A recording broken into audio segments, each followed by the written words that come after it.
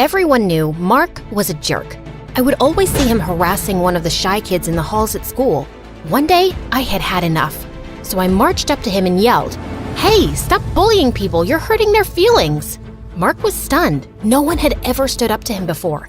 The shy kid ran away and we were left staring at each other. I was scared of what he would do or say, but he didn't really do or say anything. He only looked down like he was really sad and walked away. I was so shocked, and I had to admit, I felt kind of bad. I never yelled at anyone before, and I only did it because I thought he would get mad. But seeing him sad made me feel terrible. The next day, the entire hallway stunk. Everyone was trying to find out where the smell was coming from. As soon as I got close to my locker, I knew something was wrong. I opened it to find that it was yesterday's fish sandwich. It had been put in there and left all night. I almost puked. That's when I saw Mark smiling from down the hall. He was wearing those big, stupid headphones he always wore, and he even waved to me. All the guilt I had disappeared. I was gonna get him back. Just needed to figure out how. All day, I snuck behind him, following, watching, like a stealthy ninja. Every move he made, I was right there, but he never saw me. I noticed him writing in his notebook all day, in every class, but he was never prepared with the assignments. So I knew whatever he was writing, it wasn't homework. The notebook became my obsession. I needed to know what was in it so I could use it against him, but he never left the thing alone. It was always right beside him. Finally, in English class, he went to the bathroom. But he was smart, or should I say paranoid enough, to put the notebook in his bag. I pretended to drop my pencil and crawled to his bag. I couldn't take the whole notebook without being discovered, so I just opened the zipper and I hoped that would be enough for the notebook to fall out when he took his bag. And then, when the bell rang and class was done, he put his earphones on again, picked up the bag, and the notebook fell out. He didn't hear it, of course, so I ran and grabbed it. I ran home and read it. It wasn't jokes or anything mean. It was poems, and they were all really sad and beautifully written. I almost cried reading them. Suddenly, I understood why he was so mean to people. It sounded like his dad was really mean to him at home and made him feel like he was nothing at all. There was a time when we were little in kindergarten when Mark would tear up the notes that came with school lunches from other kids' moms. I thought he was such a jerk for doing that. But one day, one kid's lunch had 2 notes, and one was for Mark. I guess that mom heard what he was doing and thought maybe it was because he didn't get notes. Mark never ripped up the notes again. I had totally forgotten that, but now reading his journal, I remembered he was in foster care, which meant the people he lived with weren't even his real parents and maybe they didn't want him at all. I guess if you feel like an insect, being a bully is probably the only thing you can do to feel like you have any say in your life. I wrote him a letter and said it wasn't his fault that he felt like that. I finished the letter and put it in his notebook. When I saw him at school the next day, I felt totally different about him. I saw the sadness in him and how no one paid any attention at all to him. And I admit, I swooned a little when I realized he was actually pretty cute. I got the notebook out and walked up to him with it. Is that mine? It, fell out of your bag yesterday. And you didn't give it back? I got busy, sorry. I gave it to him. He opened it and saw my letter. He read it there as I stood watching, my cheeks getting redder and redder by the second.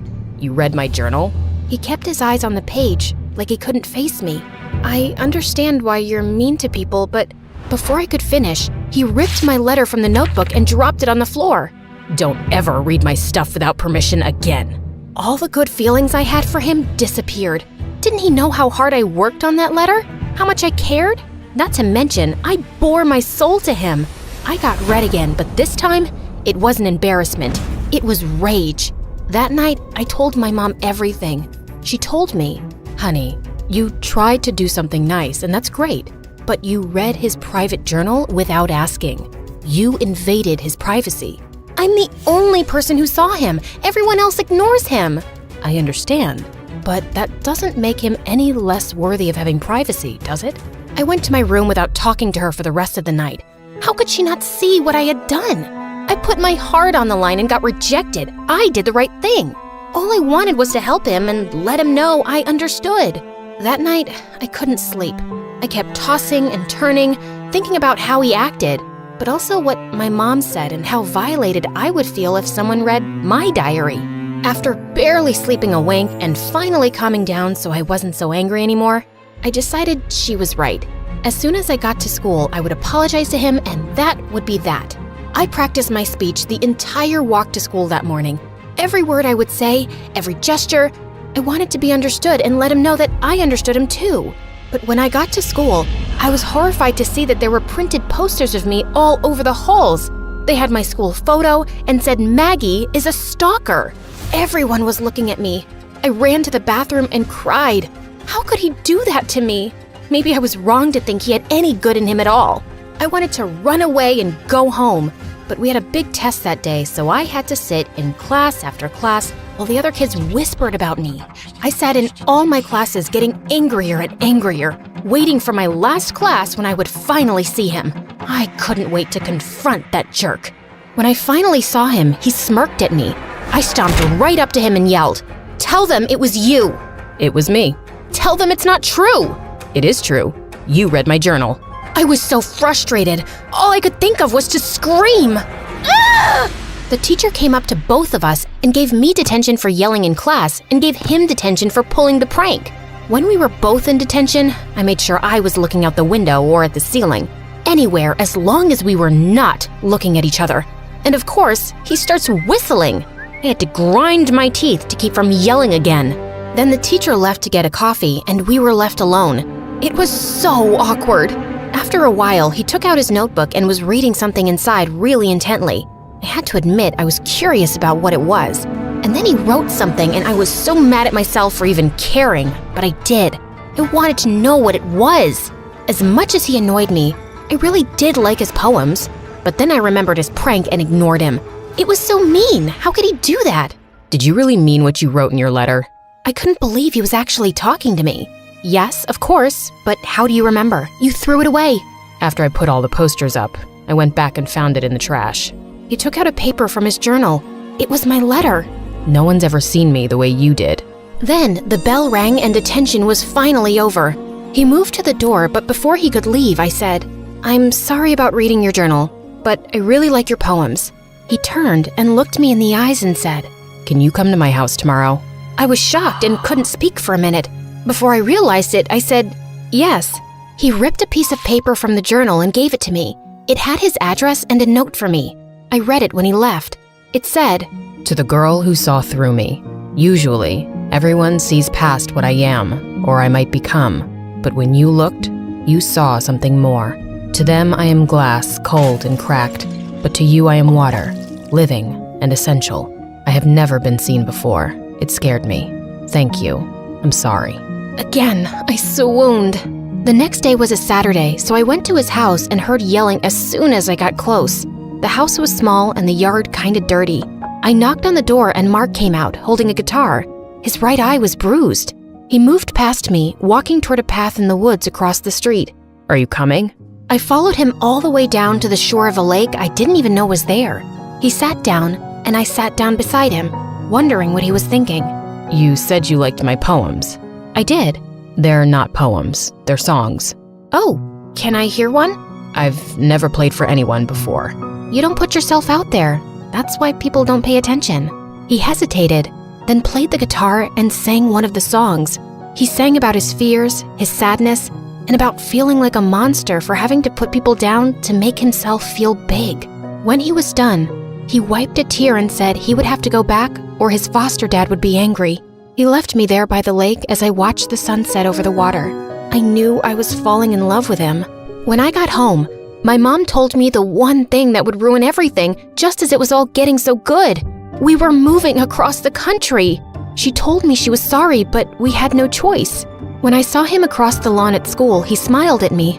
I practically melted, but my smile faded quickly. He knew something was wrong. He came up and walked with me. "Are you okay?" "I have to move." His eyes immediately lost their light. I could tell he was devastated.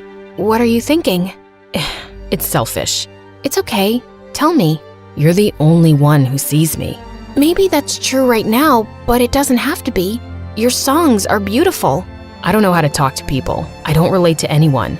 "Of course you do. We all have pain. We all get bullied. Even you." He thought about what I said, then a smile crept on his face and he looked right at me. My heart stopped when I saw his eyes. They were bright and full of hope. I never thought about that. Thank you. I can't believe you're moving away. I know. We both looked down, sad for ourselves because of how little time we had together. And then I raised my head and said, "You know what? We're here now, right? So why are we sad? We can be sad when I leave, but today, I want to be happy." You can just decide to be happy? Yep, why not?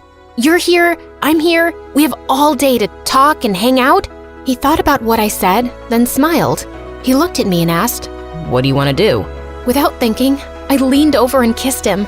His cheeks turned bright red. We both laughed. He took me to a boba tea place, then we ate some ramen and even went to karaoke. I had never had so much fun. I was worried it would only last for today, but I put all the worry behind me and enjoyed the moment. That night, we had to say goodbye. It was the hardest thing I ever had to do.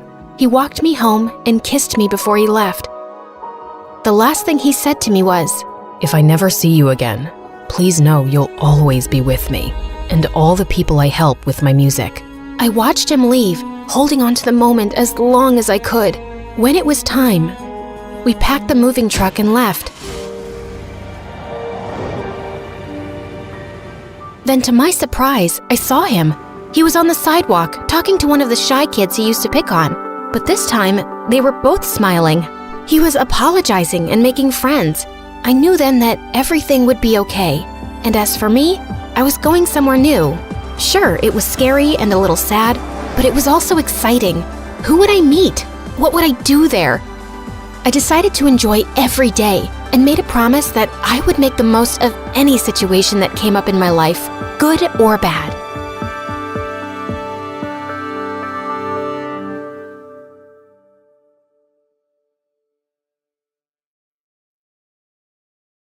Hello, my name is Charlie.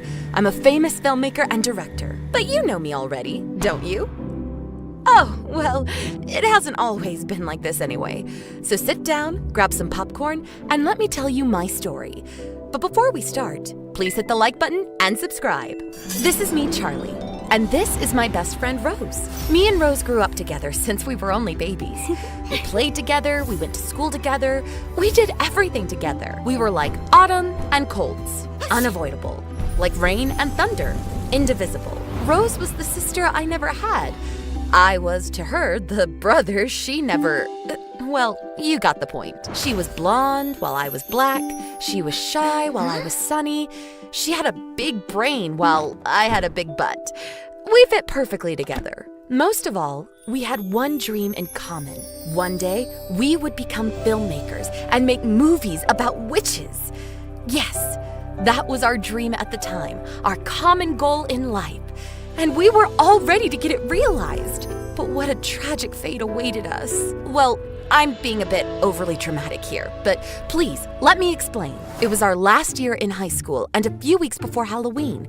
I was reaching my classroom like every morning when Rose came running toward me. Charlie! Charlie! Rose, what?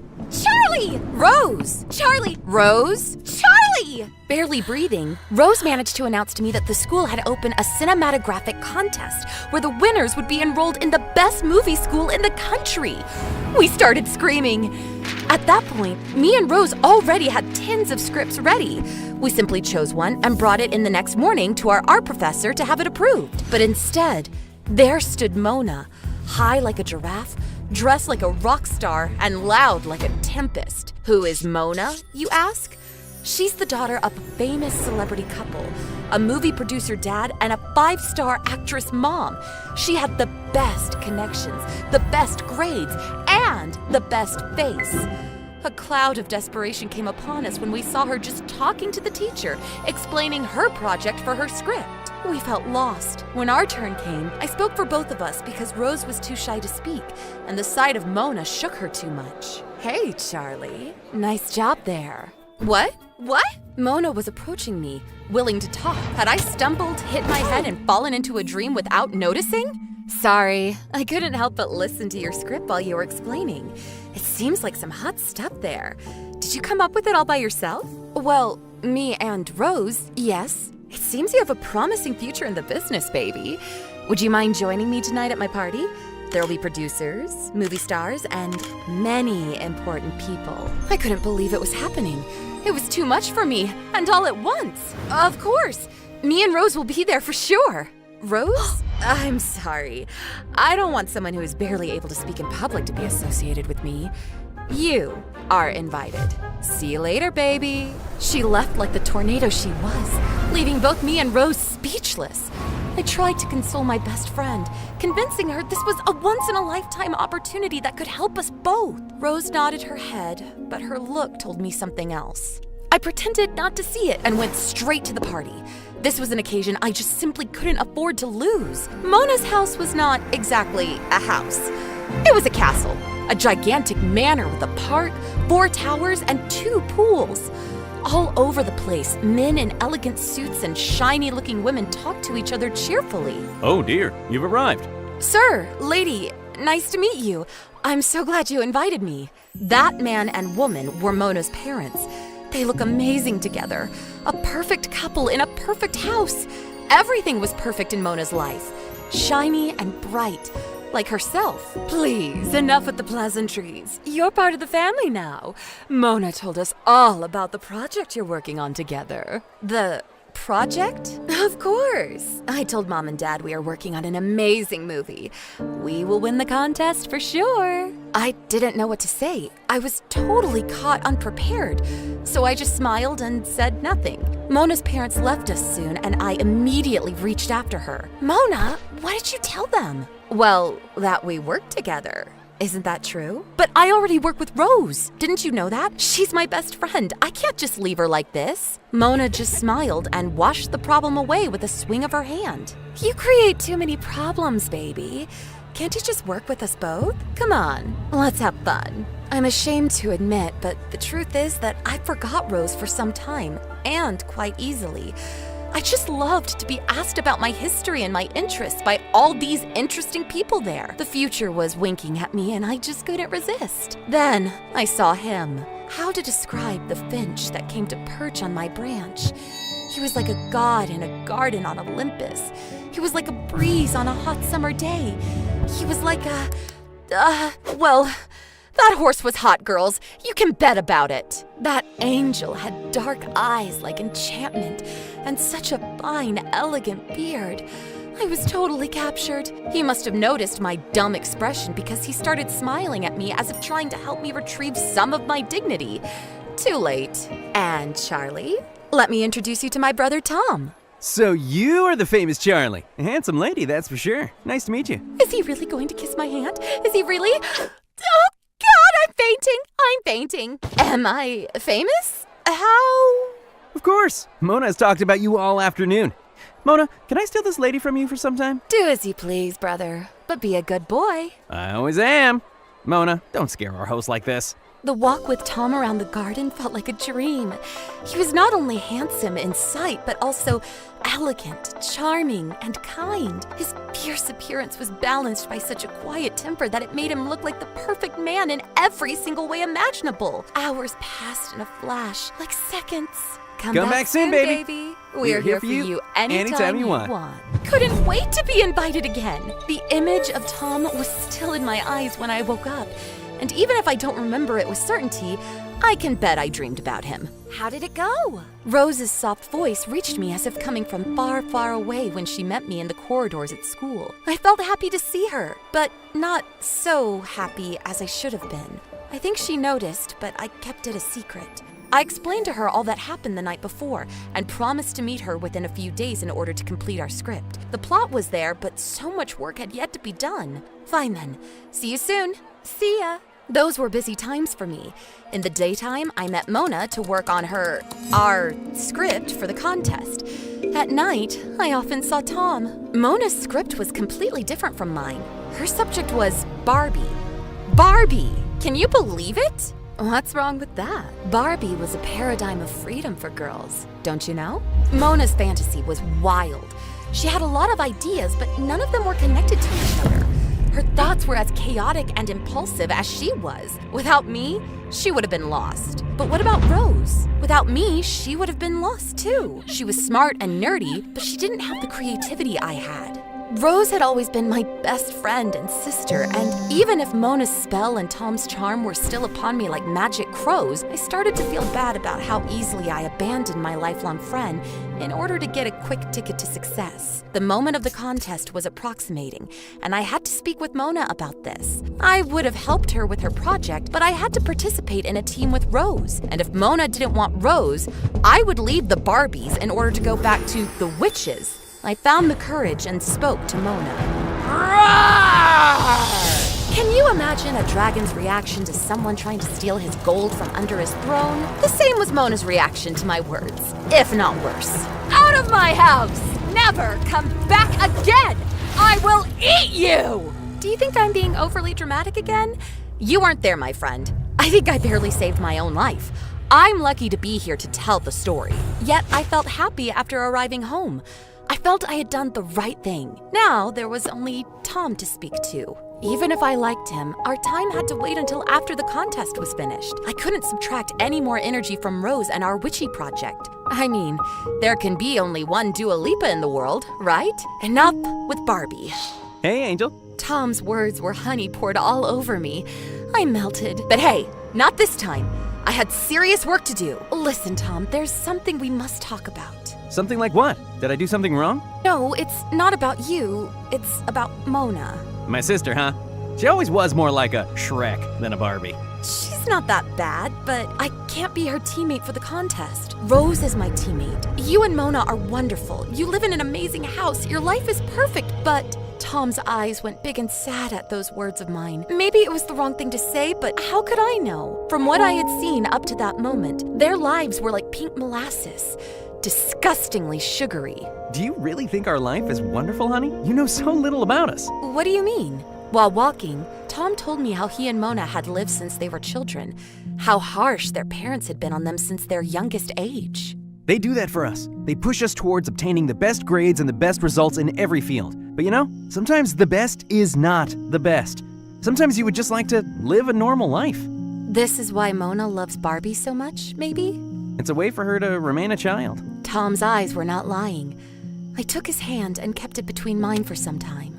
Still, a wrong behavior remains a wrong behavior. Mona will have to grow up sooner or later. You were a strong girl and made the right choice today. I'm proud of you, Charlie. At that point, I was melting again. The perfect features of Tom's figure were silhouetted against the moon, like a character from some gothic tale. I felt Tom's body pressing against mine while he brought my head gently against his chest. He's going to kiss me finally. He's going to kiss me. Instead, he simply kept my head there for some time, caressing my neck. No more. Nothing more. WTH? Listen, Charlie, there's something I must say to you too. Was eager to listen to his confession, but my phone rang at that exact moment. Rose! I totally forgot about our appointment. Rose would be furious. She was. For several days. Every attempt of mine to make peace with her went in vain. The contest was lost at that point. There was no chance to win against Mona and her Barbie-stuffed stuff. The days up to the contest flew by fast and dull. We knew we had lost. Now, you really can't imagine my surprise when Rose and I found that on the notice board of the school, there was a list of the winning projects. And the first one was about witches. As authors, it had 3 names: Rose, Charlie, and Mona. A coincidence? Of course not. It was our project. We won, but we didn't submit it, of course. So who did? The question puzzled us for some time until we received a phone call from a strangely masked voice. Oh dear. She tried hard to excuse herself for her behavior in the most recent times. Her voice didn't disclose her origin, but it wasn't too much of a guess. Mona. We found out with certainty later, when the 3 of us, plus Tom, met together at the back of the school to talk about the matter. Mona looked like a baby. She cried all the time and told us she felt guilty for how she treated Rose after Tom had talked to her. To get her excused, instead of her script, Mona submitted a copy of ours, proposing it as if it had been worked upon by the 3 of us. Of course it won. It was written by me after all. But this wasn't the only news of the day. Tom, don't you have something you want to say? Yes, well, Charlie, I have a confession to make. Oh, yes, finally! The bomb was going to explode. The moment I expected for days and days finally arrived. After such a tragic story, I was going to have my sweet piece of cake after all. Yes, Tom, tell me, please. I have a crush on Rose. Oh, Tom, yes, a crush on...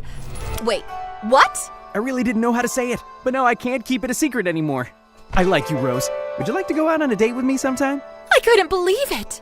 Rose went red like a tomato and I was shocked. Mona was laughing hard and her joy expanded contagiously. So this was the secret?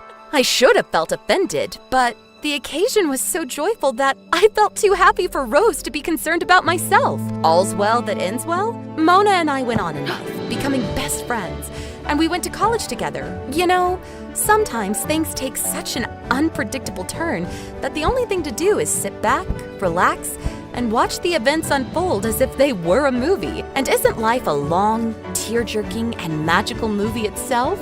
Oh God, I can't believe what an incredible artist I am. Really.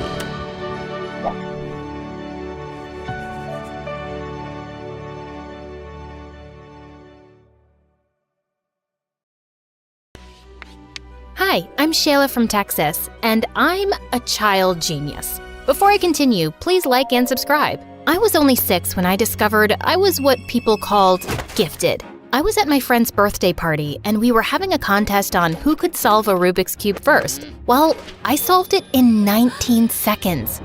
Mommy, she cheated! That's crazy. How could I cheat? You were watching me the whole time. Stop lying, Shayla. There's no way you could solve the Rubik's Cube that fast. Now go sit in the corner. But that's so unfair. I didn't want to play more party games after that because all the kids kept calling me a cheat. When I got home, I told my parents what happened, and a few days later, they had me tested. And it turned out I had an insanely high IQ, just like my mom, who was a respected neurologist. Cool, right? Well, not exactly. I got moved up 2 grades, which meant I was the youngest in the class. And no one wanted to be friends with a little 6-year-old who was every teacher's favorite. By the time I got to high school, I felt like a total outcast. One night in 9th grade, I was home alone even though it was Valentine's Day, and tons of kids at school were out on dates. Knock, knock. I have a Valentine's Day present for you, sweetie. Thanks. At least I have one Valentine tonight, even if it is just my mom. Here, open this box. I pulled out a bracelet with an infinity symbol on it. What's this? Shayla, people like you and I, we're not like everyone else. We're smarter and 10 times more special. This is an infinity bracelet. And remember that nobody can hold you back from your potential. Do you understand? I think so. After that night with Mom, I decided it was time to change my attitude and stop feeling sorry for myself. So for the first time during lunch, I decided to eat in the cafeteria with everyone else instead of alone in the janitor's closet. Then suddenly, as I was walking, a flyer hit me smack in the face. Greetings, miss. May I interest you in joining the most amazing club in all of Texas? The Humble Mathletes. What are the mathletes? Ugh, ignore him. His name is Nolan and he's the new kid. He's trying to recruit fellow dorks to compete in math tournaments across Texas. Well, I think math is fun. Sign me up. Cool. I don't usually allow younger kids on my team, but I'll make an exception. Ugh. I ended up joining Nolan's math team and the 2 of us became friends. Nolan wasn't gifted the way I was, but he was still smart and a really sweet guy. Finally, the day of our state tournament arrived and my mom called to tell me that she was coming. I can't believe it. My mom never takes a day off from work. Nolan, we have to win today. I really want to make her proud. Calm down, girl. We're gonna crush this tournament. Nolan pulled me into a hug, and for some reason, it made my stomach do cartwheels. The competition went well, but in the final round, Nolan got 2 answers wrong, and that cost us the 1st place trophy. Oh well, 2nd place it is then. How about we celebrate with milkshakes and an MSA marathon? I was about to agree when I saw Mom standing behind me with a very disappointed face. I excused myself to talk to her. Why were you so happy back there? You're not embarrassed that you got 2nd place? Hey, 2nd place is still really good. Shayla, why are you friends with someone like Nolan? He's obviously not very bright. It's his fault you didn't win. Mom, don't talk that way. Nolan is really smart and we've become good friends. Suddenly, Mom took my wrist and started to unclasp the infinity bracelet. What are you doing? I shouldn't have given this to you, Shayla. You don't seem to care much about unlocking your potential. I'll just have to live with the disappointment. No, stop. I do care. I'm gonna make things right. Just give me a chance. I ended up riding home with Dad without saying goodbye to Nolan. And the next day at school, I tried avoiding him until he showed up at my locker. Hey, sunshine. I thought we were gonna celebrate, but you left. Are you okay? Nolan, we can't be friends anymore. What? Why? You want me to be honest? Of course. You're not smart the way I am. You're average at best. And if we continue hanging out, you're just gonna hold me back. I'm so sorry. I ran away before Nolan could answer, feeling horrible. Nolan didn't speak to me again after that, and I didn't blame him. Then 2 months later, my life took a turn. Mom was offered a research position in China. So, does that mean we're moving to China? No, only I'm moving. And I'm divorcing your father. I just can't have anyone in my way right now. But don't worry, you and I will keep in touch. Mom kissed my cheek and tears filled my eyes. After Mom left, I tried to keep busy and comfort Dad, who wasn't taking the divorce too well. One afternoon, I was sitting on the porch when I saw a van pull into our driveway. A lady came out and, to my surprise, it was my first grade teacher. Mrs. Johnson? Is that you? Shayla? I haven't seen you since they pulled you out of my class to move you up 2 grades. Miss Johnson invited me to dinner that night, but while we were eating, she kept asking me if something was wrong, and I just couldn't hold it in. I told Miss Johnson all about Mom leaving and how hard school was and how much I missed Nolan. It doesn't matter though. I just need to focus on myself and my goals. I remember I was just like you, Shayla. My grades and my dreams meant everything to me, but I realized over time that part of success is also about being happy. No offense, but that sounds like a cheesy quote you'd read on Instagram.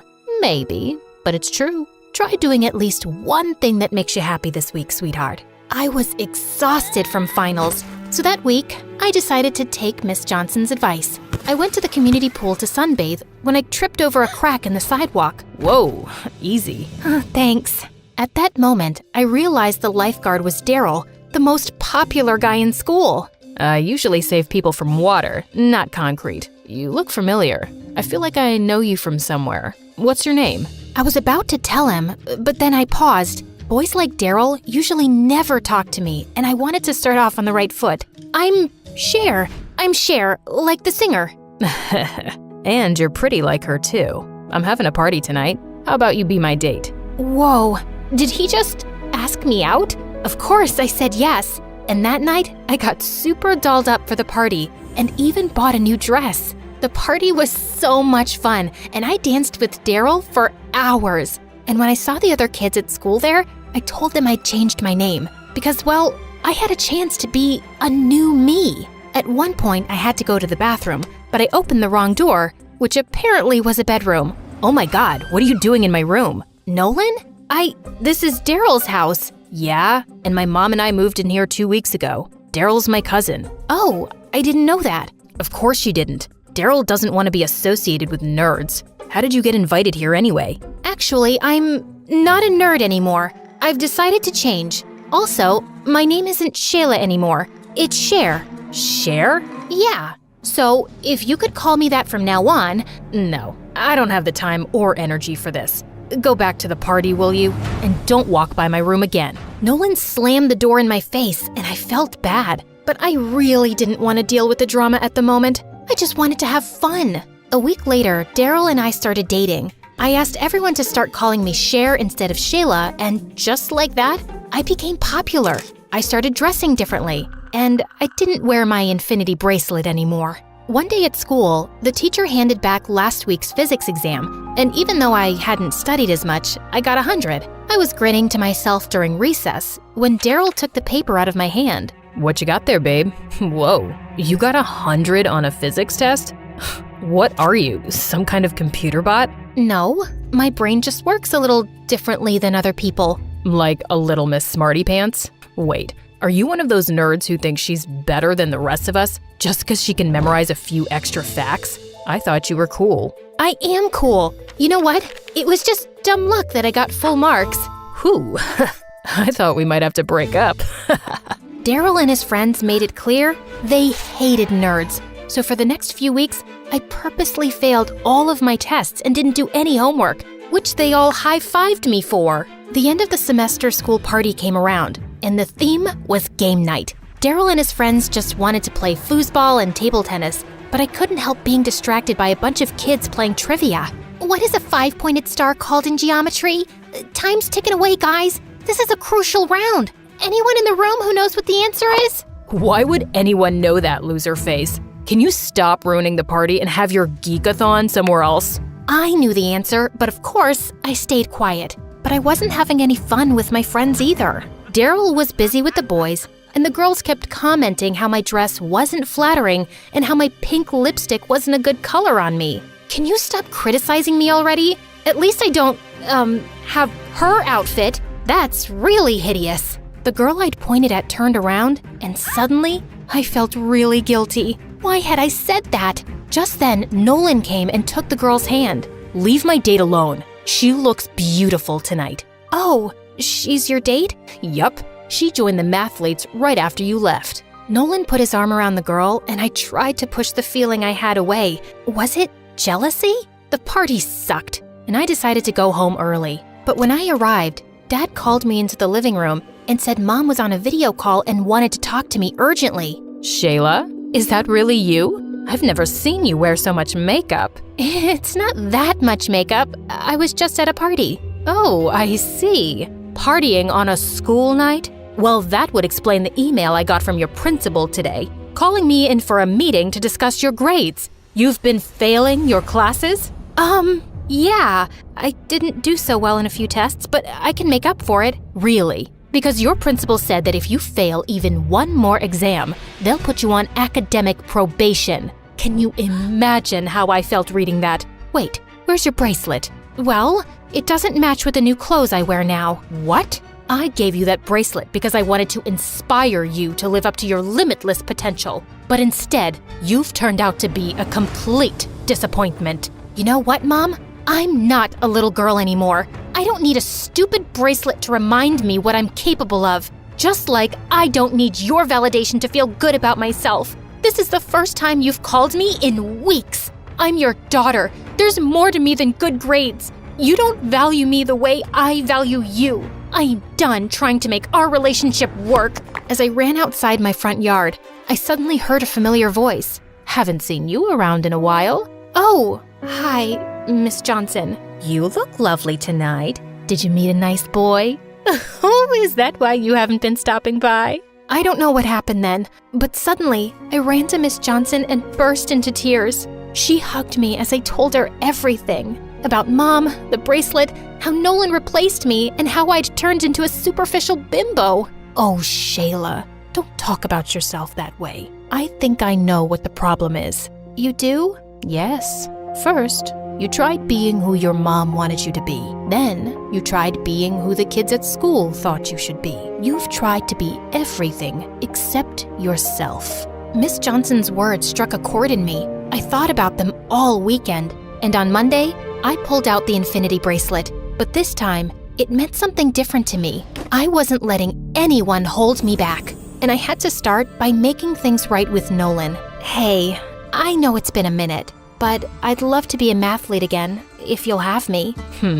Let me think. No. Nolan, please. I've changed. I don't want to be a stuck-up jerk anymore. I'll apologize to your girlfriend for mocking her outfit too. Firstly, she's not my girlfriend. She was just my date that night. And secondly, you're a fake, and I just can't take that person seriously. Share. Just then, Daryl walked over to us. Hey babe, wanna go with me to a concert tonight? Ugh, why are you talking to him? Because Nolan's my friend.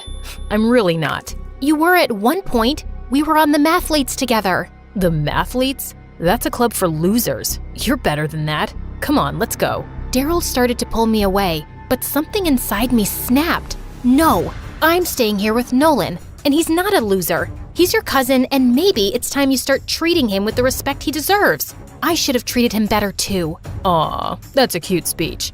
But if you want to be my girlfriend, you can't hang out with my dork cousin or join the mathletes, Cher. Isn't it obvious that I don't want to be your girlfriend anymore? I feel pathetic that I dumbed myself down to fit in.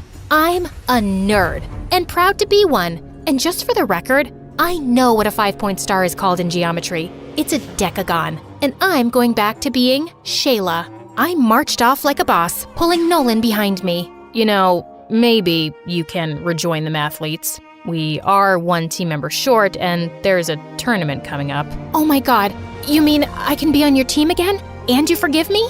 Oh, Nolan, thank you. Hey, I didn't say I forgive you, but I do need your brain for the competition. I'm not exactly smart the way you are. Nolan, I'm sorry for saying that. The pressure to succeed turned me into a toxic person. The truth is, I think you're smarter than me. I don't have a quarter of your emotional intelligence. That's nice of you to say. Thanks. Nolan hugged me and I felt my stomach doing cartwheels again. Maybe one day, he could be more than a friend.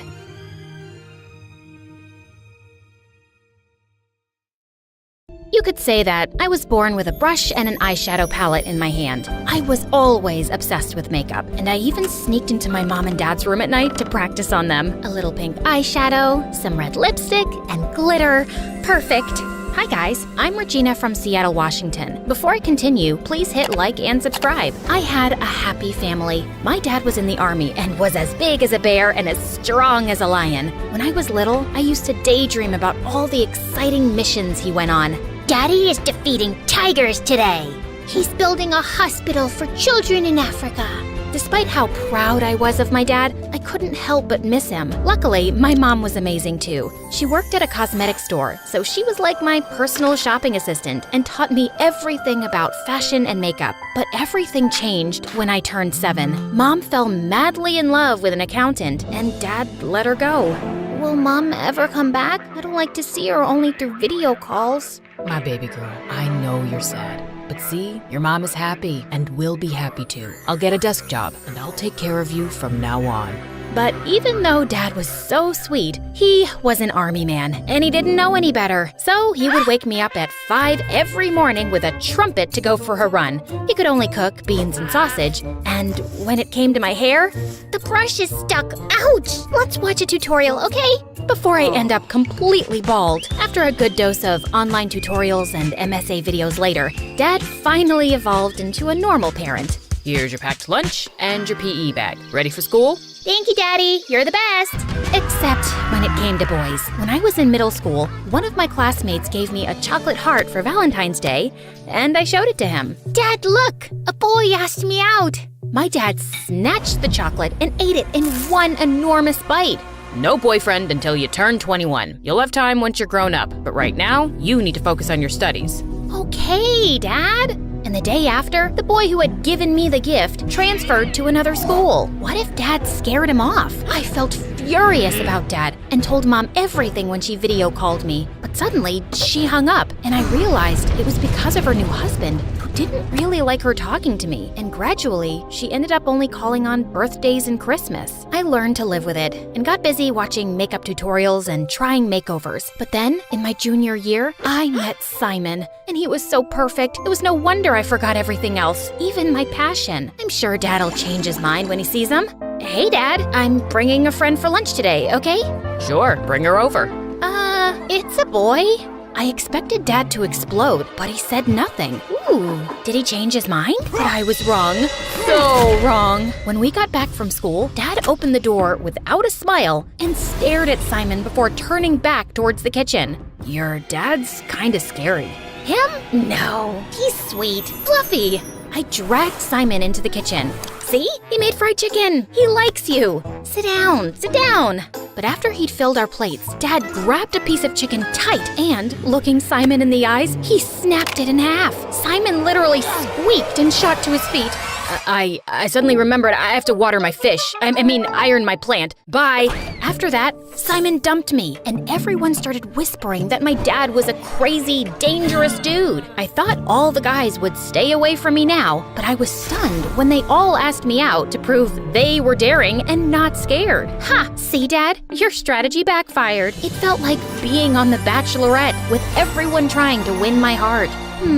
Too short, too tall. Lame joke. Smells bad. Ew. Yeah, you'll do. But like a dragon guarding a princess, my dad made them all run away. That was until the next year when James transferred to our school. As soon as he walked in, I knew he was the one. Tall, with abs like a washboard, and hair that looked straight out of a conditioner commercial. He was the captain of all the school teams, top of the class, and richer than Elon Musk. Well, a little poorer than Elon Musk. Oh boy, is it even legal to be this hot? I was pretty, but for someone in James's league, I had to up my game. The next day, I woke up at 3 a.m., and after literally hours of careful styling, I was ready. That day at lunch break, I gathered my courage and went straight to sit beside James. Hi, I'm Regina. And I'm amazed. Haven't I seen you on TikTok? You look like a celebrity. Then he kissed my hands like a gentleman. Played cool. Breathe. James asked me out a few weeks later, so I brought him home. There's no point in dating him if he can't get past Dad. Just so you know, my dad can be a bit hyperprotective. Don't worry, he can't resist me. Dad pulled the same tough guy routine, but James was unflappable. When Dad told James to carry super heavy stuff, James did it whistling. Then they got into an eye-staring contest, and James didn't back down. Okay, I'm going to bed. Have fun, you two. Eventually, Dad ran out of ideas. Now that he's survived my dad's trials, we can start dating for real. We had so much fun, but then James started to get a little bit too enthusiastic. Every time we were alone, he tried to kiss me, and I wasn't ready. But I didn't know how to tell him, so every time he got closer, I dodged. During the movie, I spilled soda on myself. Oh, I'm so clumsy. In the library, I sneezed. Oh, allergies. Walking home, oh look, a penny. Ouch. Oh no, are you okay? No, I'm not okay. What is wrong with you? He'll understand. Tell him. Can we take things a bit slower? What? I like you, but maybe we should get to know each other better. You know what? I only dated you because everyone said your dad was too scary, but he's not all that. You're breaking up with me? It's more like we never even dated since you don't want to kiss me. What a loser. As James left, I felt my heart break in two. That night, I was too ashamed to tell my dad what had happened with James, and I didn't want him to tell me I told you so. But at dinner, I couldn't hold it in anymore, and I started crying into my soup. Dad got up and hugged me until I stopped. You were right, Dad. I'm sorry I didn't listen. Baby girl, I don't care about being right. I just don't want to see you hurt. Remember, you don't need anyone. You're a smart girl, and I know you can succeed. But don't forget yourself. Didn't you love makeup? You haven't given me a makeover in years. Oh, Dad, you're the best. And then I vowed to myself, no more boys. From that day on, I only focused on my life and school. I made friends with a few awesome girls, and I started to go back to my passion, which was makeup and fashion. Once, when our teacher invited the whole class to her wedding, my friend couldn't believe I didn't hire a professional stylist. Your makeup is flawless. Maybe you could give me a little touch-up?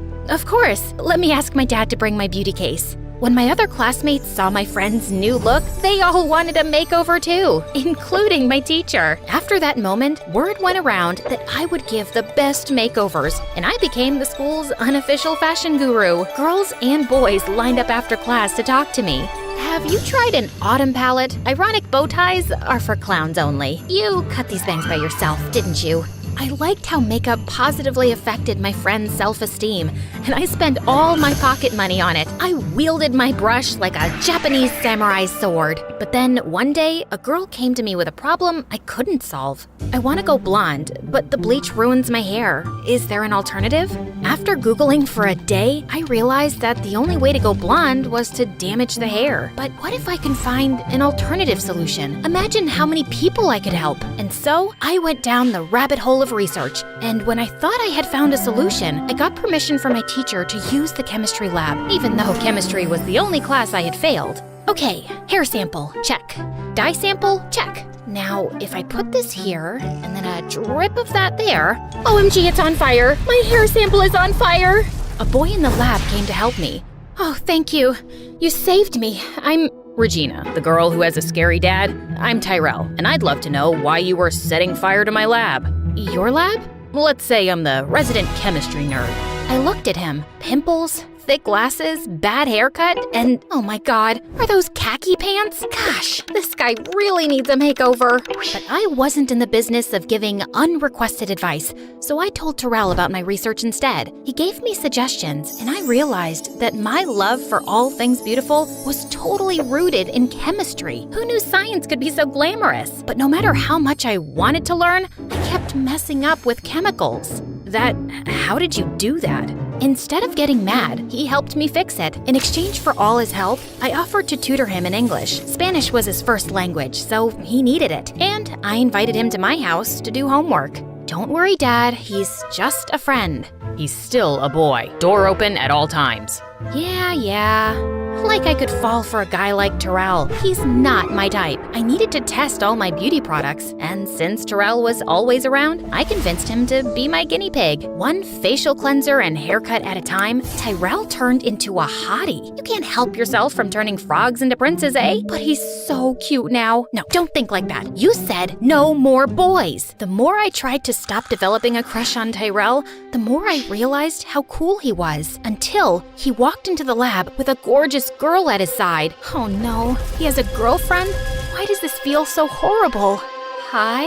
Hey Regina, this is my older sister, and she's an angel investor for women's startups. I told her about your ideas, and she'd like to invest in them. I was so relieved to hear that she wasn't his girlfriend that it took me a moment to register the rest of the sentence. An investor?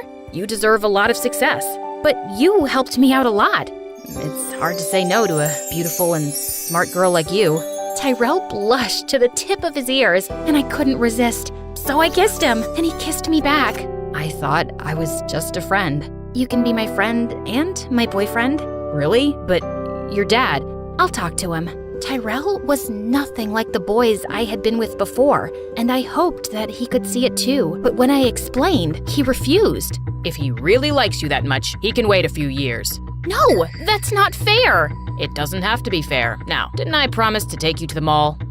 If you think you'll mollify me with some shopping, you're mistaken. Dad really seemed determined to make me forget, and he said yes to everything I wanted. But I had other plans. I texted Tyrell to meet us in the garage where we had parked. If I can't convince him by myself, maybe Tyrell will. But when we were in the elevator to get to the car, it suddenly stopped, and the lights went off. I switched on the torch on my phone and pressed all the buttons, but nothing changed. It looks like we'll be stuck here for a bit. Dad didn't reply. He was staring at the floor. Dad? He doesn't look so good. I'm sorry, baby girl. Dark, small spaces bring back bad memories. My chest. I feel like I can't breathe. I looked at my dad, stunned. I always thought he was invincible, but the truth was, he was just human. I pressed the emergency button, but nothing happened. Dad started breathing very fast. He's having a panic attack, and there's no signal in here. Sit down, put your head between your knees, and think about nice things. I miss your mom most of the time. I sat beside my dad and wrapped my arms around him. I miss her too, but we are happy together, and you've been an amazing dad. I'm so proud of you. And I am of you too. I kept talking to my dad until he was a little bit calmer, and then the doors to the elevator opened. It was Tyrell and the firemen, and they were getting us out. My hero! I'm glad you're okay. I got worried when you weren't answering the phone. I realized the elevator was stuck, and I called the emergency service. That was very clever of you. I think your daughter is amazing. I came here to convince you to let me date her, but I know how much she cares about you. And if it's really important, I'll wait for her for a few years. But just maybe, please don't let me wait forever. Dad looked at me, and I could see something changing in his eyes. You have shown me that strength is not always in the muscles. Some old memories brought me to my knees, but you kept your cool and helped me through it. So yeah, I think you're strong enough to take care of yourself. And I like this guy. Oh, thank you, Dad. But if you hurt her, I'll crush you. Like a can. That is very clear, sir. Luckily for me, Dad didn't have to crush anyone because Tyrell was the perfect boyfriend who grew up into a perfect man. With his help, I developed a makeup line that became a global sensation, and Tyrell became my head of research. Knowing I was in good hands, Dad retired early and started traveling the world, challenging himself to explore the darkest caves. And in one of those caves, he met a spry, adventurous widow, whom he married the next year. See, Dad, true love always finds a way.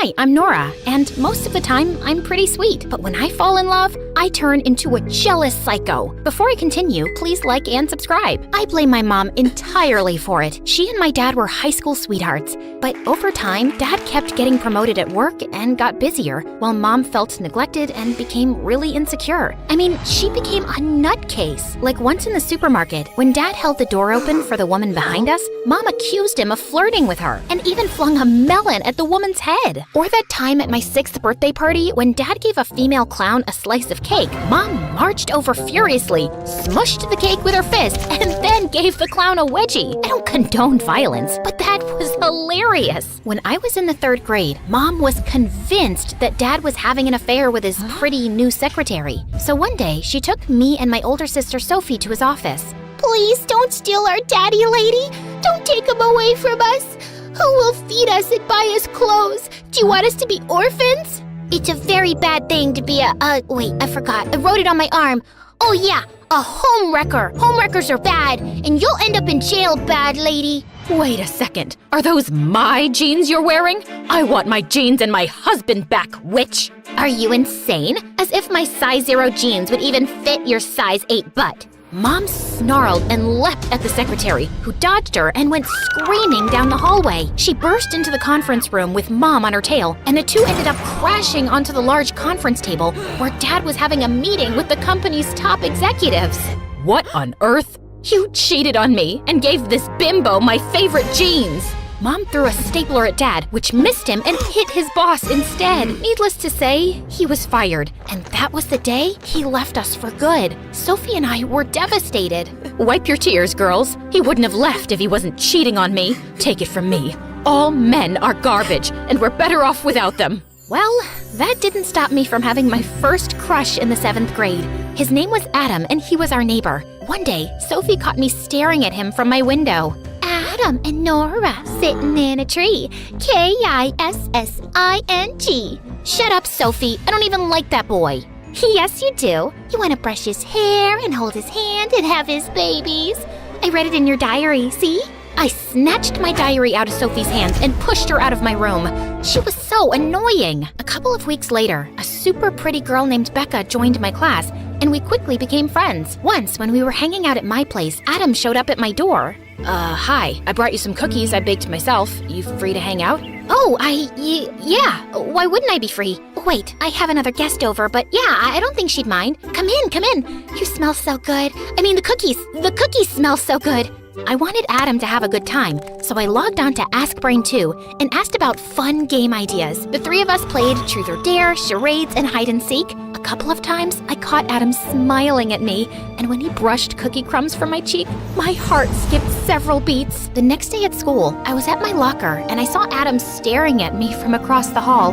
Suddenly, he winked at me and blew me a kiss. The butterflies in my stomach went into a frenzy. I raced down the hall, ready to jump into Adam's arms, but I slipped on a banana peel and fell face first right at Adam's feet. I thought he'd sweep me up, but instead he stepped over me, hugged Becca, and gave her the most romantic kiss I'd ever seen. I wanted the ground to swallow me whole. That night, Mom and Sophie caught me crying in my room. Boys are like that, sweetie. They'll lead you on, make you think they love you, then tear your heart out, just like your father. Not only was my heart broken, now I was totally paranoid when a boy even came close to me. Hey, Nora, you want to go to the movies? I'd rather eat a bag of worms. Would you be my Valentine? Stay away from me, or I'll dunk your head in a toilet. Nora, you're the most beautiful girl I've ever seen. Liar! After a while, I got a reputation for being a little cuckoo, and most of the kids in school started avoiding me, but I didn't care. Sophie was totally different, though. She'd flirt with every boy that passed her in the hall and date a new jerk every 2 weeks. Of course, they all broke her heart, and I felt so sorry for Sophie that I decided to help her. You gotta remember my rules, Soph. Don't let their good looks fool you. Don't trust anything they say. Don't let them melt you with their kisses, and don't ever fall in love. Sophie listened attentively and took notes, but a week later, I caught her kissing a boy named Clive in her room. You're breaking all the rules. Your rules are dumb. All boys aren't bad. That's right, girl. Boys are cool, and that's why they rule. Ha ha! Shut your stupid mouth. No one's talking to you. Where'd you pick him up from? The dumpster? That's your problem. You're so judgmental and won't give any boy a chance. I thought you were smarter than this, Sophie. Maybe hanging out with stupid boys has made you stupid too. Sophie kicked me out of her room, and we didn't speak much after that. Soon, I was off to university, and there were boys everywhere. I just kept my head in my books and rejected any boy who even tried to make a move. But you know, a girl starts to get lonely. So, when a girl in my class asked me out one day, I impulsively said yes. Just because I'd renounced all men didn't mean I couldn't find love. And how bad could it be, right? At first, not so bad. In fact, pretty great. She loved to cook, she braided my hair, she gave me the best pedicures, and we were the same shoe size. But then, she started acting like I'd adopted her. She would never leave my dorm, and I hated it when she used my towel and my hairbrush. She was clingy and needy, and constantly needed validation that she was the most important person in my life. So, if your mother and I were hanging off a cliff, holding on for dear life, and you could only save one person, who would it be? My mother, obviously. Seriously, I've known you for a month. Mom carried me in her womb for 8 more months than that. I thought it was a reasonable answer, but she totally lost it. She broke half the things in my room and threw the other half out the window before she stormed off. Then she started stalking me everywhere I went. I tried talking to my other friends about how unsafe I felt, but they all laughed it off. Yeah, if you're dating a guy and complain about him, everyone shows you sympathy. But no one comforts you if it's a girl. Oh, come on, she's barely 5 feet and she looks totally harmless. What could she possibly do to you? Only after she tried kidnapping me did anyone take things seriously. She was expelled from the university and I got a restraining order. And after that, I swore off girls too. Then in my junior year, Sophie showed up at my dorm one day with the worst news. Clive proposed to me. You're kidding. Man, that loser is so out of your league. Don't worry, sis. I know how to handle this. Just send Clive a breakup text. Tell him he stinks, he makes you want to puke, and you never want to see him again. No, I love Clive. I said yes, and our wedding is in 4 weeks. I just came to ask you if you'd be my maid of honor.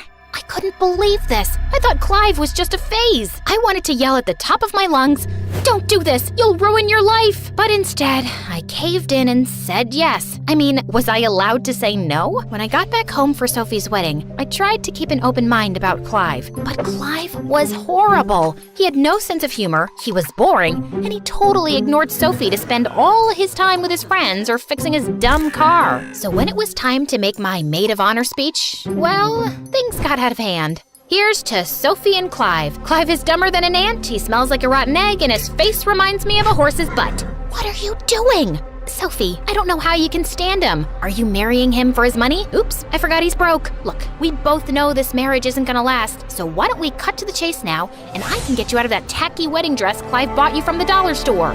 Sophie got so mad that she threw the wedding cake at me. Clive's mom cried, and the rest of the bridal party chased me out of the building. The next day, I was packing my bags to leave when Sophie came to my room. I thought she'd punch my face, but instead, she took my hand. Listen, Nora, I'm not like you, okay? I'm not bitter, I'm not angry, and I don't hate men. I chose Clive, and if you want me in your life, you'll have to respect that. Okay, but you're making a huge mistake. You're the one making the mistake. Love is real, and one day, I hope you'll understand. I was only trying to do the right thing, but clearly Sophie was too blind to appreciate it. But when I got back to my university, my life turned upside down. My friends and I went to a restaurant to celebrate my birthday, but when we got there, the waiter told us our table was booked. 3 dumb guys were sitting there laughing and joking. But I booked this table a week ago. My apologies, ma'am. It was our mistake. Maybe you could come back tomorrow? Just as I was about to snap at the waiter, one of the guys from the table walked up to us. His name was Chris. He had movie star hair, a $1 million smile, and a perfect body. Why don't you girls join us? There's plenty of room, and we won't bother you. That's a horrible idea. Don't mind Nora. She's just kidding. The next thing I knew, we were sitting at their table, and Chris talked to me all night. To my surprise, he wasn't the absolute worst. He worked in a private security firm as a bodyguard, and all his crazy stories made me laugh. At the end of the evening, he even asked me for my number. Don't get any ideas. I'm not interested in a relationship. Neither am I. I was thinking we could be friends. After that, Chris and I talked and texted every night, and soon we started hanging out almost every day. No, we weren't dating. We were just, okay, fine, it's true. Every time he was close, his cologne made me dizzy, and when he looked at me, my stomach did that weird thing that it does after I eat too much cheese. and if his hand brushed against mine, I started having acid reflux. Yeah, I let my guard down and fell in love, okay? And I wasn't the only one. I know we're supposed to be friends, but I love you, Nora, and I think we're meant to be together. Like the moon in the night sky, like the bees and the flowers, like water in a well. Just shut up and kiss me. Soon after I'd graduated and moved in with Chris, he got a job as a bodyguard to protect this beautiful pop star Sasha. Yeah, I know y'all have heard about her. Sasha, the gorgeous singing sensation who ended up dating her ex-bodyguard Damon? Yeah, that one. Sasha was going on tour, and for months, Chris was off traveling from city to city, and it got kinda lonely. Then one day, Mom and Sophie came to visit. Oh, Nora, my poor baby. You must be so sad. What are you talking about? Stop it, Mom. It's none of your business. Your sister needs to know. Mom showed me a bunch of pictures online of Sasha leaning on Chris's arm and laughing. Then she turned on the TV, and some stupid reporter said how cute Chris and Sasha looked together. When I heard that, I suddenly picked up a bat and smashed the TV to pieces. Nora, don't listen to Mom. She's paranoid. All that stuff is stupid gossip. Sasha is with Damon, and Chris adores you. Nora, don't be naive like your sister. Everybody lies and cheats. After Sophie and Mom left, I called Chris, but he didn't answer. I kept thinking about what Mom said and how I'd broken all of my rules, and now my heart was in danger. So the very next morning, I put on a disguise, took a bus to Sasha's next concert venue, and signed up as an extra on set. And I watched the two of them like a hawk. Every time Chris whispered something in Sasha's ear, my heart burned. She even asked him to zip up her dress once. Had everybody else died? One evening during Sasha's performance, I was backstage when I saw Chris and a dancer going into a dressing room and closing the door behind them. What the heck? I quickly ran after them and burst in. Aha! Caught you! Just then, I saw the girl's arm was bleeding and Chris was bandaging it. Caught you? Wait, who are you exactly? Oh God, I couldn't let him recognize me. I turned around and ran for it, with Chris sprinting right behind me. In my frenzy, I found myself heading straight for the stage. Red alert, red alert. A snake is headed towards the eagle. I found myself crashing into the dancers on stage, and just as I was about to run into a horrified Sasha, 4 men pinned me to the ground while the audience gasped. I was immediately carried away and found myself facing Chris backstage. Nora? I realized my wig had come off. Sasha's performance was ruined, and her manager insisted that Chris be fired. What were you thinking? You compromised my client's security, and you cost me my job and my reputation. Oh, I don't know, Chris. I was thinking how my hunky boyfriend hangs out with beautiful pop stars and dancers all the time and is never home anymore. Can you blame me for being paranoid? Yes, I can. I haven't given you any reason not to trust me. Yet. I just don't want you to be a bodyguard anymore. Well, too bad. It's my job. Just go home, Nora. I don't want to be around you right now. Feeling miserable, I ended up going to a dance club instead to get my mind off of everything. I saw this cute boy on stage playing with the band, and he kept winking at me. I recognized him from TV. He was a movie star. On an impulse, I took a deep breath and then walked up to the boy and gave him a passionate kiss. The next morning, I was back home, and I woke up to tons of pictures on the internet of me and that movie star kissing. Chris showed up at my door soon after. Why would you do that to me? I thought we were in love. Everybody cheats, babe. Welcome to the real world. I know you'll cheat on me one day if you aren't already. I am done with this stupid relationship. I walked out of there with my bags and went to Sophie. But soon after, I started feeling sick to my stomach. It hit me like a ton of bricks. I was a cheater, something I hated and felt horrible about. I made a big mistake. I don't know what to do. Yeah, you messed up big time. I wasn't talking to you, Clive. There's no need to be rude. You're right. I'm the worst, and I'm sorry for all the mean things I've said and done to you too. I don't know who I am anymore. I never wanted to hurt Chris, but something came over me. You let Mom get into your head, Nora. She says she's better off alone, but all I see is a bitter, paranoid woman who can't be happy and can't stand anyone else's happiness either. You deserve to love and be loved in return. And yeah, sometimes love can hurt, but sometimes it can also be amazing, like what Clive and I have. I really don't understand how that's possible with Clive. Okay, sorry. You're right. I decided to see a therapist and learned to deal with my insecurities and trust my heart. I even wrote Chris a letter apologizing for hurting him. I didn't get a response, but that was okay. One day, I went to eat at the cafe where Chris and I had our first kiss. Then someone walked up behind me. You're sitting at my table. I looked up to see Chris looking down at me. He smelled like an ocean breeze. My heart melted, but I tried to play it cool. I don't see your name on this table.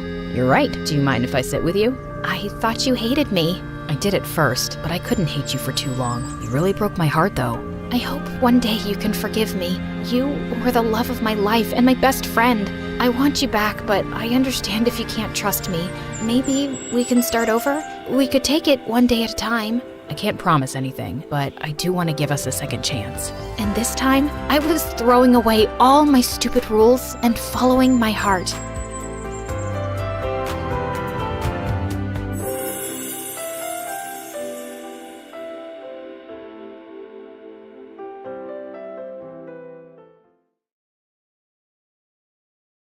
I've made a terrible mistake, and something awful is going to happen. I sneaked into the only place I'm not allowed to go. My parents' room. I couldn't stop myself. I was too curious to know what they were hiding. But I got caught. Now I have to fight for my life, running with tears on my face and nowhere to call home. I'm alone in this world. I'm an orphan who lost her real parents at age 5 and ended up with 2 complete strangers. I took a pause and sat on the curb. I needed to calm down. I tried hard to recall what had happened exactly, but I couldn't. All I knew was that one moment I was hiding, and the next, everything was in complete chaos. I saw everything around me shattered into pieces. I was standing in front of Clara, and she was going ballistic. Then she grabbed me by the hand and screamed words I couldn't remember. The room looked like it was hit by a tornado. What have they done? I jerked my arm away and started running in fear. Jacob was after me, trying to catch me. Luckily, I managed to get out of the door and escape before he could harm me. While I sat on the curb, a car seemed to be heading my way. I started shaking as it came closer. It was 2 a.m. and I was alone on the streets. I was so exhausted that I couldn't run anymore, so I just sat still and hoped it wouldn't stop. But it did. As the window rolled down slowly, I started to relax. It was a woman, and I knew who she was. "What are you doing here in the middle of the night, young lady?" It was Mrs. Jessel. She was new to the neighborhood. "Mrs. Jessel?" I started crying again. "Please take me to the police station, fast!" Without hesitation, Mrs. Jessel told me to get in the car. On the way, she kept asking questions, but I couldn't let her in on my secrets. I didn't know her that well. "You shouldn't be so trusting, Allegra, even with your own mother," she said as I was leaving the car. How did you know?" I asked in confusion. "I've heard things about your family, and I understand. You know where I live if you need anything. Now go, dear," she said as she squeezed my hand. When the policeman interviewed me, I exposed everything my parents did, but he didn't seem to care. "Allegra, I need you to focus and tell me exactly what happened tonight," he said. "I already told you I can't remember everything. They hurt me and that should be enough for you to arrest them," I said, frustrated. When I arrived home with the policeman, I saw Clara and Jacob outside. They looked like 2 lunatics searching for something they'd lost. When they saw me, they pretended to be relieved that I came back. Someone give them an Oscar. The officer questioned my parents while I was asked to go to my room and let the adults speak.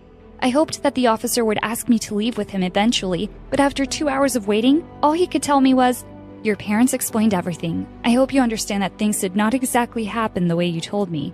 You're tired and need rest. Call me if you need anything." I looked at the officer in disbelief. My parents had managed to deceive him. "Thank you, officer. Have a good night," I said as I held back my tears. The officer left and I got in bed. There wasn't much time left to sleep anyway. Shortly afterward, Clara knocked at my door and whispered, "Sweetie, are you awake?" She came in to check on me, but I pretended to be asleep. When Clara left the room, I struggled to fall asleep. Suddenly, I heard a voice. I snapped alert and turned to see who was there. It was not Clara. It was a female stranger. I couldn't see her face in the dark, but something about her felt comforting. "Can I help you?" I asked calmly. But she stood there for a while before she said, "I know you're alone. That's why I'm here for you." "Who are you?" I asked. "It doesn't matter. You must run away," she said. "Run for your life, Allegra." "Why? What do you know?" I started panicking. Before I could continue, the woman disappeared into thin air. I called out for her, but the room was completely empty. I placed my foot on the floor and was about to search the room, but I fell down and woke up from the dream. That dream was the strangest I'd ever had. I went downstairs while my parents were in the kitchen making breakfast. "Good morning, sweetheart. I made you pancakes," Clara said with a cheerful tone. No thanks," I said. "Oh, that's okay. I can make you some bacon and eggs. I know it's your favorite," she said, cheerily smiling. Jacob was smiling too.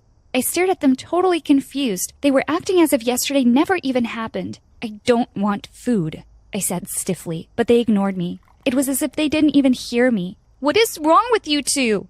I screamed in anger. They stared at each other in silence. Can you please tell me what is going on? I feel like I'm going crazy. You've been hiding stuff from me since the day of my car accident. You think I can't see it? I looked at them, waiting for a response, but there was only silence. Answer me! I shouted again. We can't answer your questions, Allegra, Jacob said in a cold tone. Clara looked at him as if she hoped he wouldn't utter another word. There's something very wrong happening here, and I know it. I ran up to my room before they could respond. I decided that I wasn't going to wait any longer. I needed to sneak into my parents' room one more time. I waited until midnight, and I was very careful not to wake them up as I searched for their phones. When I found Jacob's phone, I quickly took it outside and unlocked it. His password was very easy to guess. As I was scrolling through it, I noticed that he'd been receiving lots of email regarding my adoption. According to these emails, my biological mother's real name was Lilith. I didn't understand why they'd kept her name a secret.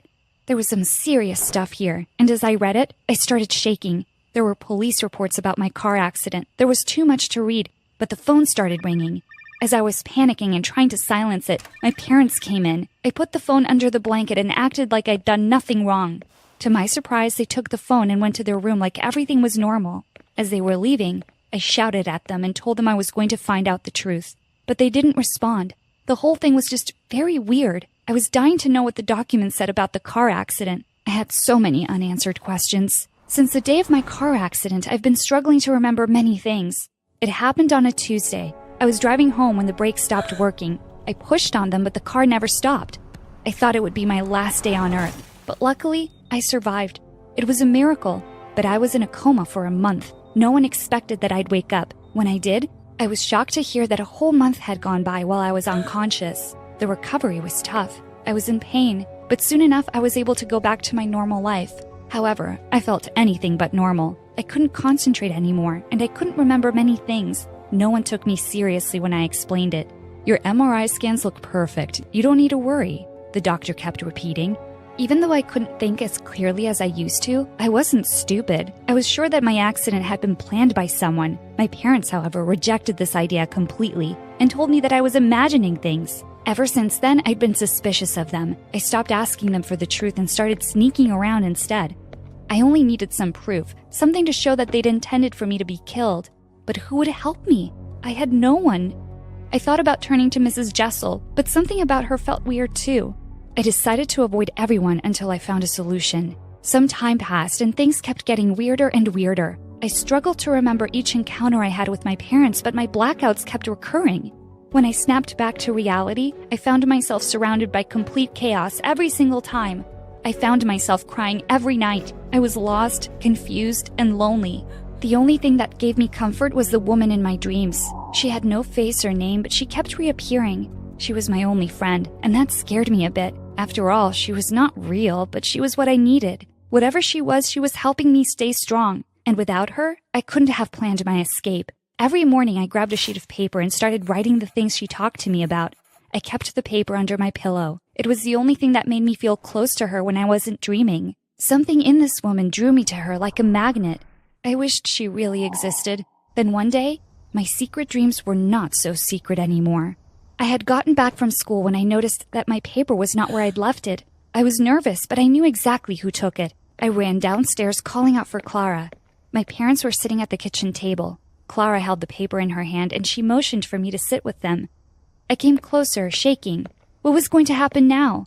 Allegra, honey, we need to talk to you about this, she said as she showed me that piece of paper. Are you planning to run away? Jacob asked, looking worried. It's my private business, I said firmly. Allegra, we are extremely worried. We've been trying to get you the help you need. Please let us help you. I said, this is mine, I screamed as I snatched the paper from Clara's hands. But that's when it tore in half. I hate you both. Just leave me alone, I screamed and headed to my room. Allegra, stop. We have to tell you something. I paused. What? It's about your mother. Clara came closer and held my hand. Your biological mom has reappeared. We've been seeing her in the area. She came to us a while ago, demanding that we return you to her. I felt like the world had paused for a moment. My mother is here? Why didn't you let me meet her? I couldn't breathe. It's not that simple, honey. Your biological mother is dangerous. Jacob handed me some papers. This is the police report about the accident. You were right. It was actually planned, but we didn't want to stress you out while you were recovering, so we hid this from you. As I read the report, I was shocked to see her name as the first suspect. According to the police, they reported that Lilith had assumed that the car was my parents and she was trying to get rid of them. But you always said that my parents were good people. I could hardly speak. We didn't want you to know who they really were because we were afraid that would affect who you would grow up to be. We were just trying to protect you, Jacob said. But the report didn't end there. Apparently, while I was in a coma, my biological mother had been visiting me every day in secret. Another patient told the police that they heard her talking to me every day about her plans of how to reunite us. Suddenly, I started to connect the dots. The car accident, why I was having blackouts, why I couldn't remember stuff, and the mysterious woman who kept appearing in my dreams. Oh my God, this was even scarier than I thought. What happened the night you caught me in the closet? I pleaded to know. My parents looked at each other for a while, and then my mom spoke carefully. It was a blackout. You've been having them for a while now, and we don't really understand it. When you get upset, you get very angry, and you start throwing things. When you snap out of it, you can't remember what happened. We tried to tell you and offered therapy to help, but the last time we did, you almost sent us to jail. I was the one creating all this chaos? It felt like the world had stopped. Why is this happening to me? I asked, trying not to cry. We're not sure, but we believe that the day of the accident was the day your childhood trauma started affecting you, especially with your mother's reappearance, Clara said in a gentle voice. I was overwhelmed. This was all very confusing. I started to feel like I was about to black out again, but that's when I felt my mother's arms around me. She hugged me and said, "Stay with me, Allegra. You can do it." I hugged her back and I slowly felt like I was coming back to reality. 3 months later, my blackouts started to disappear. I was aware of everything that was happening in the daytime, but the woman in my dreams kept reappearing and she wasn't hidden in the dark anymore. Slowly, I started to see more glimpses of her face, and I knew who she was. It was Lilith, my biological mother. These dreams were happening because of the many talks she had with me while I was in a coma. When I asked my parents about her, they had claimed that she was in jail and that I shouldn't worry about it. Even though I knew they were lying, I was okay with it. I had given them a hard time already, when all they had wanted to do was protect me. I must admit, however, that my biological mother had a lot of guts to drive me to the police station in the middle of the night. Later on, I asked about her, but everyone said that Mrs. Jessel had moved out all of a sudden, and no one knew where she'd gone.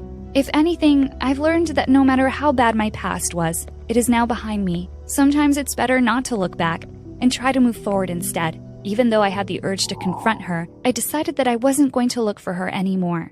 I would focus on the two most important people in my life, my real parents, Clara and Jacob. Hey, I'm Claire, and my life's a mix of checkmates and chaos. Smash that like and subscribe button to keep up with my adventures. My mom had me and my older sister Joy while she was quite young. Whenever we went out with her, people often mistook her for our elder sister. She raised us as a single mom since my dad left her for someone else. Mom has always been overprotective of us, and she was extra paranoid when it came to boys. She would always sit Joy and me down and make us chant some words. I am a precious girl. I'm not allowed to date any boy until I am 30. Mom did everything to ensure we had everything we needed. She often worked 2 or 3 jobs just to afford rent. Joy, only 2 years older than me, was often left in charge of me because we couldn't afford a sitter. One day when I was 7, Mom left me with Joy and I was doing crafts when I accidentally spilled paint all over Joy's dress, her only nice one. It's ruined! Now I have to go back to wearing my torn hand-me-downs from our cousins. Here, you can wear this pretty one. I cut out a paper dress from a magazine and handed it to Joy, but she was too upset to appreciate it. She would often stare out of the window, watching her friends play while she was stuck at home watching me. The only fun thing I did with her was a game we played together, and they are sponsoring this video.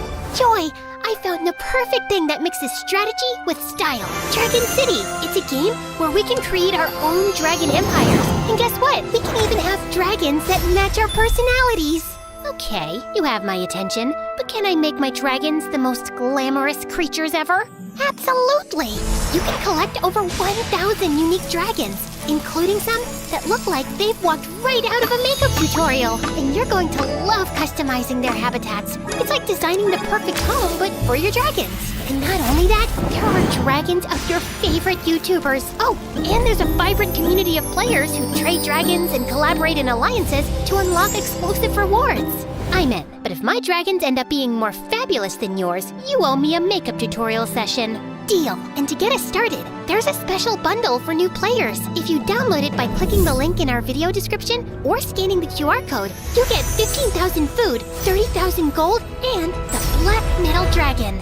One day, Mom had promised Joy that she could go to a sleepover at her friend's house. However, I fell sick. You can't leave your sister here alone. She's unwell, and I can't take her to work with me. You'll have another chance to go. Joy was beyond angry. So, I guess my life is all about raising you now. She tried to stay home and take care of me, but I guess she'd had enough that day. She yelled, "I can't do this anymore," and stormed out to go to her friend's house, leaving me alone. I tried to follow her down the stairs, but I tripped and fell, hurting my leg badly. When Mom came home and saw me crying and hurt, she was furious. Mom grounded Joy, saying she couldn't go out with her friends for a very long time. Joy just got angrier every day. She stopped talking to me and would just glare at me like it was all my fault. I felt really bad and wished I hadn't gotten sick that day. When I was 14, Mom decided to take us along to help her with work. She was working as a cleaner for a rich family. Joy and I were always arguing, so to keep us occupied when we weren't assisting her, Mom bought us a chess set. You two had better learn to play this. Joy had no interest in chess. She was always preoccupied with makeup and talking about Dan, a boy she had a crush on at one of Mom's jobs. I had never met Dan, but from Joy's descriptions, he sounded handsome. One day, while Mom was cleaning a client's house, I sneaked into his office. He had an amazing chess set. I set it up and started playing alone when he walked in. I'm so sorry. I just wanted to try it out. I've been watching you play by yourself for the last hour. I'm impressed. Would you like to play against someone? I've never played against anyone, but I can try. He sat down to play with me. Feeling nervous, I imagined that I was alone, and to my surprise, I won in less than 5 minutes. We played over 10 games, and I won each time. Checkmate. Whoa, I didn't see that coming. Maybe I've lost touch with the game. After many tries, he finally admitted defeat. He showed me his trophies from various chess tournaments, revealing that he was once a world champion. I was astonished that I'd won against him. Maybe you need a younger challenger. He then introduced me to his son Dan, who was incredibly handsome. This is my boy Dan. I'm training him to be a champion too. Don't expect me to go easy on you just because you're pretty. Bring it on. Playing against Dan was a real challenge, but I was beating him. Everything was going well until I noticed him swap a piece on the board. Hey, you've cheated. I saw what you did. Don't blame me for being quick. Just as I was about to win, Mom walked in and was furious. What do you think you're doing, playing with a boy? Hey, I was just about to win. But Mom dragged me out of there and banned me from going to work with her again. Despite my attempts to explain my victory over the world champion, she wouldn't listen. What have I always taught you? That I'm a precious girl and I'm not allowed to date boys until I'm 30. It's Joy who's always daydreaming about Dan. I haven't done anything wrong. When we got home, Joy was cold towards me and even threw my chess pieces out the window. What is the matter with you? Why did you have to tell Mom I like Dan? I just panicked. I shouldn't have told her. She was just being hard on me. As I went outside to get my chess pieces, I saw a posh car parking outside our house. It was Dan's dad. He entered our house and handed Mom some papers, then left. When Mom came in, I practically jumped on her. What was that about, Mom? That nice man has decided to sponsor you for a chess tournament in Europe. I was thrilled by the opportunity, but I knew Mom would be hesitant to let me go. Please, Mom, can I go? I promise I'll be on my best behavior. I can't have you away from me, and I can't leave my work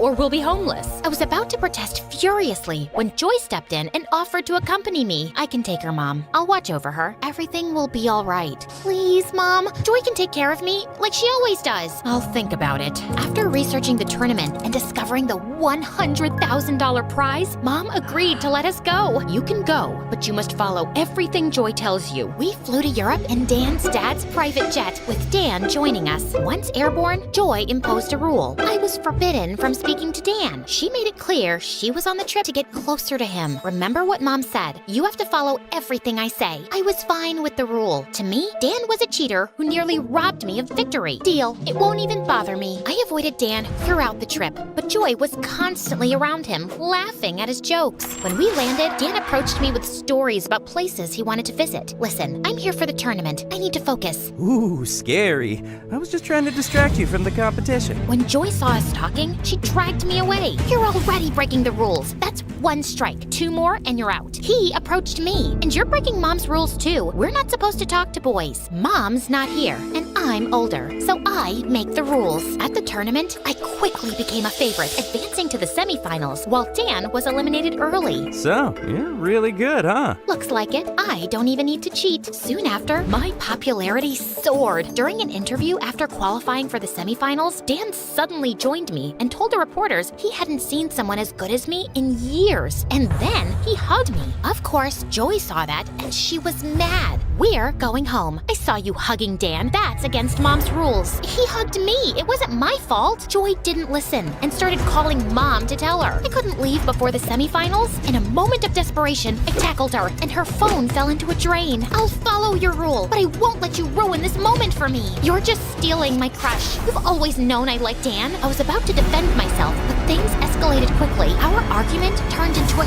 huge fight, and we were both shouting and not listening to each other. In the heat of the moment, I pushed Joy away, but she lost her balance, tripped, and fell badly. I was horrified. Joy, are you okay? But Joy was in a lot of pain. We rushed her to the hospital, and the doctor said she had broken her hip and needed rest for several weeks. I felt terrible. I'm so sorry, Joy. This is all my fault. Let's just leave now and make sure you get better. Are you insane? Go win that $100,000. Don't worry about me. I was only pretending to call Mom because I was angry. I wasn't actually gonna let you miss the semifinals. I was taken aback by her words. After everything that had happened, she was still thinking about my chance in the tournament? Aren't you worried about me flirting with your crush? Dan?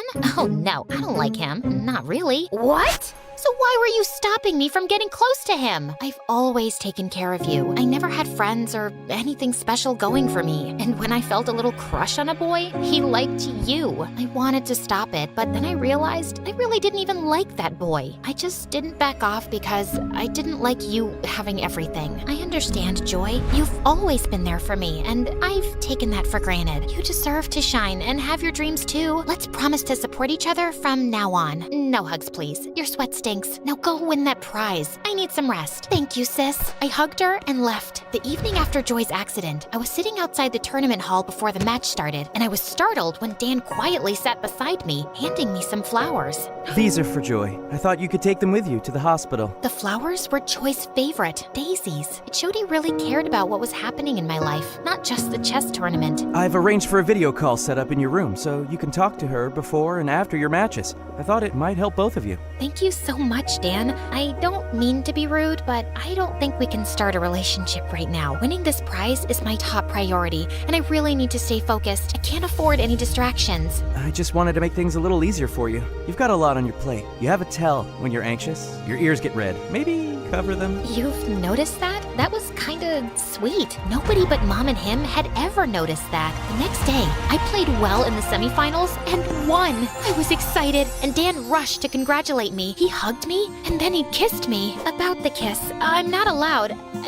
I know. Joy told me about your mom's rule, but I really like you and want to be your boyfriend. I was shocked. Dan wanted to be my boyfriend, but I had to be really sure this was okay with Joy. I needed her blessing first. But later, when I went with Dan to the hospital, Joy's things were gone. We ran to the hotel, and she wasn't there either. That's when Dan's dad found us. Joy had to go home last night. Your mom fell and is in the hospital. Oh my God, I'm going to the airport right now. I need to see Mom. Dan grabbed my arm gently, stopping me. Wait, Claire, we can video chat with her. You can't give up on your dream now. Your mom only hurt her leg while cleaning the kitchen shelves. She'll be okay. You have to win this for her. But they both need me now. Joy isn't in great health herself. I understand you're worried. My dad has already taken care of Joy's hospital bills, and he'll cover your mom's too. No, this is too much. Don't worry, you can pay us back when you win. I felt super focused after talking to Dan. The last game of the chess tournament was really tough, but I played my best. Then I made a big move, and I won! Everyone around me started cheering. I was so happy and excited. I saw Dan in the crowd. I ran up to him and gave him a big kiss. Cameras were there, and they showed our kiss on TV. When I got back home, Mom and Joy were waiting. Joy was smiling, but Mom looked serious. She was proud of me for winning, but she said, You're still grounded for having a boyfriend. I guess some things never change.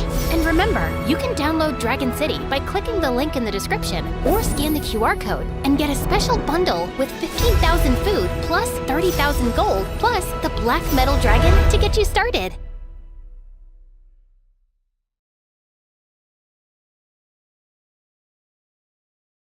Hello, I'm Lily from Estonia. I grew up in an orphanage with my brother Joe. He's 2 years older than me, and we're total opposites. But before I continue, please like and subscribe, and you might get a kiss from your true love. My big brother Joe had shiny blonde hair and blue eyes, and he always got all the attention. Look at this gorgeous kid. He's so beautiful. But I was the opposite. I had dark hair and dark brown eyes, and my skin wasn't as fair, and no one ever said I was pretty. They hardly noticed me at all. Joe was tall and outgoing, and everybody liked him. I was short for my age, and the mean girls loved to tease me. Aw, poor Lily. She's just so ugly. How does it feel to be a loser with a perfect brother? But Joe always had my back. Maybe you should learn to respect others. Oh, for you, Joe?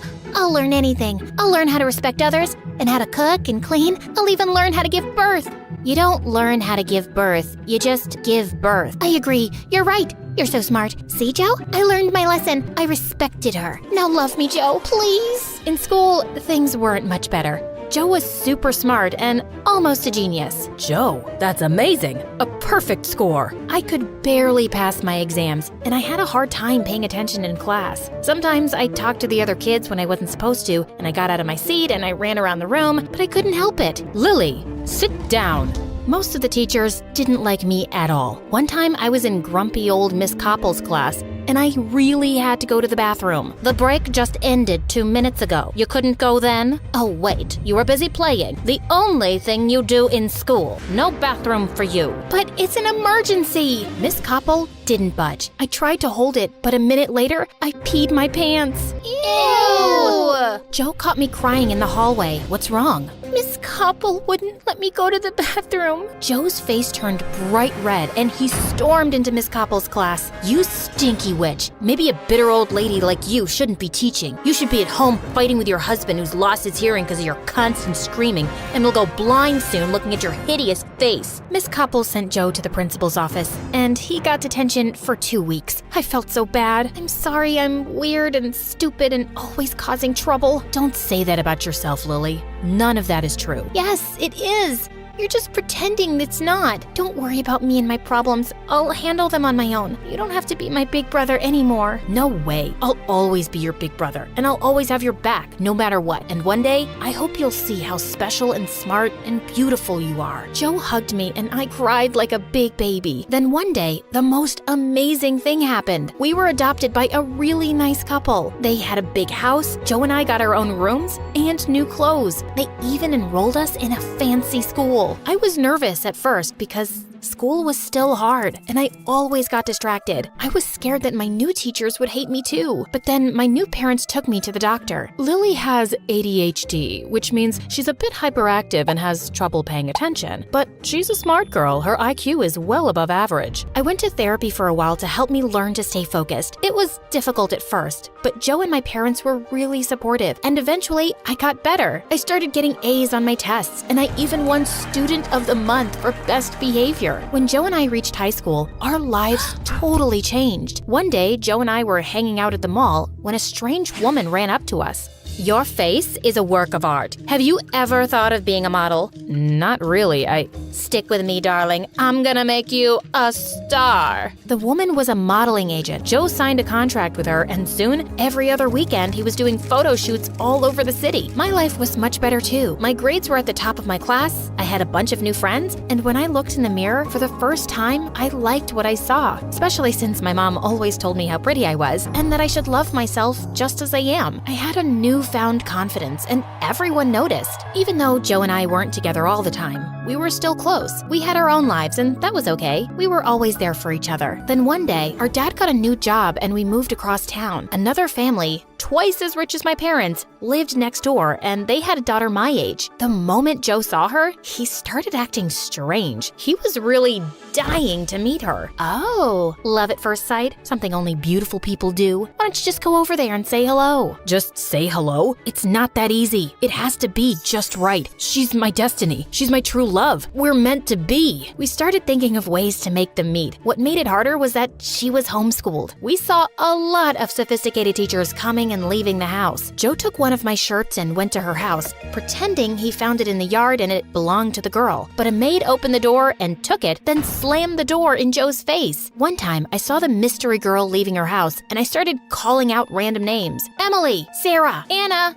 Amber. But she still didn't look up. A couple of weeks passed, and I thought Joe would have moved on, but he was still determined to meet this girl. He hatched a new plan every day, but none of them worked. I needed a break, so I snuck off to the park to sketch. As I was sketching an oak tree, I heard someone walk up behind me. I turned to see a cute boy smiling at me. Those are pretty good.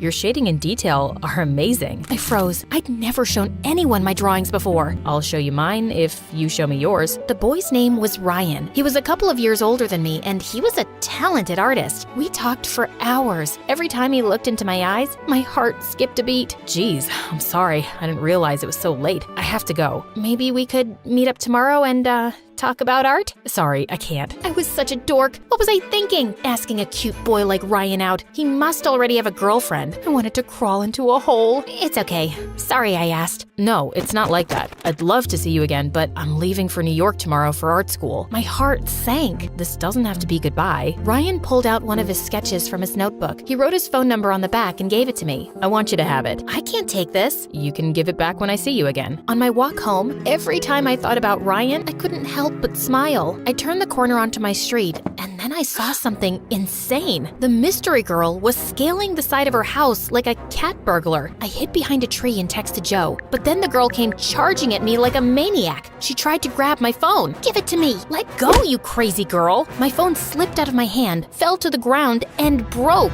I was so mad. I turned to yell at her, but then she started bawling like a big baby. I'm sorry about your phone. I just didn't know what to do. Her name was Sophia, and her parents made her break up with her boyfriend because he was poor. They won't let me see him or talk to him. My heart's been ripped to pieces. It hurts so bad. Please, make it stop. Don't cry. Things will be okay. How? Thankfully, Joe walked up just then. Sophia took one look at him and got all googly-eyed. Then she got confused. I can't do this. Sophia pushed Joe and ran away crying. The next day, Sophia showed up at her door. What I did to you wasn't cool. I was having a hard time. If you don't mind me asking, what's wrong? Well, I'm broken. Excuse me. If I could just squeeze past you. Each time life smiles at me, bad things happen shortly after. I fell in love with our gardener's son. It was a secret because I knew my parents would never approve. I don't know how, but they found out and things got really bad. I'm so sorry. If you could just step to the side a bit, I could get out of your way, and they fired him and his father and forced me to break up with him. Then they took my phone and homeschooled me for a while. My dad is an important politician, and he can't risk his reputation. And now, every morning, I wake up in a puddle of tears. That's so sad. Yes, very sad. I've got an idea. Why don't you two be friends? It might make you both feel better. Over the next few months, Joe and Sophia started getting closer, and so did our parents. Joe started dressing in expensive clothes, buying Sophia fancy gifts, and he'd brag to Sophia and her parents about how much money he made modeling. Once, Sophia's parents invited us for dinner. Oh, neighbors, you have such a strong, confident, independent young man. I bet girls are fighting over him all the time. Yes, but I have eyes only for one girl. As Joe looked at Sophia and she blushed, everyone noticed the two and smiled. Oh, this is wonderful. We've been so worried about Sophia. I'm so happy she's found someone like you. We had to protect her, you know. She was tricked and manipulated by a dirty, poor boy that stole her heart. Ugh, poor people. You can't trust any of them. They're all liars and cheats. That's not true. Oh, you sweet, naive girl. You'll learn soon enough. Then Sophia's parents laughed at me, like what I said was some big joke. I'm not naive. You're just wrong. Joe and I used to be poor. We're not liars and cheats. We're not dirty, and we're not bad people. Joe's an exception, of course. Who knew an adopted orphan could be so perfect? You guys hit the jackpot with your son. Your daughter, well, she's no Sophia. Oh, you're right about that, honey. Joe lowered his head. My parents looked away, and I was about to explode. What's that supposed to mean? Thank you for the meal. We must get going. When we got home, my parents sat me and Joe down for a talk. Joe, we don't want you seeing Sophia anymore. No, that's not happening. I love her. You can't tell me what to do. Stop yelling at Dad. Son, what her parents said about your sister is unacceptable. They were just joking. They're really nice once you get to know them. Are you blind? Sophia's parents are jerks, and ever since you've been hanging out with them, you've changed. If I have to impress Sophia's parents to get their blessing, then I'll do it. True love is worth it, but you wouldn't know anything about love. You've never had a boyfriend and you look like you sleep in a trash can. Don't talk to your sister like that. That's enough. No more Sophia, and that's final. Then Joe got mad and shoved Dad. Dad fell and hit his head hard on the table. Dad! I rushed to Dad's side. He was really hurt. Mom called the ambulance. Then I looked up and saw Joe. I'm sorry. Joe ran out of the house. Dad had a minor concussion, and we spent the night in the emergency room. By the time we got back home, all of Joe's things were gone. We heard from the neighbors that he and Sophia moved into her parents' villa in Paris. Dad was weak after the injury, so I helped him out at the office. Staying on top of my schoolwork and helping Dad was tough, but I enjoyed spending more time with him. Everyone was loving it. The video went viral. Suddenly, every girl wanted to be me, and every boy wanted to be with me. I could see the admiration in Paul's eyes, too. If only he knew he was the inspiration. Jacob, one of the most popular jocks in school, came up to me one lunch. He leaned on the table and said, "Want to go out with me sometime?" I said casually, "You're going to have to impress me first." I made a dare, and the next thing I knew, Jacob had jumped up on the table and was taking his jersey off. Everyone in the cafeteria had turned around, and there were loud cheers and claps from the audience. Boy, he was totally ripped. But I looked at him and said, "Nah, I've seen better." And with that, I walked away. Jacob hadn't even noticed my existence till I became popular. He totally deserved it. Soon enough, though, I got a call to go to the principal's office. The principal glared at me as I walked in. I knew she only liked the nerds. She called my parents, and of course, they had nothing nice to say about me. She warned me that if I wanted to stay in the school, I'd better follow the rules and be a good little girl. I felt so angry. I was so tired of everyone's rules. I got up from my chair and said, "Please don't talk to me like I'm a kid. I'm literally the most popular girl in this stupid high school right now." The principal looked absolutely furious. She said, "This is my last warning.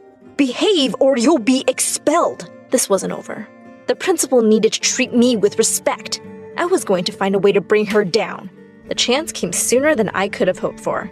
And it was so much better than any of my original ideas. My aunt had sent me to get food from her favorite restaurant one evening, and I stopped short when I looked in through the window and saw two women kissing. It was the principal and our science teacher. Last time I checked, that was definitely against the rules. I quickly whipped out my phone and made a video of the two.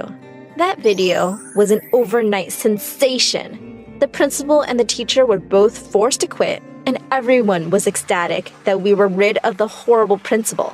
And I was the one who made it happen. I was crazy popular now. One day in the science lab, I caught Alexa staring right at me. She smiled at me when our eyes met. Alexa was really popular. The lab instructor told us to pair up, and she quickly came to my side. We became friends and started hanging out a lot. At one of her parties, I told her she looked really good, and she blushed. She took my hand and led me to the dance floor. I could tell she was really into me, and to my shock, I realized that I might be a little into her too. I invited her to my aunt's one day. Paul and some of his friends were watching the game and asked us to join them. My aunt walked in with some snacks, and she instantly seemed to warm up to Alexa. I had never seen her look so affectionately at anyone. Alexa and Paul really seemed to hit it off too. And after a while, I felt a little bit left out of their conversation. Soon after that, Alexa started hanging out with me less, and whenever I'd call, she'd say she was busy. Paul seemed to be home less often too. I wondered if the two were hanging out together without me. One day, when I got home from school, I heard laughter from the lounge. It was Alexa and my aunt. Alexa said, "Hi, Gwen. I was just here to see Paul." I didn't care if my aunt liked Alexa better. I just couldn't afford to lose Paul. I decided to tell him how I felt about him. The next evening, I texted Paul to meet me in the garden after dinner. He seemed really surprised to see me all dressed up. He said, "Hey, Gwen, what's going on?" I took his hand, looked deeply in his eyes, and said, "I'm just a girl. standing in front of a boy, asking him to love her. I closed my eyes and leaned in to kiss him, but I suddenly felt him gently push me back. Paul looked completely shocked. He slowly said, Gwen, I'm a boy who's into other boys. I thought you would have figured that out. I have a boyfriend, actually. I ran away from the scene as fast as I could. High school was about to end, and I didn't want to live with my aunt anymore. Things were really awkward with Paul since that night.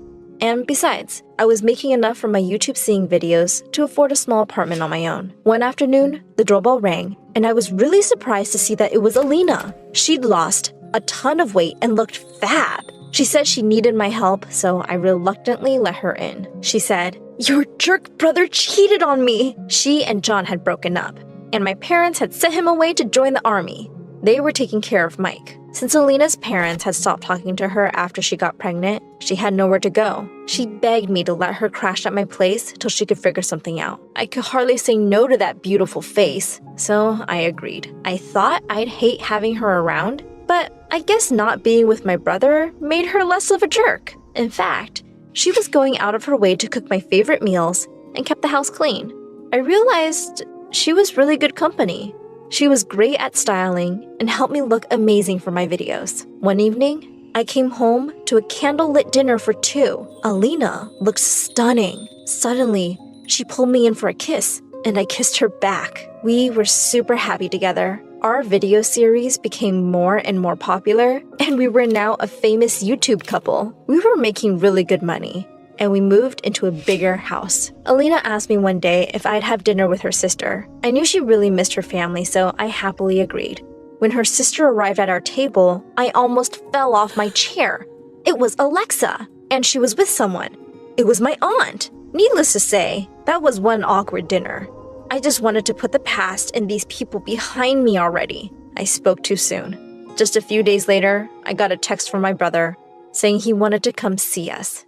I was curious about what he wanted, so I invited him over. The next day when he turned up, he looked around the house and said, "Wow, Gwenny, you've done really well for yourself." Just then, Alina walked in and sat down next to me.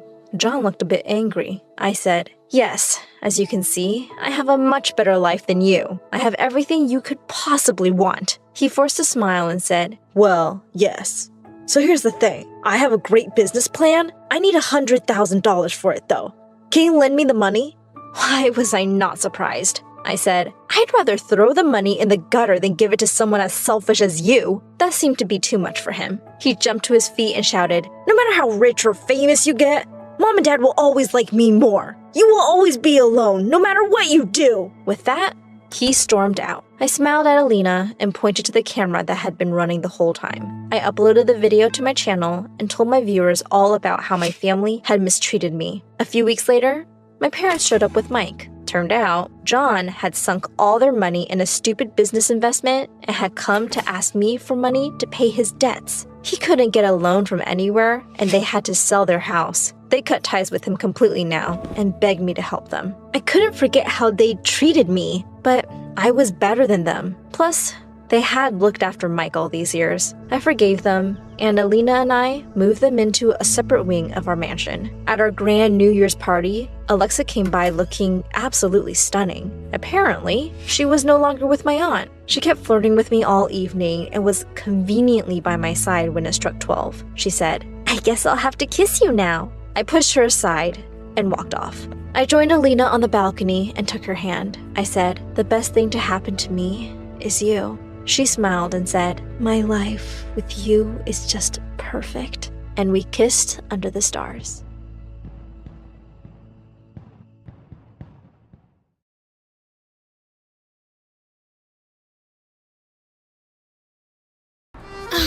Paris. Enchanting, romantic, a place like no other. The city of my dreams. Until now. My name is Ella, and I started my summer vacation in Paris, hauling a backpack and suitcase up 5 flights of stairs because the elevator at the hostel was broken. I had a reservation for the first floor, but my cheating ex-boyfriend got here first and used it with his new girlfriend, Harpy. Harper. But it's fine. I'm only 2 days behind them, but I can catch up. They're probably using the itinerary I put together. Because Ryan, the human equivalent of a decorative houseplant, is too lazy to do his own research. But wait, I'm getting ahead of myself. Let's start at the beginning. I met Ryan in the 3rd grade when we were 8 years old. It was love at first sight. We passed notes in class, we ate lunch together, we did homework together. Well, technically, I did all our schoolwork, year after year, while Ryan blissfully coasted through life doing whatever the heck he wanted, like perfecting his dumb video game skills. Number 4. The Boston Tea Party was a protest against... Ryan, are you even listening? I'm trying to walk you through the homework so you can actually answer a question if the professor asks tomorrow. I'll be fine. The professor likes me anyway. I don't think so. Just today, she said that you have the memory of a frog, and that you should get your head out of... Okay, I get your point. But who cares what a dumb professor thinks about me? Studies are for losers anyway. Did you just call me a loser? No, not you, of course. You're amazing. You're the best, Ella. Now let's just finish this so I can finally treat you to your favorite ice cream. I'm done with my game anyway. Really? Give me 2 minutes. Yeah, I kind of missed the point there. And things didn't change much even as I grew older. By the time we got to high school, everyone was calling us Ryanella, much like Cinderella. Because, just like her, I was out here slogging my butt off for Ryan while he lived his best carefree zero-effort life. The entire school saw it. Except me. People would literally call me his unpaid assistant, a doormat, a carpet under Ryan's feet. But I ignored them because Ryan would occasionally give me a big hug, flash that lazy smile, and say, Ella, you're the best. Soon it was time for senior year, and I threw myself into planning our big post-graduation trip to Paris.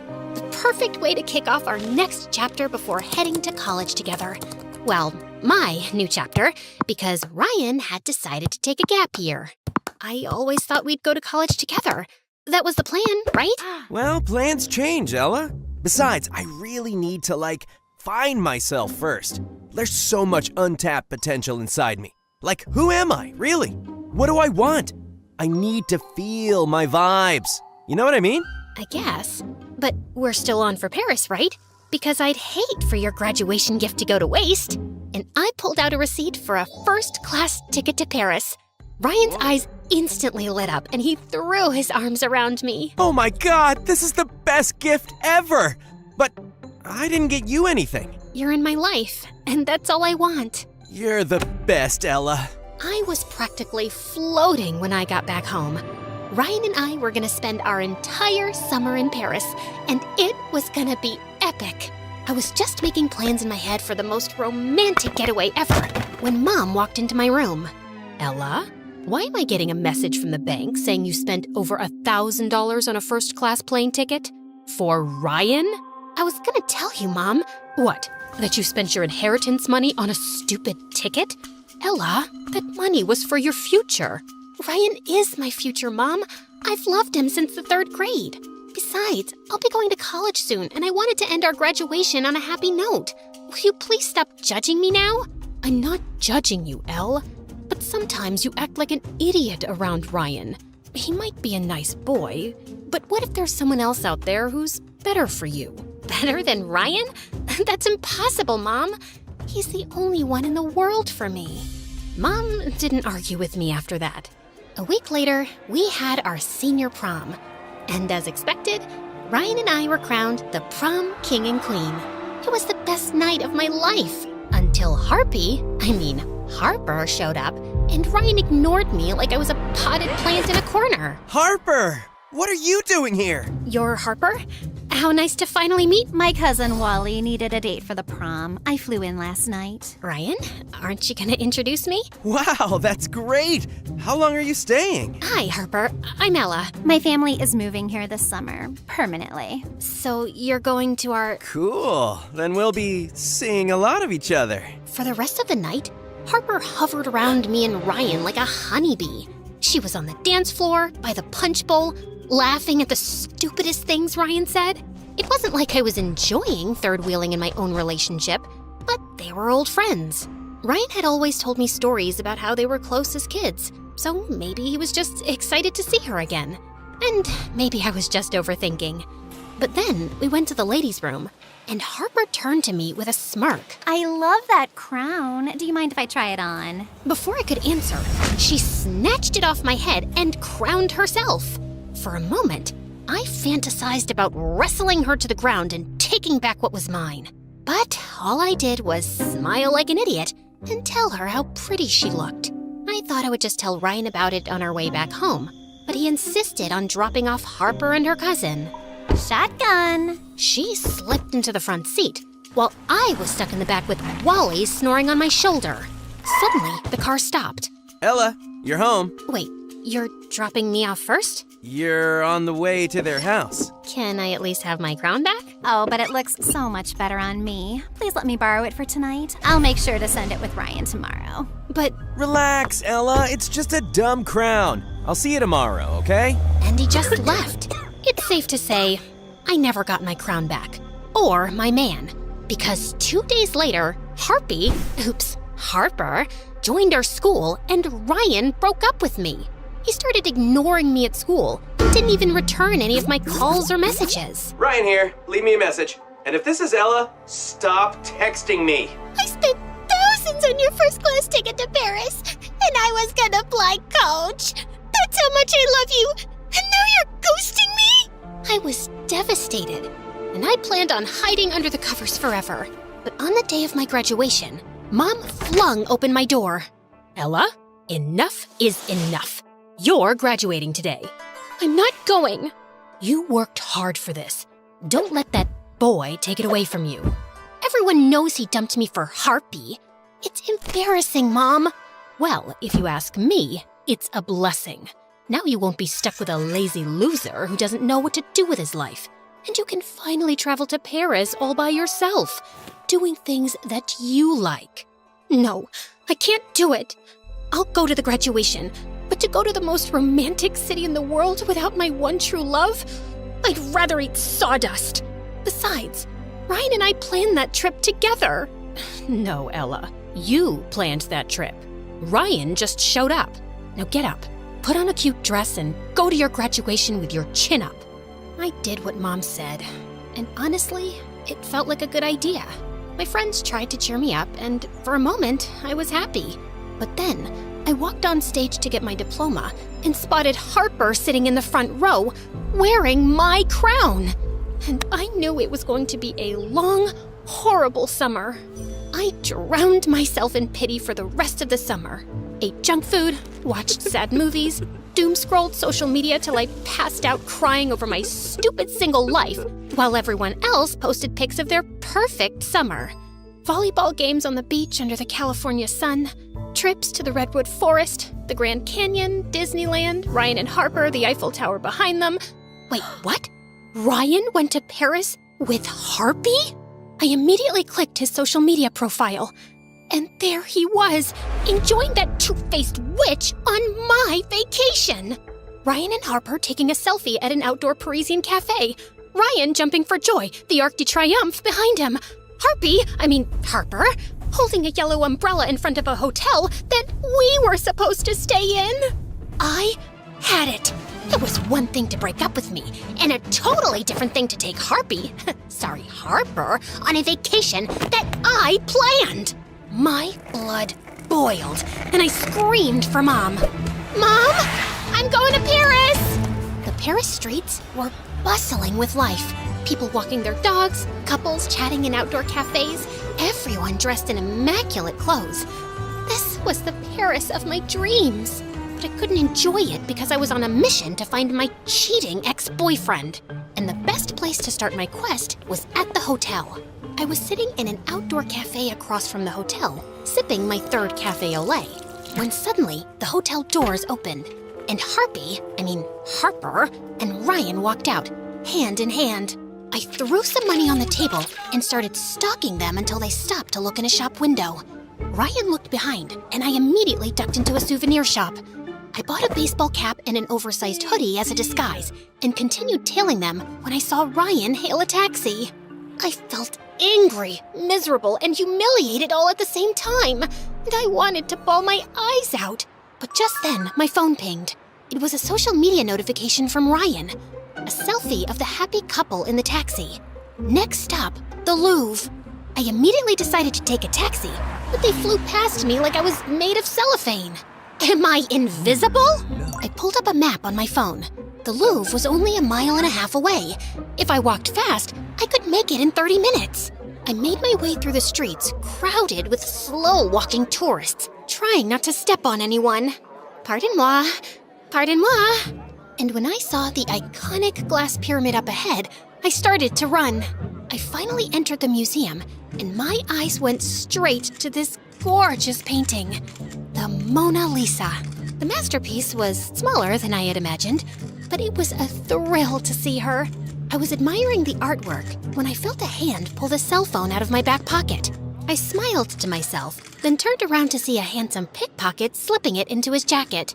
It's a fake. I assure you, the Mona Lisa is quite real. No, I mean the cell phone you just stole, it's fake. The City of Love is quite famous for pickpockets at tourist attractions, so I carry a fake cell phone for thieves to steal, then continue on their way. Then I'll continue on my way. I grabbed his arm and held on. Not so fast. Why are you faking a French accent? I was born here, but then my mother took me to Hollywood.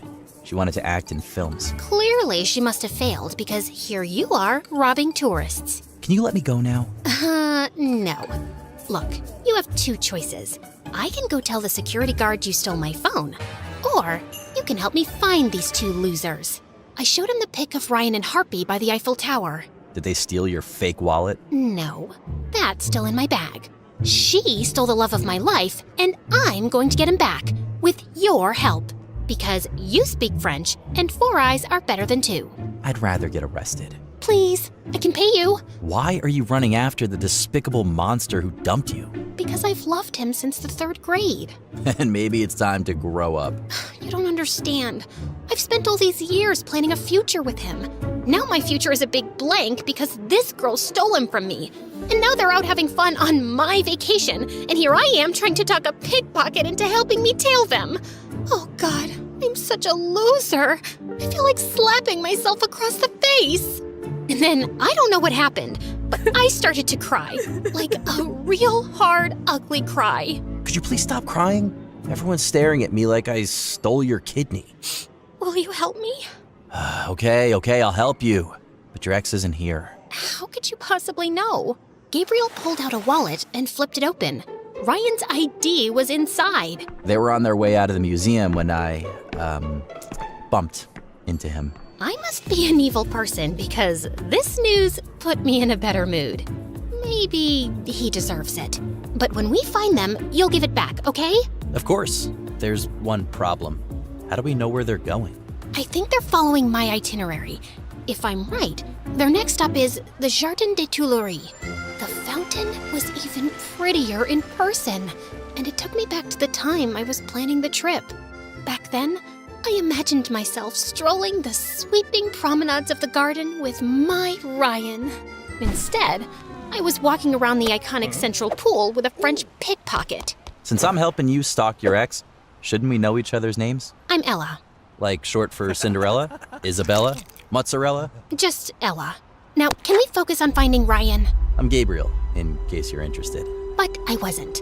I was too focused on finding Ryan. Just then, I took a sip from my harmonica bottle, then casually played a tune on the harmonica built into the cap. Did you just make music with your water bottle? Yep. Coolest thing ever. Hydration and entertainment in one. Whoever invented this is a genius. Okay, that's actually impressive. I kind of want one. Oh, are you planning to steal it? Some things are actually worth paying for. Can I try it? Uh-huh. Fine. Here, try it. Just blow into the cap, like a civilized person. This is cool, and I love it. Where do I get one? Amazon. Link's in the description. Now, can you walk a little faster? What's the American saying? Stop to smell the roses? I'm not here to see the sights. I'm here to get my man back. And what will you do when we find him? Punch him in the nose, drop to your knees, and beg him to come back? Kiss me passionately to get him jealous? All of the above? None of the above. I'll simply tell him we were meant to be together. Oh, sure. That should work. He'll come to his senses. I'm hungry. Aren't you? And suddenly, my tummy started making noises. and I realized that I hadn't eaten the whole day. Gabriel suggested we sit outside a small cafe at the edge of the garden and keep watch from there. I was inhaling my pasta when I noticed Gabriel staring at me. What? Just never seen a pretty girl eat pasta like an uncivilized freak. Let me show you the right way to do it. And then he picked up his fork, spun the spaghetti against the spoon in one fluid, effortless motion, lifting the perfect swirl of pasta to his lips. Slow, deliberate, ridiculously attractive. I was so lost in watching him swirl that pasta that I barely noticed when the waiter brought a bottle of wine to our table and poured 2 glasses. But I'm not 21 yet. In Paris, the legal age is 18. Santé. Santé. As we ate, I learned more about Gabriel. His mother brought him back to Paris when he was 14 so she could help his grandparents run the family cafe. He cleaned tables after school until he was old enough to be a waiter. But then his grandparents passed away in a car crash. Mom wanted to keep the cafe in the family, but she wasn't good at business. She took out several loans and struggled to keep up with the payments. And she got sick and left. Since I was not earning enough to pay the loans, the bank foreclosed on us and I lost the cafe. What about your dad? He's not around anymore, but I don't need him either. One day, I will make enough money to buy my cafe back. This pickpocketing thing, it's just temporary. The waiter handed Gabriel the bill, and he pulled out Ryan's wallet. I think Ryan should buy you dinner, no? Oui. Once Gabriel and I left the cafe, I told him that the next stop on the itinerary was a sunset walk along the Seine River. The setting sun sparkled across the river. Couples strolled hand in hand. It was truly romantic. Then I caught sight of a familiar head in the crowd. That's Ryan! I started to make my way through the crowd with Gabriel right behind me. Shouldn't we discuss strategy? Just follow my lead. But I had no lead for him to follow. All I had was a stupid plan in my head. That I would stand next to Ryan and pretend to trip into him in the middle of the crowd. But just as I leaned, Ryan moved away, and instead of dramatically crashing into him, my face planted straight into the pavement. Ella? Is that you? I got up and flipped my hair back, ignoring the fact that I probably looked like an injured street pigeon. Oh, Ryan, what a surprise. I didn't think you'd be in Paris. You know, on that ticket I paid for. You really have no self-respect, do you? Oh, wow, Harper, is that you? I could barely recognize you. I guess the Paris sun has really roasted you alive. Oh, no, wait. Maybe it's not the sun. Maybe that's just how you glow when you're half human, half pure evil. Ella, you shouldn't have come here. Why? I planned this entire trip, didn't I? I made the itinerary, the reservations, the whole experience. Why shouldn't I be here? And don't worry, I'm not here to stalk you. No, sir. I actually came here with my boyfriend. I turned around to see Gabriel staring at me in shock. I grabbed his arm and pulled him toward me. This is Gabriel, my mi amor, the guy who stole my heart away. Right, sweetie potato? Yeah. Nice to meet you. Wait, you have a boyfriend? You were crying over me just last week. Weak schmeek. I'm over you, darling. And why are you so surprised? You moved on in less than a day. Forgot about all our great love like it was yesterday's trash. What great love. Ryan and I had been dating for a year before the prom happened. A year? I thought you loved me, Ryan. Whoa, I never said I loved you, Ella. I said you were the best, and you are. You always made things easy for me, but now it's over. It hit me like a nuclear bomb. He was right. He never said he loved me. All those years, every birthday card was signed, "You're the best." After every date, I'd only get a quick peck on the cheek. My blood boiled with anger. And before I could think, I just whirled around, grabbed Gabriel by the collar, and kissed him. I thought he'd push me away, but to my surprise, his hands wrapped around my waist, and he kissed me back. When I finally pulled away, Ryan just stood there, frozen. Well, that settles it. You and I are officially over. Have fun on my trip. And I think this belongs to you. Found it on the ground, much like your ego. And I ran before Ryan could see my tears, with Gabriel close behind me. You okay? I'm fine. I mean, the guy I've loved all my life was cheating on me behind my back, and my first kiss was with a French criminal. But yeah, I'm totally fine. I'm not a criminal, okay? And what do you mean by first kiss? You and Ryan have never kissed before? Of course we have. Okay, fine. We never kissed. Unless you count an occasional peck on the cheek like some bird pecking its seeds.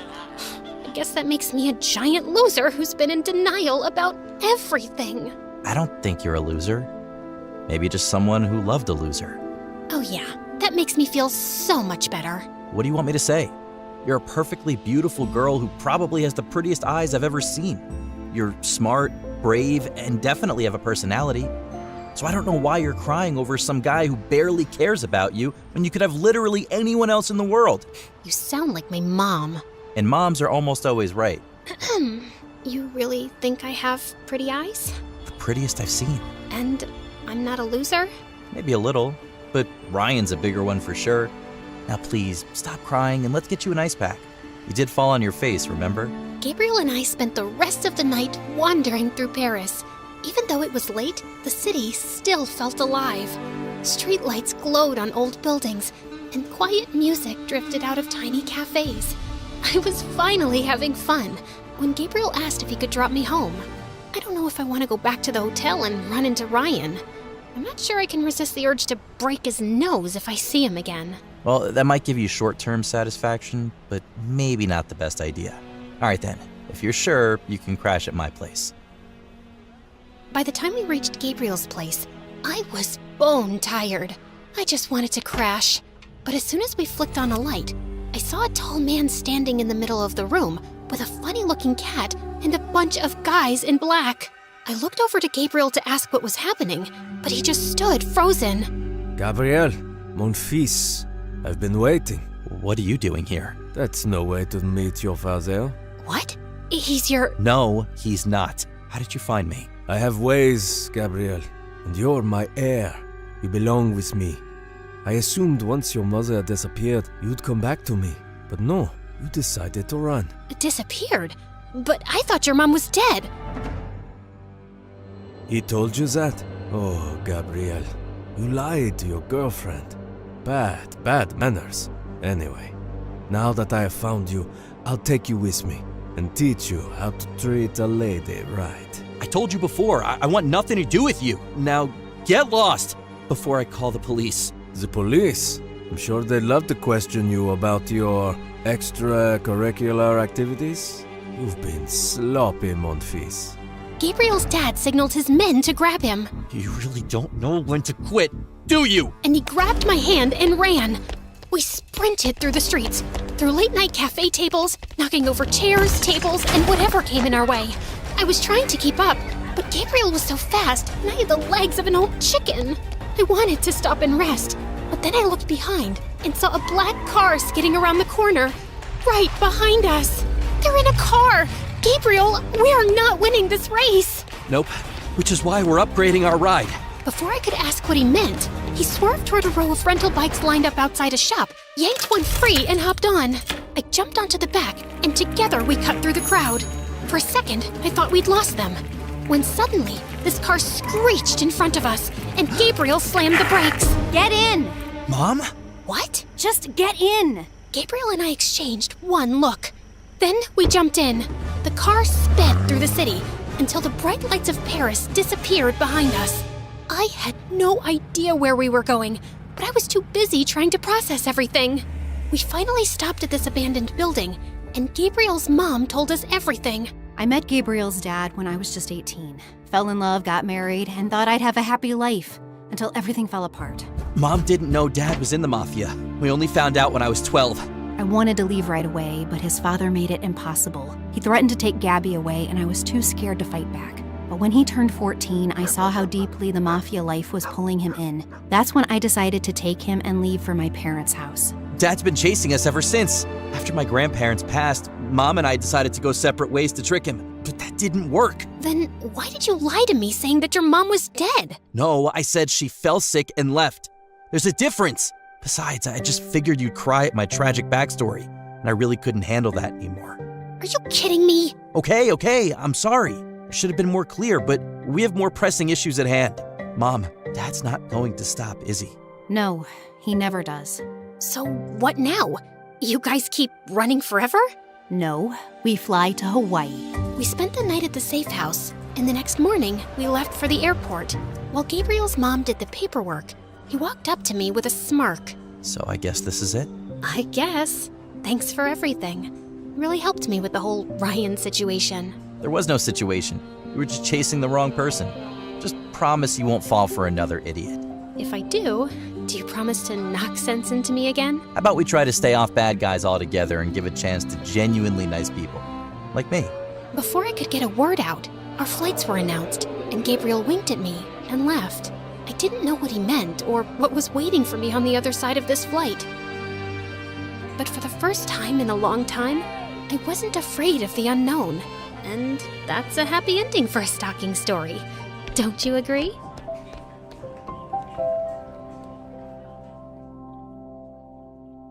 Hey friends, I'm Gabby from LA. Please like and subscribe. I lived in a super posh neighborhood with my rich single mom who always adored me and said I was the prettiest. She even showed me off in front of all her friends. Look at her. Isn't she like an angel? Touch her skin. It's baby soft. It's my daughter's birthday. For God's sake, stop showing off your daughter. But Mom never listened to anyone. As I grew older, Mom just grew more protective of me. Gabby, why are you out in the sun? And get away from these dirty kids. Mom, they're my friends, and we were just playing. Mates, get her inside and give her a shower. Now! Mom was crazy when it came to keeping my beauty safe. Since I was always indoors, I'd just end up watching TV. And it became my favorite thing to do. I loved watching how people acted, and I always tried to imitate them. And my passion for acting grew stronger when I joined the drama club right from first grade. And I was super popular in my class. Once during the school play, I was reciting the most emotional lines when I heard kids scream, "Run! Run! There's a snake in here!" Everyone started running out of the auditorium in panic. But just then, I spotted a boy from my class hiding in the corner and shivering in fear. I grabbed his hand and we both ran outside. But as soon as we were far enough, he shook my hand and ran away. What a weirdo. His name was Alan, and he was so quiet that I'd never noticed him much.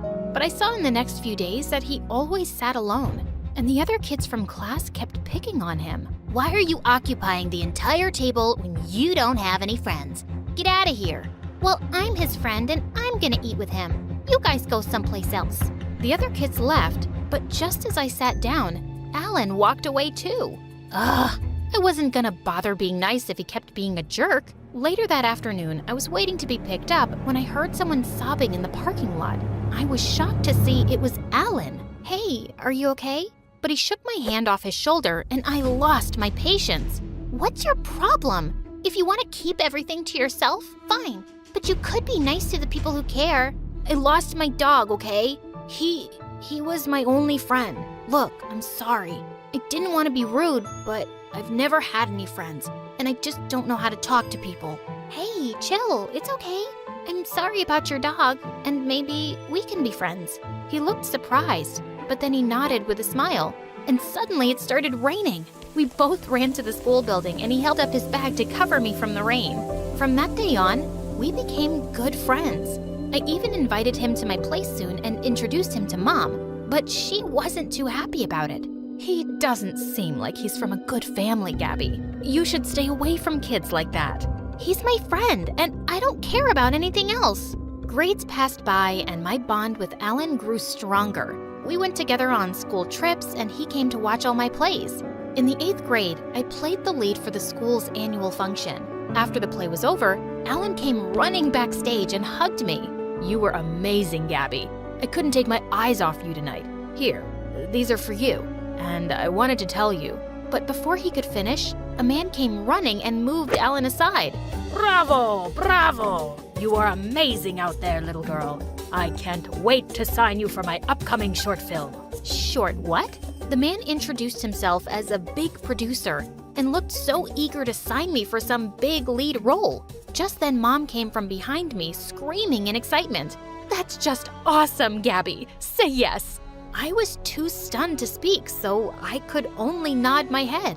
Then I looked around for Alan, but he was nowhere to be seen. The next day, I waited for him at school, but he didn't show up. But when the driver was taking me back home, I saw Alan walking on the pavement in the rain. I asked the driver to stop the car and ran to him. "Are you crazy? Where are you going in this rain?" He was hesitant to speak, and I could tell something was up. "What is it, Alan? Even yesterday you were going to say something, but then you vanished." I like you, Gabby, okay? I really do. But when I saw you getting the chance to live your dream, I couldn't bring myself to tell you about my feelings. I didn't want to ruin anything. "No, Alan, you're not ruining anything. In fact, I like you too." I pulled him close and kissed him gently. And after that day, we started dating. But things took a wild turn when my first short film became a hit. I became a rising star overnight. After that, I had to travel a lot to promote my projects. And the best part was, I could take Alan with me and enjoy these trips like perfect dates with him. One time, I took him to a shoot, and just as some of the reporters were interviewing me, Alan came running in with a box of desserts. Here, I got you these. Suddenly, all the cameras turned to Alan, and he just ran out of there. When the reporters asked who he was, Mom spoke up before me. "Oh, he's just an errand boy for my beautiful daughter." "Mom!" I wanted to tell them the truth, but then I thought of all the unnecessary media attention Alan would get. I decided it was best if they didn't know. But the next morning, Mom woke me up with shocking news. There were pictures of me and Alan kissing all over the newspapers with the caption, "Young millionaire actress dating her errand boy." You're just starting to get a name in Hollywood, Gabby. And you want to spoil it all for this poor boy? There are so many rich actors you can date. Stop it, Mom. Why are you— I don't want to hear anything.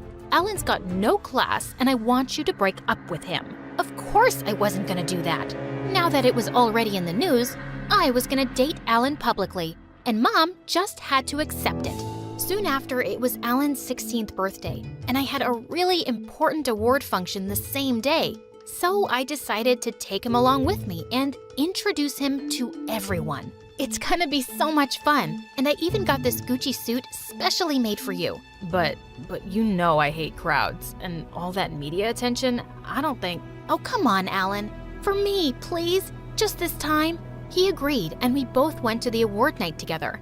I could see Alan was really nervous in front of all those cameras, so I held his hand tight. Later, I was posing for a solo shot, but then suddenly, Alan stepped on my dress and I tripped over and fell face flat. Everyone started laughing and clicking pictures, and I felt so embarrassed. On our way back home, Alan apologized to me, but seeing all the memes and posts going viral on social media, I just lost it. Why did you do that, Alan? What? It was an accident. Why are you being so weird about this? Because it's a big deal for me. Right. It's always about you, isn't it, Gabby? You're the superstar, but what about me? I'm a person with feelings too. Have you ever thought about me in all of this? Stop it, Alan. I've always thought of you, taking you everywhere with me and getting you the best things so you won't feel left out. But I don't want your money or your grooming or any of that popularity, Gabby. I went everywhere with you because I loved you, not because I enjoyed it. But I can't do this anymore. I want to break up. I couldn't believe my ears, but I could tell he was serious. After that day, I never saw Alan again. He even left school, and I felt so heartbroken for months. Mom tried to cheer me up by taking me out for parties and movies, but I just kept myself busy with work. And over the years, my career reached amazing heights. On my 22nd birthday, I went on to volunteer at a campaign for orphan kids, when suddenly, one of the kids lost consciousness. Just then, a guy came running and gave him CPR and saved the kid's life. I learned that he was Paxton, a super rich music producer who worked in the film industry. What you did today was really amazing. I'm the one amazed, actually. It's the first time I'm seeing a rich actress volunteer for a campaign without any cameras. Well, it just makes me happy. I'm sure that's why you're here too. He smiled and we got talking, and he seems like a really genuine guy. A few days later, I was working on my next movie when I learned that Paxton was the one producing music for it, and I was super excited to work with him. We often met on sets, and I loved hanging out with him. We became really close in no time, and even Mom could see it. I guess someone's in love. Oh, come on, Mom, we're just good friends. But Mom wasn't one to give up so easily. The next morning, Paxton was at my door because Mom invited him over for breakfast. We were having a good time until Mom showed him all of my embarrassing childhood photos, and I felt really awkward. No, please, stop it, Mom. You look really cute in all of these. His words always gave me butterflies, and soon after that, we even started dating. Then one night after our movie premiere, Paxton took me out and proposed to me. I was shocked because it all felt too soon, but Paxton treated me like a princess and he was just perfect. So I said yes and we got engaged. Then a few days later, I had a shoot in a public place, and just as I got down from my van, a crazy fan came and held me from behind. I tried to get rid of him, but just then someone came forward and punched him. As he pulled me to the side, I saw that it was Alan. The security guards took the crazy fan away and Alan made me sit down. Are you okay? Did he hurt you anywhere? No, I'm all right. But what are you doing here? It's been 6 years, I know. And I'm here because I'm the CEO of this company. He was the freaking CEO? Later, when my shoot was over, he took me to a cafe and told me how he'd developed an app soon after high school and worked his way to build this company. I'm really proud of you, Alan. You made it so big. Yeah, your mom was a big motivation in it. My mom? The day our pictures were posted in the newspaper, I came to check up on you. But I heard your mom shouting how I was this poor kid with no class who didn't deserve you. What? Ever since that day, I decided I was going to work really hard and be a man good enough to deserve you, Gabby. I loved you, and I still do. Suddenly, I realized how much I'd missed him, but I had to keep my head straight because I was getting married to Paxton soon. Please stop, Alan. You broke up with me, and that's the truth. And it's too late. I'm engaged to someone else now. I showed him the ring on my finger, and his face turned pale, and I just left. Then a few days later, I went to try on wedding dresses with Paxton, but just as I stepped out of the changing room, I was shocked to see Alan, who was staring right back at me. Alan, what are you doing here? I came with a friend. He wanted to get a suit for his wedding. Suddenly, Paxton came over with a bouquet of roses in his hands. Look, babe, I got these to go with your dress. But suddenly, Alan leapt forward. Get those away from her. She's allergic to roses. Paxton looked really shocked, but after I introduced Alan to him as my old friend, he ended up inviting Alan for the wedding. Before leaving the shop, I told Alan he didn't have to come. I'm leaving for London that night, Gabby, for good. And even if I wasn't going, I wouldn't be able to see the love of my life get married to another man. The pain in his words broke my heart. On the day of my wedding, I was walking down the aisle, but I kept thinking about Alan so much it was driving me crazy. And when I looked up at Paxton, I knew I couldn't do this. What's wrong, Gabby? I can't do this. I like you, Paxton, But you love Alan, don't you? When I saw you with him the other day, I could see it in your eyes, Gabby. You looked at him in a way that you've never looked at me. I'm so sorry, Paxton. Don't be, Gabby. If that's where your heart is, then go and get him. Oh, Paxton. I ran out of the church and got a cab to the airport. When I got there, I was running around looking for Alan when I heard someone call my name. Gabby? Alan! What are you doing here? It's your wedding. You shouldn't be here. This is where I should be, dummy. With you, the guy I've always loved.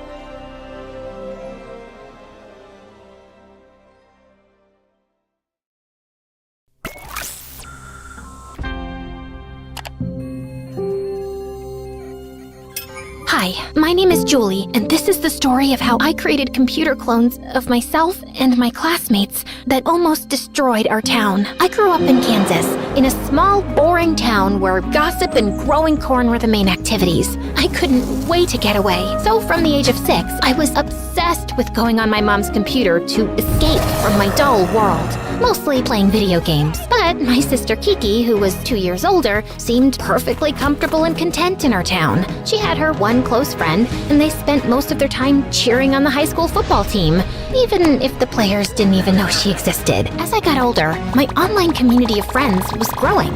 We'd swap cheat codes, innocent hacking tips, and programming shortcuts. I was becoming a computer whiz. When I was 12, Mom gifted me the new computer I'd been begging for. I was ecstatic. She even gave Kiki a school football jersey signed by all the players. But wait, why was she randomly giving us gifts? Dad and I have some difficult news. You can't get a divorce. It would be such a bad look for our family. Wow, Kiki. So nice of you to be concerned about our parents' marriage. Well, good news, that's not the news. The thing is, we have to move to the city for my job. But I'll be making more money, yay! That's why we got you those generous gifts. Are you kidding me? You're bribing us so we won't be livid that you're completely changing our lives without our consent? Kiki was fuming, but I was silently beaming with joy. I was so ready to get out of here. 2 months later, Kiki was still giving my parents the silent treatment, and I was finally going to meet some of my online gaming friends in person. Some of them went to my new school. One girl, Grace, invited me to meet her and her friends at a coffee shop downtown. I was so nervous. I hadn't exactly honed my social skills. Oh my goodness, Julie? Is that really you? It is such an honor to meet you in person. You're like a computer goddess. I feel like I'm meeting a celebrity. Suddenly, all my nerves disappeared. I felt like I was finally where I was supposed to be. Grace was a poet and a painter, and all of her friends were so interesting and creative. So, I assumed they would all be outcasts. But on my first day of school, I realized I was dead wrong. They were the popular kids. Edgy, sociable, interesting. They were the center of attention. And suddenly, people were curious about me. Girl, where did you get that sheepskin jacket? It's so lit. Oh, my sister Kiki actually sheared that sheep herself. That's amazing. Where is she? Good question. I scanned the cafeteria to find Kiki sitting all by herself at the lunch table. It hadn't even occurred to me. I was thriving while Kiki was silently suffering. Before I could get to her, Kiki stood up and disappeared out of the cafeteria. At home, I could hear her sobbing quietly through the bedroom wall. The next morning, my parents were waiting for me at the breakfast table. Julie, we see Kiki is having a hard time here, and we want you to spend more time with her. She can't just be hanging out with us all the time, no matter how cool we are. You were never worried about me in our last town. Because you've always been able to fend for yourself. Do this for her, please. Ugh, I really didn't want to, but there was no use arguing. So, twice a week, I went with Kiki to the suburbs to watch some dumb football game or eat the greasiest burger. I kind of dreaded it, until one day, when we were at the lake, Kiki weirdly opened up to me. Is it weird that I'm kinda jealous of you? Me? I was thinking back in our old town, I sort of blended in, and now in this new place, I don't know who I am, but you've always been so self-assured, so effortlessly yourself. I suddenly felt sad for her, but it was nice to hear that she admired me and didn't think I was her weird younger sister. After that, we started hanging out more, and it was surprisingly nice. But as time went on, and I was excelling at school, my social life, and my programming side hustle, she was getting more dependent on me and stopped trying to make friends. I found myself constantly reassuring her when she felt insecure, keeping her company when she felt alone. I suddenly felt like her older sister. I hate to admit it, but I was starting to count down the months until Kiki would go off to college. And it was me that had to encourage her to go to an on-campus school. You'll go back to the country, you'll meet your people again, you'll be happy there. But I'll miss you. Yeah, but it's all right. We'll stay in touch. It's 2025. There's like 50 ways we can communicate. Kiki agreed, and finally, 3 months later, I was free of her. I could fully focus on my programming skills, my new friendships, and then Michael. He was sitting next to me at the computer lab at school, massive headphones on, practically dancing in his chair. I snuck a peek at his computer, curious. Snooping, eh? He pulled his headphones off and smirked at me. He had the confidence of someone much older. I thought of something eloquent to say. So, do you like computers? Yeah, I mean, I'm an electronic musician, so the computer is basically my instrument. That's so cool. I'm a programmer, so I also have an emotional attachment to my computer. Okay, I didn't say that. Michael and I chatted, and we had so much in common. We'd meet in the computer lab every day, and soon we started hanging out after school. I was smitten. The only problem was Kiki. Every time Michael and I would hang out, I would get a barrage of texts from Kiki begging me to call her or save her from some awkward situation. Sometimes I ignored her, but I could tell Michael was getting weird about it. That Kiki texting you again? Or some mystery suitor? Nope, just my sister. I called Kiki. I was sick of her antics. You have got to stop blowing up my phone. My boyfriend is starting not to trust me. Well, then you shouldn't be with him. How would you know? You've never had one. I'm sorry, that was mean. I'm sorry I'm bothering you so much. I'm just having a hard time making friends. Everyone knows each other already, but I see that I'm just a burden on you, so I'll leave you alone. Click. She hung up. I felt really bad. She needed me, and I wanted to be there for her, but it was just so energy draining. If only... How is your sister doing? Terrible! But then I had a crazy idea. I would make a bot version of myself to keep chatting with Kiki. An even better version. All I had to do was build a program. Enter my browsing data, chats, photos, everything and anything about me, plus a couple of keywords I wanted my avatar to embody. I didn't tell anyone what I was working on, especially Michael. But a week later, it was done. I watched as my bot sent its first message to Kiki. Hey, normal, lonely sister. Sorry for the silence, no text. You got this, girl boss. Okay, whoa. The bot was not ready. I texted Kiki to do damage control. Oh my gosh, so sorry. That was a voice message my phone misinterpreted. What I meant to say was, hey, it's normal to be lonely, sis. And I'm sorry for the text silence. You're a great girl because you've got so much to offer. Ugh, I was honestly just making it worse. Now I sounded like a robot. So I reprogrammed the AI until it came up with something useful. If you want those girls to like you, just ask a lot of questions and build off what they're saying. You can even send me a text during the party if you're feeling weird. Ta-da! This was the AI Julie I was looking for.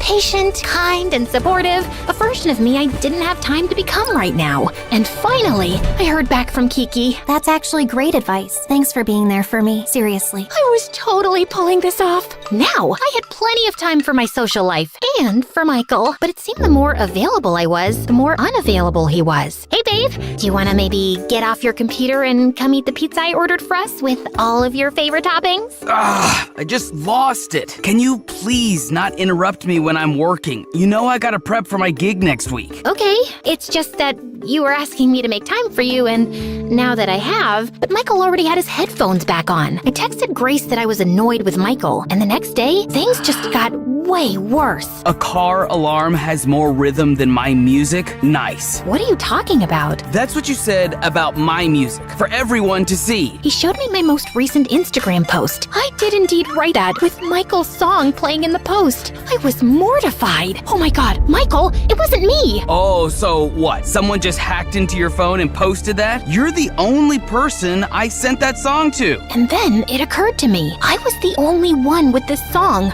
Well, me and my AI. And that's when I realized she must have gone rogue. I'm so sorry, but I can explain. I sort of created a program that created an AI replica of me to keep communicating with my sister so I could devote all of my attention to you. And my bot must have known I was mad at you and tried to get vengeance. I swear it wasn't me.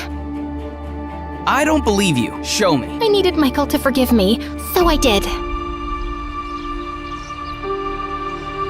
Honestly, I'm kinda impressed, but you need to go online right now and tell everyone it's a joke and fix it so it doesn't happen again. Done! And I hate to ask, but I need to get into this music school. Do you think you'd be able to create an AI version of me just to write my college admissions essay? I mean, I didn't want my tech to get abused, but I didn't want to lose Michael. Okay, but just this once, I just need you to gather all of your data.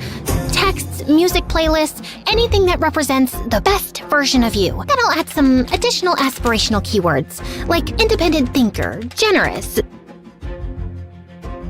I am generous. I smiled politely, then got to work making Michael his bot. It was much easier this time around, and it just needed a few adjustments until it became the smart, studious version of Michael. When I showed him, he was ecstatic. Julie, you're a genius. Thank you. He kissed me sweetly. I hadn't gotten a kiss from him in weeks.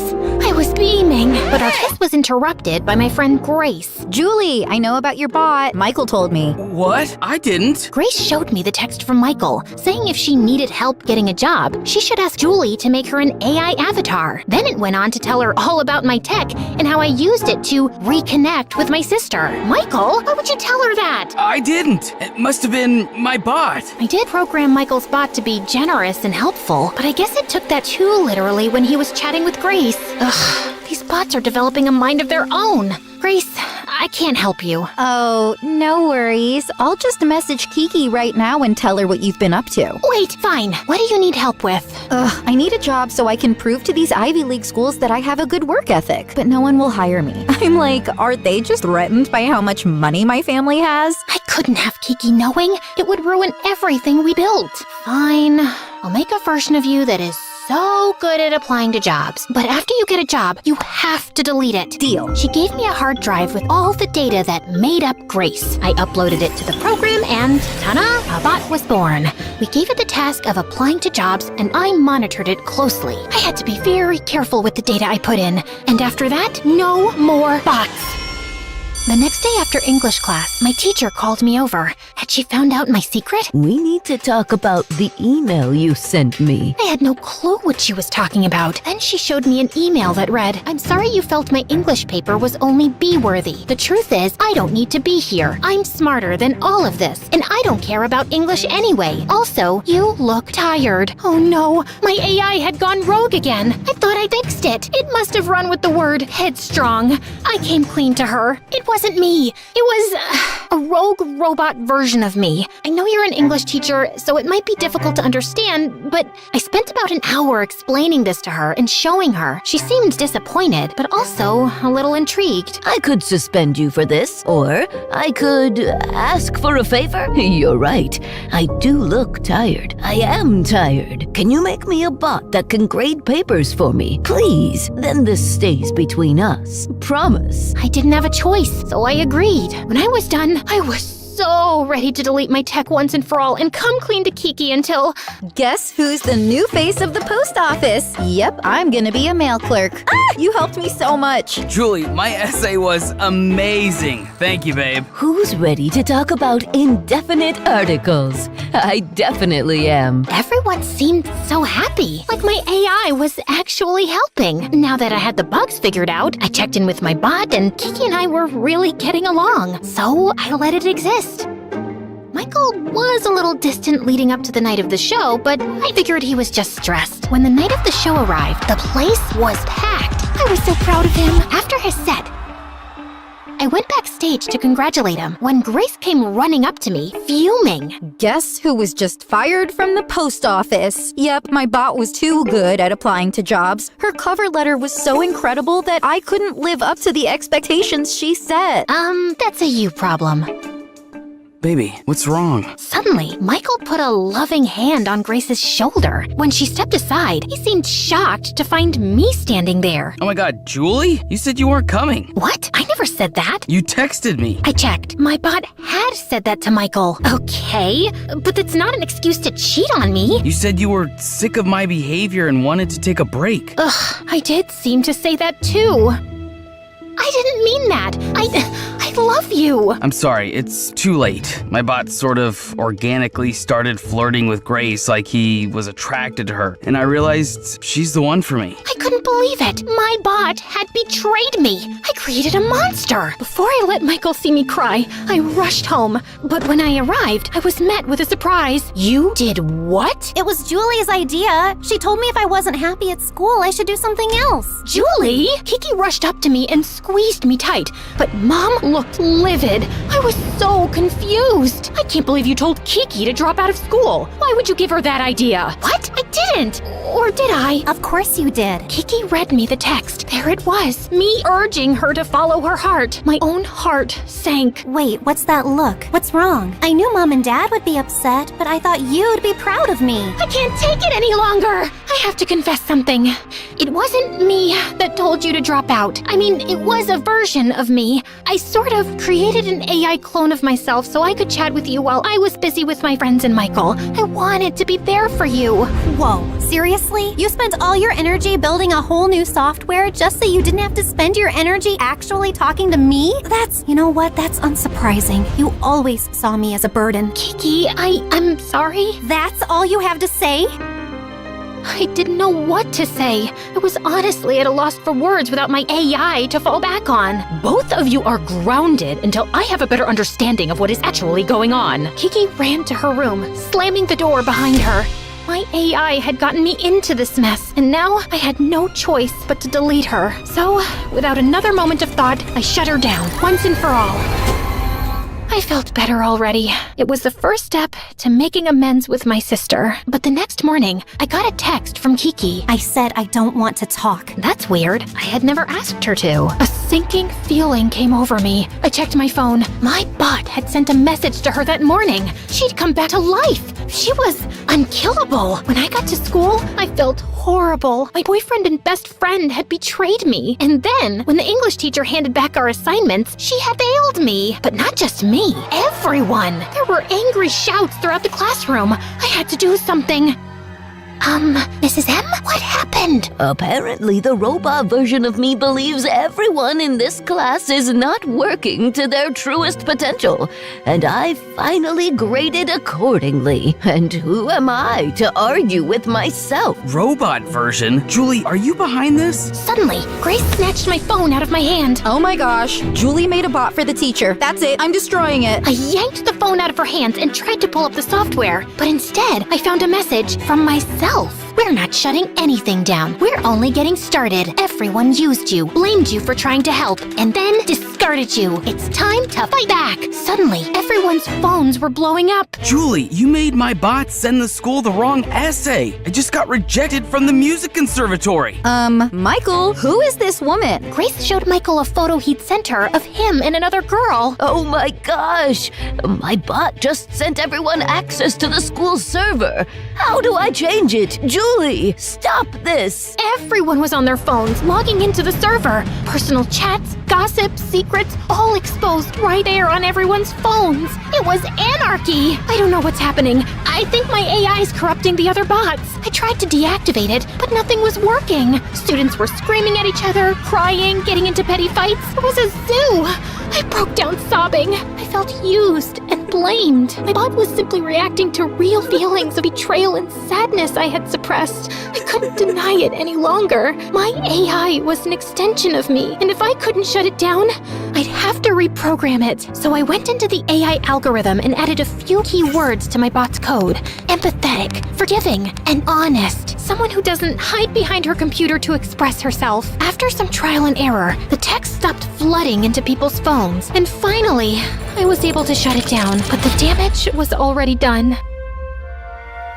I decided to be the brave, honest version of myself I had programmed into my now dead AI as I addressed the rowdy crowd. Everyone, stop! Hear me out! The crowd went quiet. I'm sorry for my part in this, but listen, you can't rely entirely on an algorithm. It makes mistakes, just like you. You have to take responsibility for your own lives. If I had just talked to my sister Kiki instead of avoiding her, I could have saved us both a lot of pain and spared you all some too. But now, your secrets are out, and you have to face them. Okay, bye! I ran home. I had to see Kiki. Kiki! I shut the software down. I'm sorry. You were right. I was hiding behind my computer because it was easier than giving you my time. You're my best friend. You've always been there for me, and I need you now more than ever. I love you, sis. Tears were welling in Kiki's eyes. And you didn't get a bot to write that for you? Nope, that's from the human heart. Well, you might have been hiding behind a computer, but I was hiding, period. I didn't drop out because you told me to. It's because I was scared. So was I. I didn't want to say the wrong thing to you and lose you. Kiki hugged me. Now tell me, does this outfit work for my job interview tomorrow? I was sweating, but I had to be honest. Not really. But don't worry, I'm gonna build an app that will help curate the perfect wardrobe ensemble. No!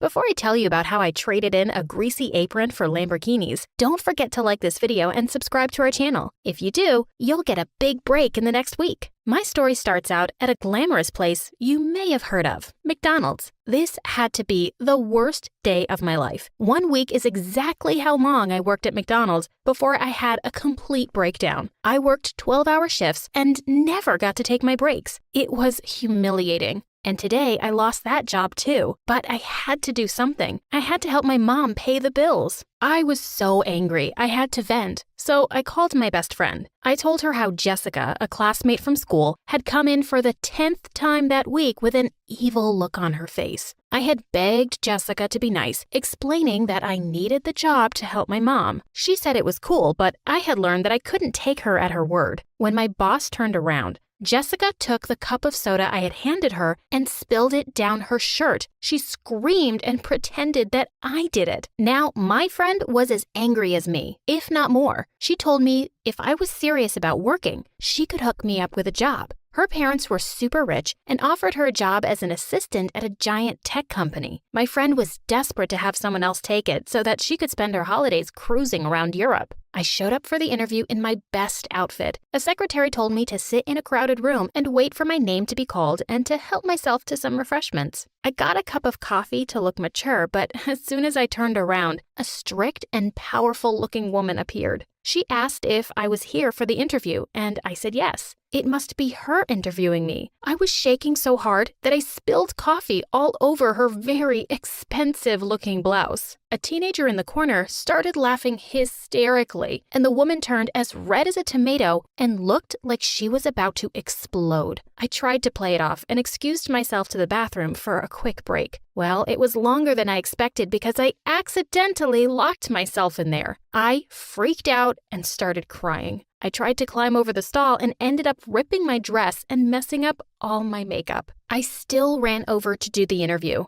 but I looked like a circus clown. The lady didn't even ask me any questions, just said, "Thank you for coming," in the busy reception area and sent me home. I'd blown it. I was about to go beg McDonald's to take me back when I got the phone call telling me that I had got the job. Maybe this woman had a better sense of humor than she seemed, or maybe they were just desperate. Either way, I showed up to work bright and early the next morning. I showed up at the office and was directed to Mr. Heiko on the top floor. Mister? I guess that woman wasn't my boss after all. Not only that, but I wasn't working for just any boss, but the boss. The office on the top floor was huge. The hallway was filled with artwork that cost more than my house. I made it to the end of the hallway, to my new place of work. I was buzzed into the office and asked to come in. I was so nervous. I tried as hard as I could to be prepared. Let's just say nothing could have prepared me for what I was about to walk into. I walked in and saw the same teenager from the waiting room playing video games on the floor. He looked at me and got excited. I asked if I was in the right place, and he said yes. I told him that I didn't understand. His response? "You were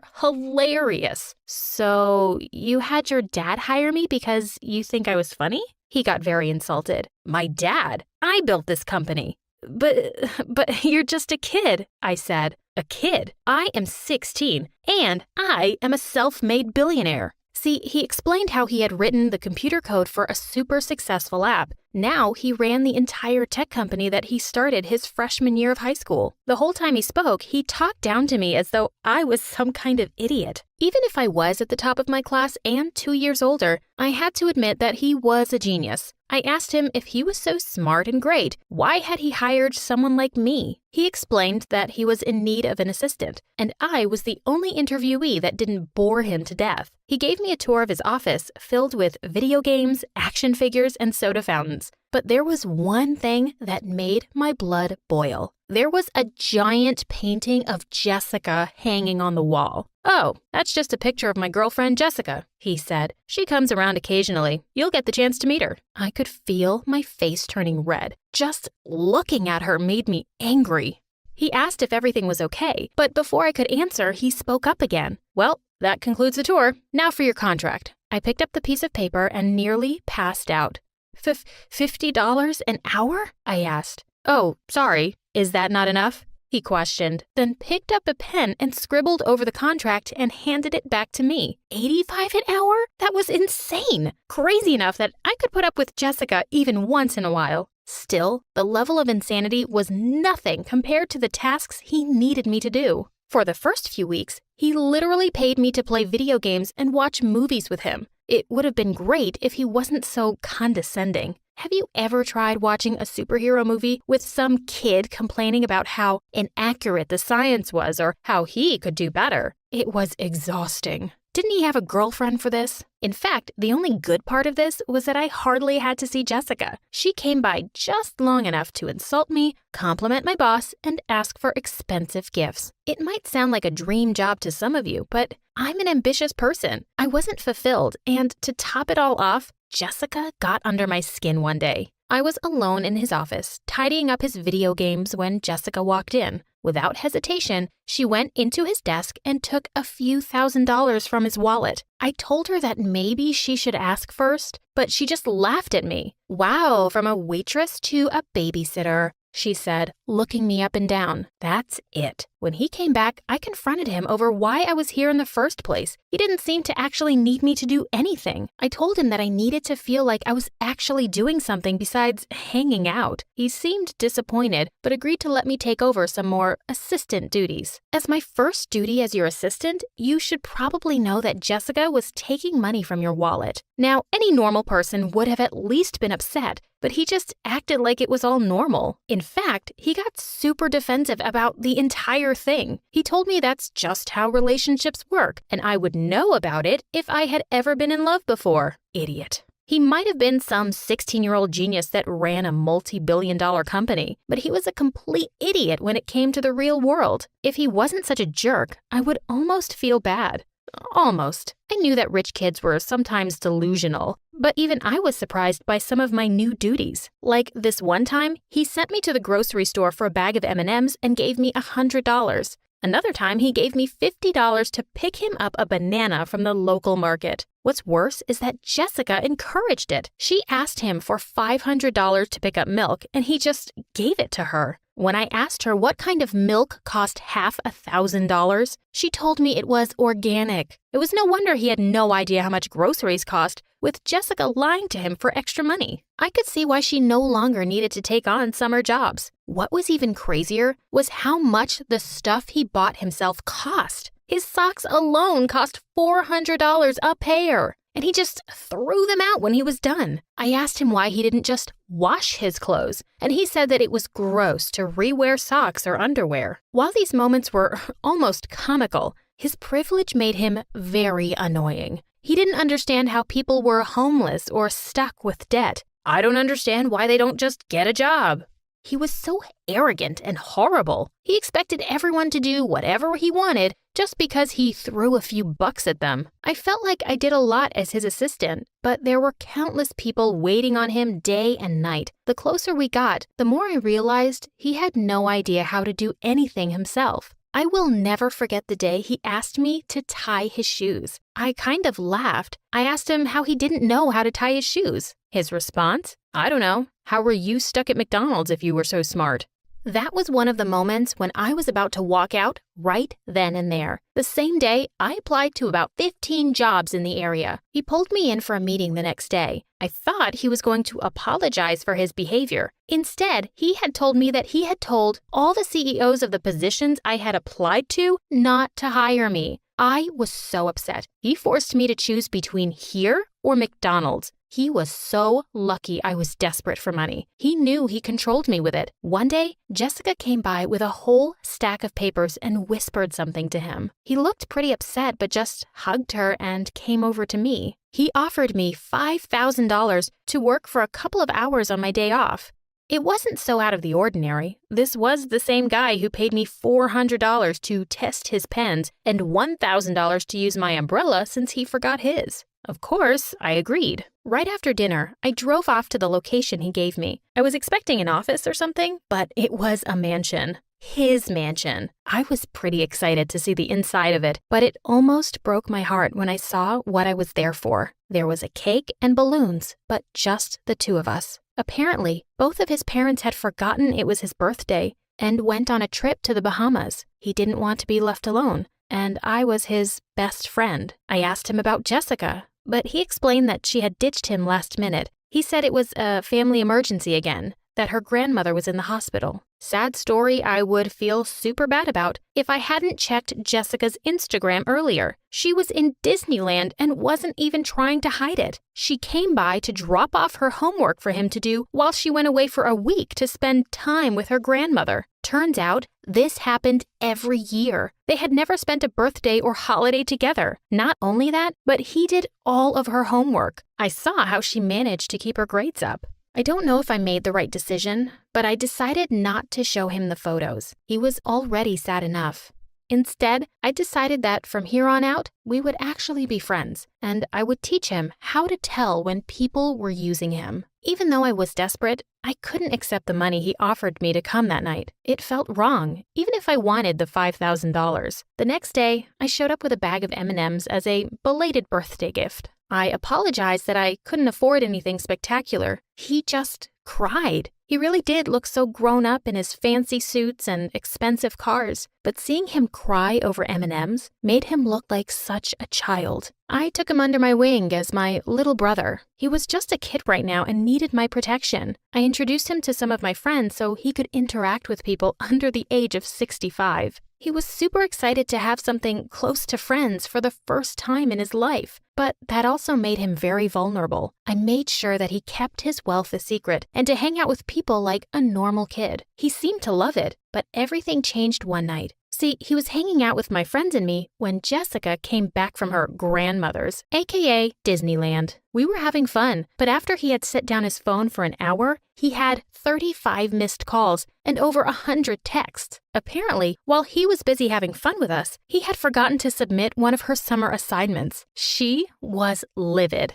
Even though I tried to tell him he did nothing wrong, he looked really sad and left early. I was going to ask him about everything the next day at work, but he texted me to not come in. After a week of asking me not to show up, I took matters into my own hands. I walked right up to the office and right in the middle of a fight between him and Jessica. When I walked in, she immediately asked what I was doing there. "I thought I told you to fire her. She's a bad influence," she shouted. My boss looked so uncomfortable and said he didn't want to fire me. So she walked out, leaving my boss and me all alone. Again, he sat there and cried. There were a lot of tears over the next few days, and I did whatever I could to comfort him, even when I was off the clock. I made him promise never to take her back because she was using him. He agreed, but then ruined everything in an instant. He leaned in and tried to kiss me. I pushed him away and told him I only thought of him as a little brother. He looked so embarrassed. I let myself out and did not come back. Luckily, I had saved enough money to earn myself a shopping spree. I was out downtown when I saw them. My worst nightmare. He and Jessica were walking along the street, him holding tons of bags from Gucci and her yelling at him. She said how pathetic he was and how she could always do better. I thought about ignoring it, but it was like watching a witch harass my own brother. I ran up to them and yelled at her for being such a jerk. I said how she should consider herself lucky that anyone puts up with her, let alone a great guy like my friend. She told him to defend her, but even I was shocked by what happened next. He told her to leave. She told him that he would regret it and stomped off. She tried to take the Gucci bags from him, but he handed them to me instead. He thanked me again and then did something that kind of irritated me. He handed me a check for $100,000 as a thank you. I ripped it up in front of him. "Don't you get it?" he said. "If you don't want to date me and don't want my money, why are you so nice to me?" "Because you're my best friend." He almost cried right there. I don't think he had ever been that happy before. You would never believe what happened next. He fired me.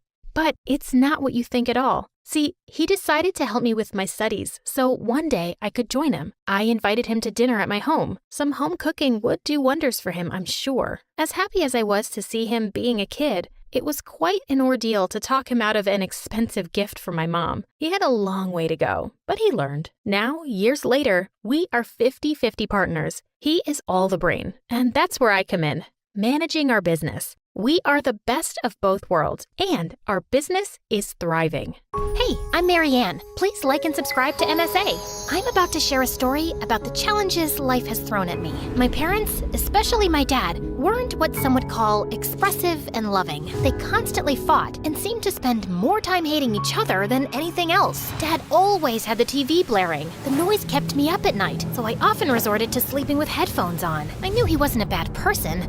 He just had some annoying habits and seemed to enjoy annoying Mom. Mom was kind. She did her best to be the best mom. She'd surprise me with toys and candies. My favorite place was our treehouse, which Mom built for me. It was my escape. I loved spending time there with my bestie Joy. Marianne, everything will be okay. My mom got me 2 dolls and I want to give you one. Let's grab some ice cream.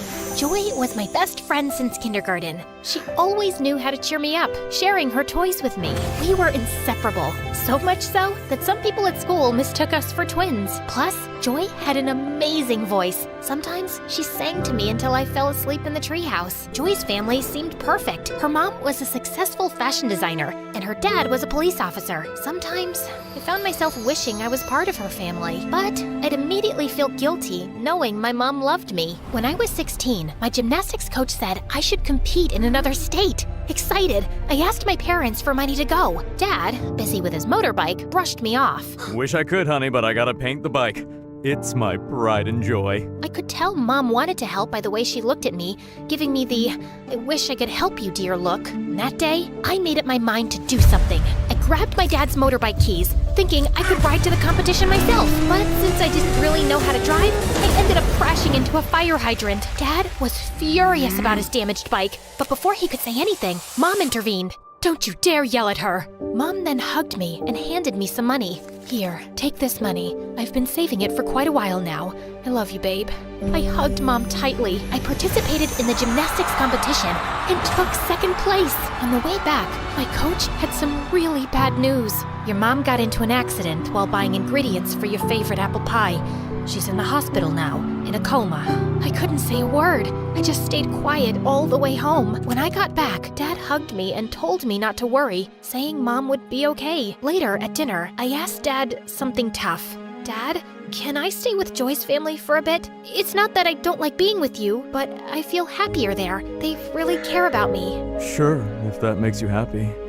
I'll talk to Joy's parents. And Joy's family was really welcoming. Joy's mom used to say, "We're glad to have you, dear. You're like my second daughter from now on." That's how I ended up living with my best friend's family. They even gave me my own room. Joy's parents were wonderful. They looked after me and made me feel like I was their daughter. Even though her dad wasn't always home, I loved them with all my heart and thought of them as family. Joy and I even got closer. We'd spend all night talking or playing video games. I still saw my dad from time to time, and he seemed to be improving, becoming nicer. I'll keep getting better until you say you want to come back and live with me. Well, that might take some time, but yeah, keep your hopes up. I smiled and gave him a hug. One day, as I was walking around the house, I found a room full of beautiful clothes. Curious, I started trying them on. Joy's mom walked in on me. "You look beautiful! I've always hoped to share my wardrobe with a daughter." Just then, Joy walked in, and her mom invited her to join. "Joy, darling, come try on some clothes too." I don't want to. Soon, I got really close to Joy's mom. We hung out a lot, and I even helped her out at photo shoots, sometimes modeling for her. One day, I was shocked to see my picture on the cover of a big magazine. I wish Joy liked fashion like you do. Thank you for always being here for me.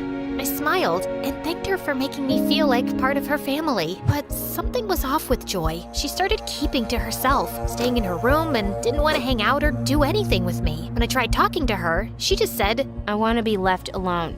I was really worried about Joy's sudden change and couldn't figure out what I did wrong. I kept trying to fix things, even apologizing, but nothing worked. She sometimes even yelled at me. I had to give her space, even though it hurt a lot. One evening at dinner, Joy's mom shared some exciting news. "Marianne, your teacher called. Your college aptitude test scores were amazing. I'm so proud of you." Turning to Joy, her mom asked, "And how did yours go, honey?" No, I didn't bother with it. I'm going to be a singer, so I don't need it. Maybe one of your famous friends could help produce my album? I won't do that. I want more for you. You're going to college, and later you can decide what you want. What? You can't make those decisions for me. I'm going to be a singer, and that's that. As your mom, yes, I can guide you. You can't tell me anything. Joy, stop. Your mom's just trying to help. You shut up. My life was better before you showed up. Go back to your miserable family and leave us alone.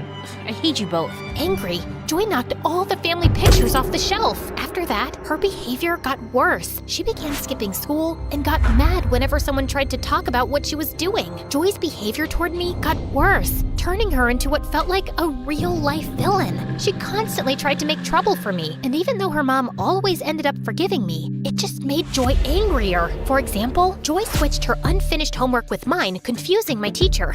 Luckily, the teacher sorted it out. Joy made a fake social media account with my name, posting embarrassing stuff. It took a while, but I showed it wasn't me and shut it down. Joy hid a library book I borrowed, causing me to get late fees. Her mom found it later and figured out Joy's trick. Joy messed with my bike's brakes. I felt something was wrong before I wrote it and stopped myself from getting hurt. This escalated one afternoon when Joy's mom was away on a business trip and her dad was away at work. Joy decided to do something drastic. She turned the backyard into a makeshift movie theater. I'm not sure showing a movie here is a good idea. Well, it's better than having you around all the time. The backyard quickly filled with people, the projector buzzing to life. I stayed inside, trying to avoid the chaos, and was flipping through a magazine when suddenly someone stumbled into my room. Oops, my bad. I was looking for the kitchen. Hey, is that a magazine about vintage cars? My dad collects them, and I've read a bunch about them. Is that the issue with the 60s muscle cars? Yes, it is. His name was Brian. We discovered we shared a lot of interests and spent the evening chatting in the kitchen. Just as we were really connecting, the screen outside fell over with a crash. Suddenly, Joy and her mom came in. Look, Mom, I knew it. Marianne set up this whole movie thing just to hang out with her boyfriend. Boyfriend? That's not true. Why would I organize this party? Joy, you're my only friend here. Then explain him being in your room. This must be your party. Enough, Joy. I don't think Marianne would do this. But young man, it's time for you to go home, please. Joy looked so angry and stormed off. She stopped talking to me and just ignored my existence. I kept talking to Brian. Having him in my life was great. He was nice looking and well-mannered. His family had money, and he shared his dream of becoming a doctor with me. A few days later, Joy's mom called me into the living room, where I found my dad sitting. I really care about you and loved having you here, but things with Joy are getting tough. She's feeling left out. Plus, your dad's been talking to us. He's made some changes, wants you back, and misses you a lot. The past few months have been really tough without you. I love you and want you to come home. I didn't say much. When I feel a lot, I find it hard to speak, but I managed to say, I'll pack my things. I moved back with Dad, and honestly, things weren't bad. He had really improved, and hanging out with him wasn't bad at all. But I ended up blocking Brian. I didn't have a strong reason to cut him off. I felt like I didn't deserve him and just needed a fresh start. A few months after finishing high school, I couldn't go to college right away. Dad didn't have the money because we had big hospital bills for Mom. So I started working as a pizza delivery person. It was tough, but I never thought about quitting. I worked really hard and finally got into college. I planned to study economics and maybe even start my own business someday. While studying, I took any job I could get. Eventually, I managed to rent a tiny apartment with a view of the city dump. It wasn't much, but it was mine. I could finally study and rest there. Dad even helped me buy a used car for my delivery job. Things were starting to get better. I kept working hard, aiming for success. I often thought about Joy and her parents, and my mom too. I missed them a lot. With exams coming up, I studied all night and worked all day. I felt unstoppable, like nothing could slow me down. But one day, while out on a delivery, I suddenly felt very dizzy, and the next thing I knew, I crashed into a tree. I was rushed to the hospital. Everything hurt, but what pained me the most was my thoughts. Why couldn't things just go right for once? I hugged my pillow and bursted into tears. Then, a young doctor came in, and I was shocked. Brian, is that really you? He recognized me too. I always thought I'd run into the girl who broke my heart again. Feeling embarrassed, I just looked down and stayed quiet as usual. Brian had finished medical school and was now an intern at the hospital. I apologized, and we chatted for a while and swapped phone numbers. Over time, we got closer and started dating. Brian had the kindest heart, and he even helped me with my college fees. One day, I went to the hospital to bring Brian his lunch and decided to visit Mom afterward. I entered her room, and she looked so peaceful, just like an angel. I gently kissed her forehead. Mom, I have to tell you something. I tried to replace you. I was so angry when I felt you gave up on me, so I gave up on you. I was angry at Dad too, even though the poor man was struggling without you. I used to be mad at Joy, but as I got older, I understood her and we made up. I'm friends with her mom now too. I love them, but no love can match yours. Guess what? I found out this morning I'm pregnant. I'm going to surprise Brian tonight on our date. I think he's going to propose, and I'll say yes. Mom, I'm happy, but my happiness isn't complete without you. Tears overwhelmed me, and I laid my head on her hands when suddenly I felt her hands move. Overjoyed, I ran to the doctor like a little kid, shouting, "My mommy is awake! My mommy is awake!"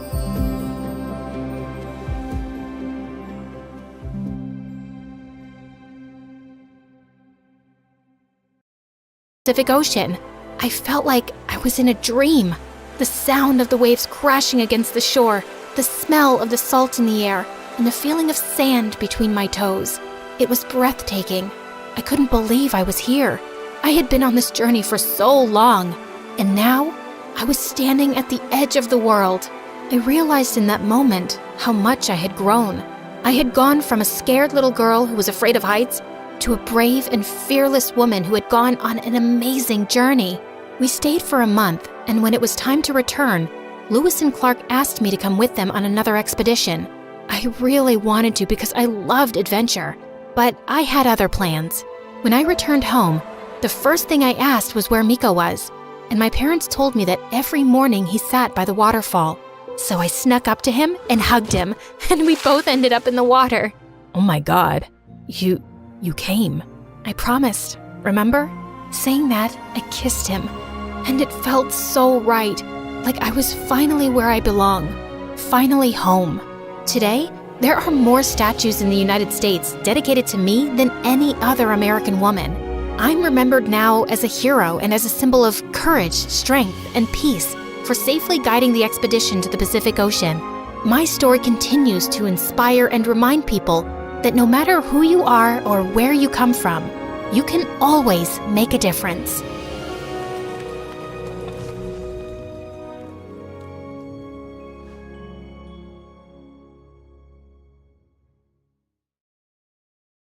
Hi everyone, my name is Danielle, and I'm not your typical teenager. I've always been different. Instead of playing dress up with the girls, I preferred playing football with the neighborhood boys when I was a little girl. And now that I'm 15, I always play video games with the boys instead of going to the mall with my mom. I also sing a little, and it is my dream to become a professional singer one day. But before I get into that, please like and subscribe.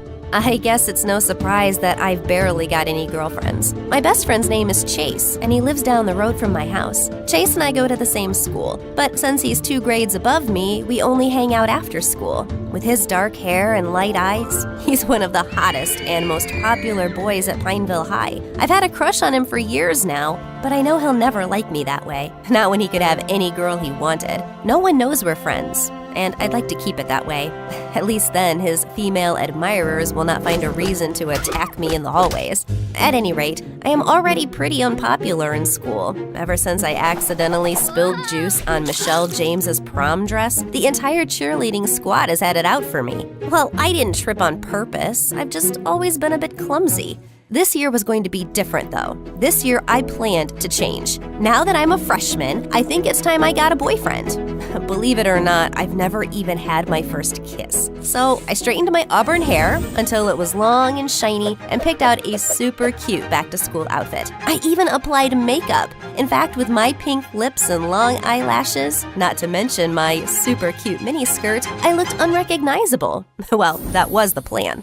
The first person who saw me was Chase, as he was picking me up from school, but his reaction was not what I expected. Whoa, what are you up to? Nothing. Is it obvious that I was a bit nervous? Chase gave me an angry look that had me squirming, then looked ahead and continued driving. He refused to say one more word to me during the entire journey. But apart from the disappointment with Chase, the rest of the day was perfect. Nearly every girl wanted to know where I bought my yellow crop top and blue miniskirt, and nearly every boy wanted my number. Yes, even the ones who were already in relationships. And by the end of the day, I had a date with Hugh Lautner. Hugh was a quarterback on the soccer team and super cute. He promised to pick me up from school tomorrow, even though he lived an hour away in a much posher part of town.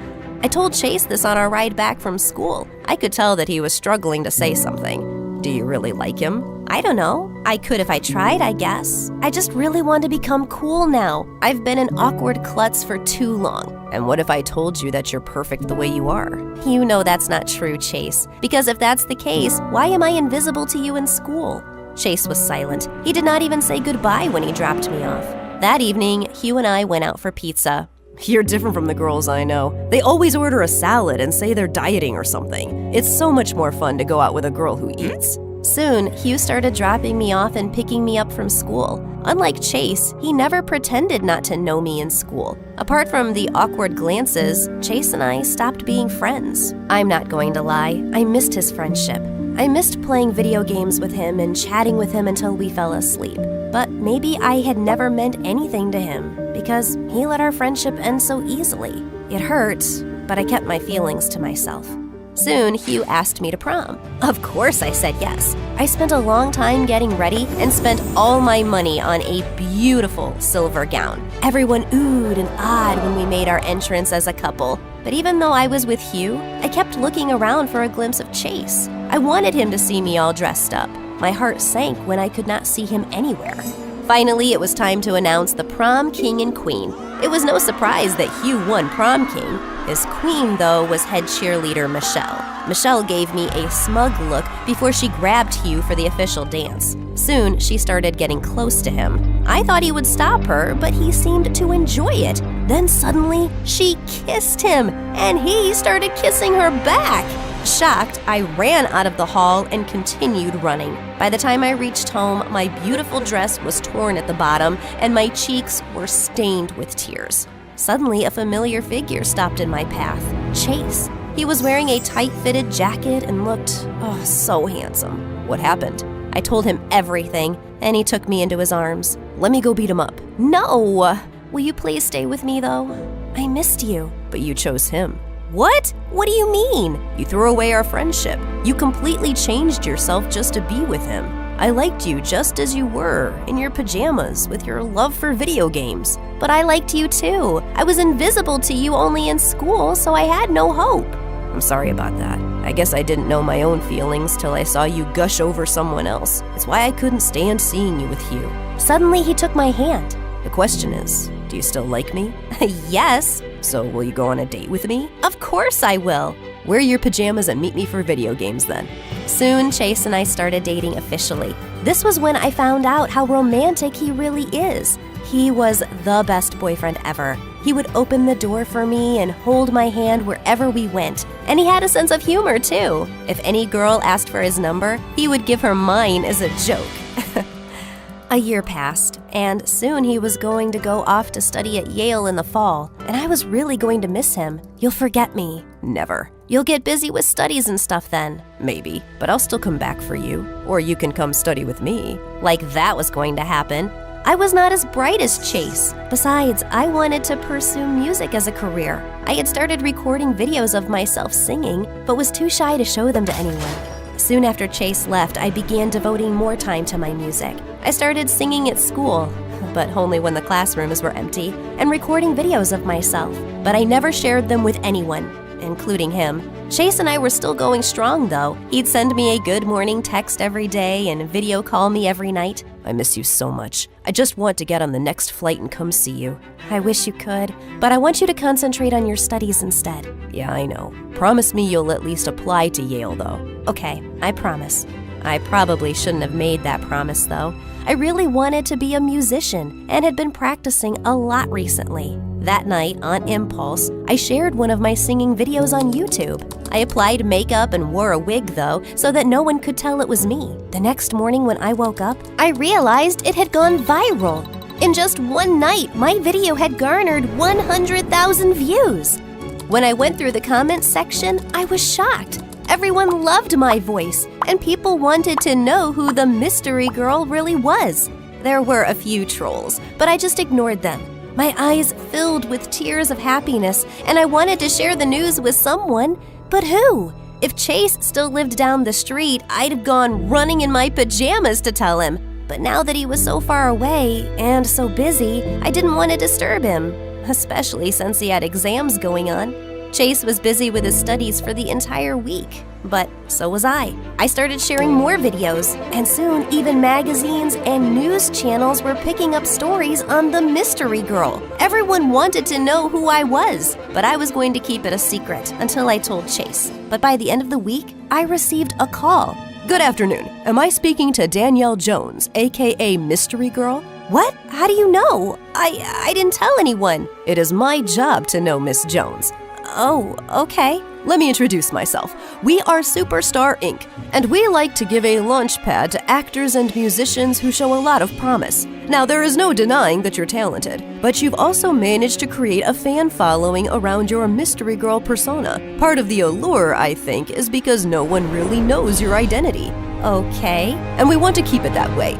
We are offering $1 million for your talent and your silence. This means that you need to keep your double life absolutely secret. And clearly you haven't been doing it well enough because it wasn't that difficult for us to figure out who you were. Does that mean I can't even tell my boyfriend? Of course not. He may be trustworthy now, but what happens if you two break up? You think he'll keep your secret then? I was silent. I knew it was wrong not to tell Chase my secret, but I also didn't want to jeopardize my only chance at fame. So, I agreed to the conditions set by Superstar Inc. Within days, I was whisked off to LA. They gave me the swankiest car and the fanciest apartment, and suddenly I was making more money than I had ever dreamt of. The best fashion labels wanted me to sign as their models walked the ramp, so I was soon flying all over the world, from Milan to Paris to Zurich. Unfortunately, this meant that I was growing distant from Chase. I kept missing his calls and texts because I was always so busy with some concert or tour. I couldn't tell him the truth, so I would just send lame excuses. I slept off early last night, but I could see you were online till 1 a.m. I guess I was sleep texting then. Finally, one day, Chase sent me still broke. I spent many nights crying and poured all my pain into my music. The audience still loved my songs, even though they were sadder now. Male singers and actors would keep asking me out on dates, but I was still nursing a broken heart. I no longer had any ties to my old life, though. Mom and Dad had stopped trying to call me home for a visit, and we only exchanged the occasional text. I guess they still wanted to know that their daughter was doing all right. As time passed by, my heart began to mend. I began dating Hollywood stars, but I could never forget Chase. Even 3 years after he ended things with me, I was still not completely over him. One day, I was doing a live show with Aaron, an up-and-coming Hollywood actor. Everyone told me that you're a cutie, but I had no idea you were this cute.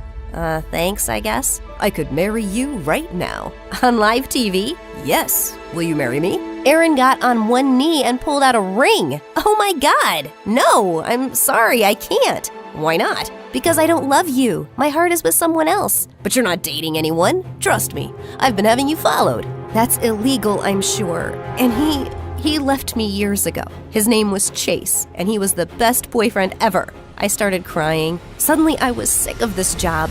It may have brought me fame and money, but it cost me my relationship with my parents and boyfriend. It was time to tell the truth about who I was, whether Superstar Inc. allowed it or not. Suddenly, I took off my wig and wiped off my makeup on live TV. My name is Danielle Jones, and I am the mystery girl. Only I don't want to remain a mystery anymore. I am real, and I want to live my truth for myself and my fans.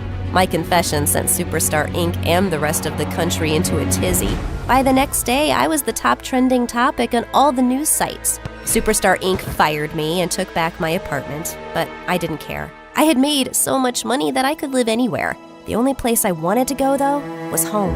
After 4 long years, I landed on my parents' doorstep to apologize. They had seen the news and cried tears of happiness while hugging me. There was still one more apology I needed to make, though. I texted Chase. Hey, it's Danielle. I know this comes really late, but I'm sorry for everything. I waited a few hours for a response, but none came. Suddenly, the doorbell rang. It was Chase. Chase, what are you doing here? Answering your text. Can I come in? I'm a bit tired. I just flew in. Of course. Where are my manners? Will you have something to drink? Oh, wait, why are you wearing hospital scrubs? Firstly, I'll have just you. And secondly, I'm a neurosurgeon now. I'm just flying in from my last surgery of the day. I have to go back tomorrow. Wow, that's amazing. And wait, what do you mean you'll have me? Suddenly, he kissed me. I've been waiting to do this for years and years. I blushed as Chase lightly brushed a strand of hair from my face. So what do you think? Huh? About what? About picking up where we left off. I think that's a great idea. But let me just grab my pajamas quickly. We laughed as Chase pulled me in for another perfect kiss.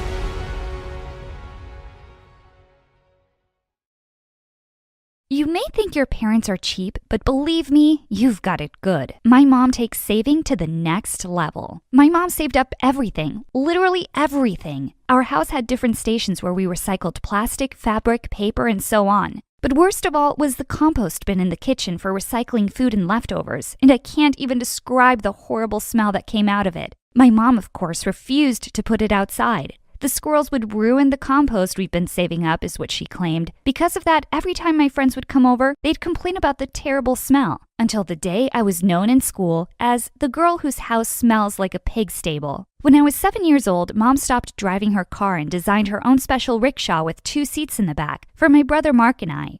She drove us to school in this rickshaw for years. Back then, we thought we were cool. People waved at us and smiled. It was actually like we were the head of a special parade. I thought my mom was very creative. We always have to be prepared for the worst. Your grandpa has taught me well. He said, "Trisha, this is the best way to take care of your family," she said proudly. When we were very young, Mom bought toys from secondhand stores and then stitched them up for us. We were too young to care where the toys came from. The funny thing is that we didn't know how cheap my mom was until Tracy, one of my friends, came to visit when we were younger. She came over to my house for a sleepover when we were 10. "Why does your mom take ketchup, sugar, and serviettes from restaurants?" asked Tracy after we'd eaten. I didn't have an answer. The next day, we went to the movies together. "Why does your mom sneak her own popcorn and drinks into the movies?" Tracy asked me as the movie started. "Your mom is cheap," she said. I was angry with Tracy. I thought she was being mean. I didn't want to believe her, but as I cooled down, what she said opened up my eyes to what was actually happening.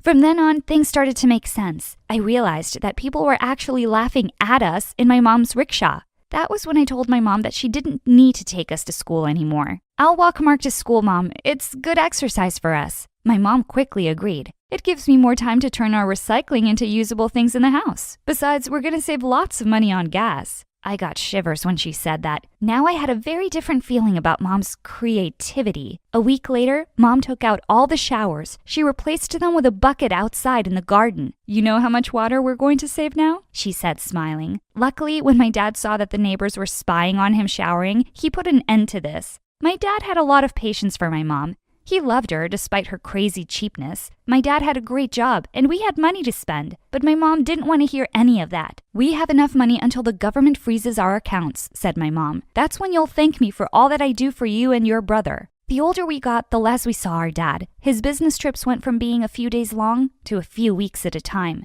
Soon it was months before we would see him. I should have known that something was up, but I'll admit that I was too wrapped up in my own problems. When I first got my period, I faced a problem I never expected. I knew at the time that I should start using pads and tampons, but instead, I was shocked to see my mom holding a period cup and saying, "Here you go, sweetie. You will be using this every time you get your period from now on." Not only that, but she also gave me a weird piece of fabric and said, "Spoiled teen girls start wearing a bra as they grow up, but a special girl like you will wear this." She handed me the piece of fabric. I didn't understand what it was supposed to be for. You see, you only need to wrap it around your chest, and there you go, a comfy bra for free. I knew at that point that my mom had gone way too far. My brother Mark hated my mom's cheapness even more than I did. Because he was younger than me, Mark got all my hand-me-downs. From jeans to t-shirts and even jerseys, Mark grew up wearing my clothes. He He was creative in how he reshaped them to look like something that a boy would wear. But by the time he was 13, his classmates wouldn't let him get away with this. They left lipstick and makeup on his desk. They stuck fashion articles to his locker. They even started calling him Marcy. "Leave my brother alone," I said to them. But they just laughed.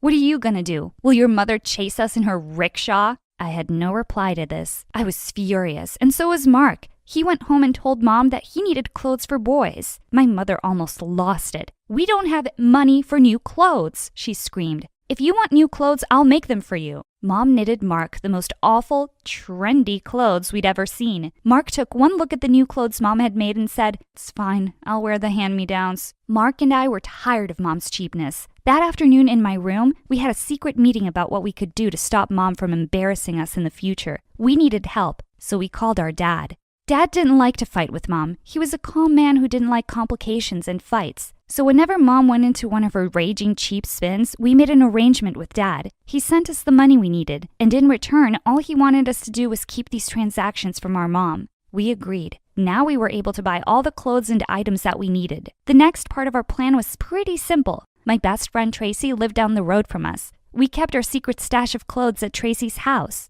Every morning we left home in Mom's clothes. Then we stopped at Tracy's house, changed, and then went to school in our new clothes. We did this for years, and there was peace in the house. But nothing lasts forever, especially when you've got a mom that has a PhD in cheapology. Summer vacation arrived, and I was excited. I'd just started dating a boy that I really liked. His name was Devin. He didn't judge me like the other kids did. I was looking forward to spending time with him and getting away from my bizarre life. That idea didn't last long. A week into the vacation, Mom arrived home with shovels, pickaxes, and other digging equipment. "Mom, what's going on?" I asked. Mom smiled. "We're going to build a bunker. I've borrowed all this equipment from our neighbors so that we can get it done quickly." "We're going to build a bunker? As in, not just you?" "Correct. My hands make light work, and we'd better get this done before your grandpa comes to visit. He's always said that every house must have a bunker." I was surprised to hear about this visit. Grandpa hadn't left his home in 20 years. My grandfather was in the Second World War. It left him paranoid about the future. He turned his home into a doomsday bunker and taught his family to save everything they could. Nothing useful was ever thrown away, and it had to be used at least 3 or 4 times before it was thrown out. Grandpa was the reason Mom was the way she was. Mark and I didn't have a choice in the matter. We were going to build a bunker. I had to cancel plans with Devin. I made as many excuses as I could, but he wouldn't believe any of them. "I'm coming over to see you," he said. Before I could stop him, he hung up. A few minutes later, he arrived at my house. Up until then, I'd managed to keep him outside. I greeted him at the front door, covered in dirt. "What's going on?" he asked. I knew that no excuses were going to make any sense now, so I told him the truth. To my surprise, he didn't run away or even laugh. "Cool, I've never seen a bunker before. Can I check it out?" I let Devin in. I introduced him to my mom. He held out his hand to greet her. She put a shovel in his hand. "If you're going to be here, then you're going to work," she said. At that moment, I could have died. But Devin just smiled and said, "Thank you." We spent the rest of the day digging. How romantic, right? We dug for hours and hours, only resting to have breakfast, lunch, and dinner. Dad was away on yet another business trip and was basically unreachable. We worked like this for a week, with Devin coming over every day. We dug until our hands ached. When our neighbors started seeing what Mom was doing, they became suspicious. They called the police on us. A squad car came around and asked Mom what she was doing. She told them about the bunker. They nodded while she spoke, but we could tell that they wanted to laugh at her. The police left soon enough, asking Mom to make sure that the structure was safe. Mom told them that it would be, but knowing Mom, she'd never hire an architect to design this bunker. "It's a waste of money," she said. Anyway, my father taught me how to make a bunker when I was 9 years old. 9? I couldn't believe it. I felt sorry for Mom. She'd had a pretty tough life. Mark and I got back to work. It was becoming easier now, and it would have been fine if the news reporters hadn't arrived. Someone must have contacted the newspapers telling them about what was going on in our backyard. A day later, we had reporters outside the house. Cameras popped over our wall. Some of our classmates came to watch and laugh, too. We live in a town where not much news happens, so when someone starts building a bunker, it gets onto the front page of the newspaper. Mark and I were totally embarrassed the following week when we saw Mom smiling on the front page of the paper. The headline read, "Doomsday Lady Builds a Bunker." I was so grateful that we were on vacation. I was so grateful for Devin. He stayed through the whole ordeal and held me when it became too much. I knew then that he loved me. I also knew that I couldn't live this way much longer. A few weeks later, the bunker was finished. Mom called Grandpa to tell him that she was ready for his visit. He canceled on her, saying that it wasn't safe to leave the house. Mom was upset, but I was furious. I couldn't do this anymore. The day I turned 18, I left home. Mom wasn't happy and neither was Mark, but I wouldn't let them stop me. Devin and I found jobs and made enough to rent a small apartment. A few years later, we got married. A few years after that, we had 2 beautiful children. Being a mother was tough, but I promised myself I'd be nothing like my mom. I kept in touch with Mom, but only through calls and messages. I kept my distance from her. Mark came to visit often. Dad, well, he was so busy with work that we barely heard from him. When my kids were about 5, Mom called me with news. Your grandpa is coming to visit, she said excitedly, and I'd like you to come and see him. I didn't want to go, but Devin talked me into it. Family is important, he said. So we went. The next day, we went to my mom's house. He'll probably come on the bus, said Mom. Back in the old days, he would have walked, but his hip is acting up now. Mark and I looked at each other. What kind of family had we grown up in? Go to the bus to pick up your grandfather, said Mom. Mark and I walked down the road to the bus stop. The first bus arrived, but Grandpa wasn't on it. He wasn't on the second or the third bus. An hour later, we walked back home. As we arrived back at the house, a brand new car pulled up to the house. Mark and I couldn't believe it. It was Grandpa. He looked nothing like we remembered him. The Grandpa we remembered wore old clothes, cut his own hair, and had a beard longer than Santa's. This Grandpa stepped out of the car looking different. He was dressed in sick clothes and looked like $1,000,000. Kiddos, so good to see you both. Come give Grandpa a hug. We hugged him and smelled his cologne. It was definitely something expensive. Then we helped him with his bags. If we were shocked by what we saw, Mom's reaction was even worse. She just about fell over when she saw Grandpa. He was different, calmer, friendlier, laid back, and full of jokes. Mom showed him around the house. She went through each room and explained how she had used everything that he had taught her when she was a girl. Grandpa smiled politely, but we could see that he was surprised and a little shocked by Mom's efforts. Finally, Mom showed Grandpa the bunker. We could tell how proud she was of her design. And we put it together in just over a month, she said, filled with everything we'll need for 10 years. Grandpa's face went white. That's great news. Why don't we get some fresh air? And I could use a glass of water. Mom said she'd get it for him. While Mom was away, Grandpa pulled us aside. What's happened to her? He asked. What do you mean? I said. She's always been like this? Always? Asked Grandpa. He paused a moment and then dropped his head. It's my fault. I raised her believing that the end of the world was always just around the corner, although I was rich. But after my wife was gone, I realized I was a lonely man and that I missed out on a lot in my life.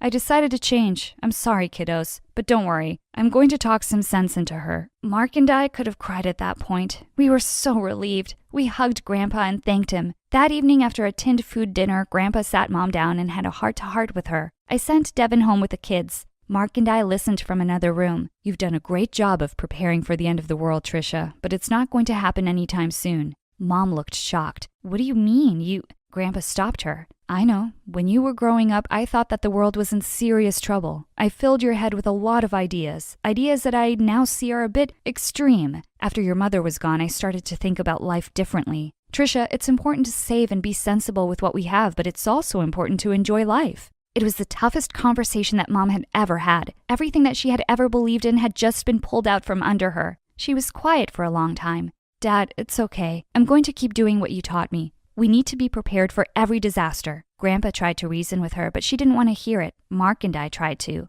Enough of this, Mom, I said. This is the reason why I left. And it's the reason why Dad left too, said Mark. Mom shook her head. She looked completely confused. No, he's away on business. He's been away on business for 10 years now, Mom, said Mark. He told me that he's not coming back, and it's because of you, because of all of this. My mom burst into tears. So I just let go? Give up? My mom said quietly. You have this skill and it's so great, but you can't always be sacrificing the present for the future. The world is not going to end anytime soon. Grandpa chuckled. A long pause followed. Then her eyes became wet with tears. She began to speak, but only tears fell. It's okay, Mom. We're all here to help you. Mom took a deep breath before she spoke. Okay, how do you guys do it? Do we have to go out for dinner as regular people do? I can do that now for a start. I smiled widely. Things wouldn't change all at once, but, well, she was finally trying to bust out of her bubble. And that's all that mattered to us. Hey guys, I'm Ashlyn, and I lived with my mom and 2 siblings in Atlanta.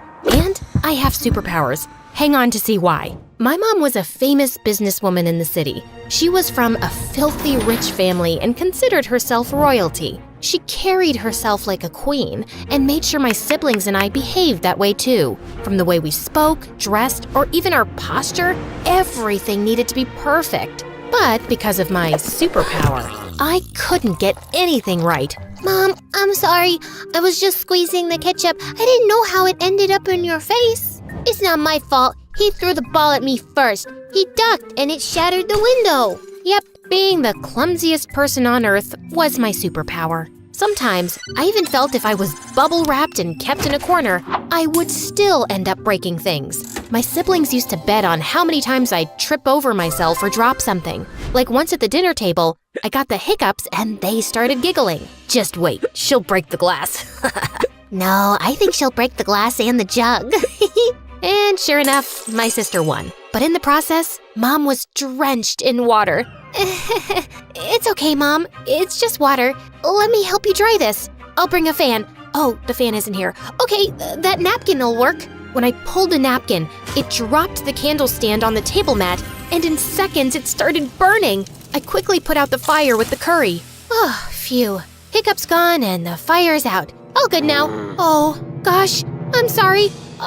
Just stop it, Ashlyn. How could you be so careless? Every time you're around, it feels like a disaster is waiting to happen. Always finding ways to ruin everything in my life. Such bad luck. It's like you're a curse in my life. But Mom, it's not like I did it on purpose. Just get out and let me have my dinner in peace. And all of you are fired. Mom's words really hurt me every time. But thank God I had Annie, who was my nanny, but she was so much more to me. She tucked me in bed, told me stories, and hugged me. Things my mom never did. I shared everything with Annie, and when she saw me crying, she asked me what was wrong. Annie, Mom's always angry with me. She doesn't like me. I don't know why things themselves fall even when I don't touch them. Oh dear, don't cry. You know you have superpowers, so things just move around. It's not your fault. And don't worry about your mom. She loves you. Just be a little more careful. Yeah, I know. Annie tried her best to make me happy and told me how Mom was just overworked, but actually loved me loads. But Annie didn't know that years ago, I had found out the reason Mom resented me so much. It was because Dad had left her for a maid working at our place, just 2 days after I was born. And since that day, Mom saw me as her bad luck. I tried not to let it get to me and focused on my studies, but I wasn't very good at that either. But still, I tried. I really wanted to win Mom's love because seeing her with my siblings made me feel like I wasn't even a part of the family. One time, when I was around 17 and on summer vacation, Mom had a launch party for her new business. Please, just spare me the embarrassment and stay in your room. Order pizza, watch MSA videos. Just don't ruin my party. Mom was always keeping me away from the fun things she did, and I was curious, so I decided it would be fun to just peek at the party. The moment I saw the guests dancing, I decided to join them, and it was then that I tripped and fell on a table. Mom was furious. Before she could even say something, Annie came running and started to clean the mess I had made. You ruined! Ma'am, I got it. Please, don't be angry at Ashlyn. Mom forced a smile, and I thought she'd let the matter go. But I couldn't have been more wrong. When I woke up the next morning, I learned from the other servants that Annie was fired. Mom could call me bad luck and whatnot all she wanted. But firing Annie? That was the limit. Mom, that's not fair. It was my mistake. Why did you fire Annie? She was the only one that cared about me in this big house of yours. What? She was just a maid. It was her job to take care of the house and you. I can't take it anymore. You're heartless. I won't live here a minute longer. You want to leave? Fine. One day out in the real world, you'll realize how much you take for granted. I want to see you try. You're not serious. In fact, I am. I left the house in a haze and found myself standing at Annie's door. When she saw me, she was worried and tried to send me back, saying how mad my mother would be. But I was determined, and eventually, she invited me into her small house. Have a seat. You must be hungry. I'll get you something to eat. Yeah, I'd like that. But as I sat on the chair, I ended up stuck. just then I heard a girl laugh. Bet you never used a chair like that before. No, I didn't. She helped me up and then introduced herself. She was Michaela, Annie's sister, and she was as nice and welcoming as Annie. I really liked their cozy home, even though the things were old and some were even broken. At night, I slept peacefully on the couch, which was far better than my luxurious mattress. But old habits die hard, and the next morning, when I told her I wanted an omelet with a fresh fruit smoothie and a pancake, hearing my words, she looked stunned. Your Highness, this is not your palace, and I'm not your servant. Serve yourself. I'm so sorry. I don't mean it. I can do it myself, but could you please tell me the thing that works like a grrr? What? I just forgot the name of the thing that was used for smoothies. A blender. Princess, here it is. She left me, and after watching a bunch of videos on how to cook an omelet, I couldn't make it and ended up burning my hand. Michaela came running when she heard me scream. Like, why did you even come here? The real world is a difficult place to survive. I don't know why you would give up such a chill lifestyle for this. Yeah, it might be kinda tough, but I'm confident I can work it out. She was kind enough that she made me breakfast and fed me herself. And in no time, we became friends. It had been several days, and although Mom was angry, I still hoped that my being gone would make her realize my worth. But she hadn't called me once, like I didn't exist to her. One day, when Michaela saw me sulk, she suggested we do something fun.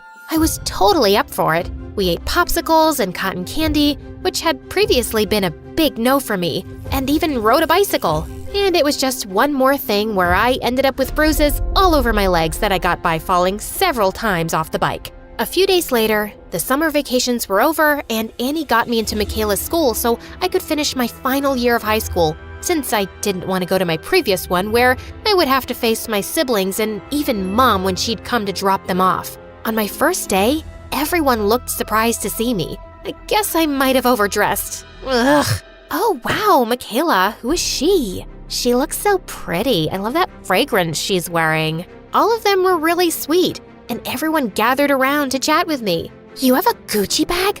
Is that a real one? No, thrift store. She bought it from there. You want to fit in or stick out like a sore thumb? Fit in? Good. So from tomorrow, don't dress like you're modeling. Michaela was right. I needed to blend in, so I bought new stuff for myself. Things were going well at school, like really well. I even made friends and started to do well in studies. One day, we were walking down the hallway and I noticed a poster for a speech competition with the topic self-esteem. Michaela suggested that I should participate. I decided to give it a shot since it would be the perfect opportunity for me to voice my ideas, something I couldn't do much around Mom. I worked hard for weeks on my speech, practicing in front of my friends. I was still nervous, but I was determined to do my best. On the day of the competition, I kept my eyes on Michaela and Annie as I stepped onto the stage. I was so relieved when I finished my speech, and I knew I had done a good job. The judges were impressed and announced that I was the winner. I was so shocked and excited.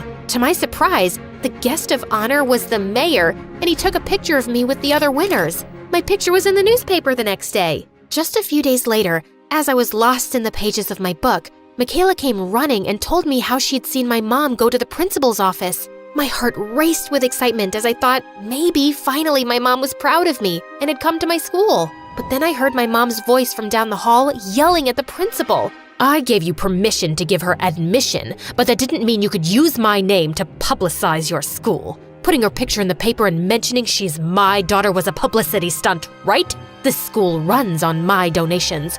Do you have any idea how humiliating that is? Mom, why are you saying this? I thought you'd be happy, but all you care about is your name?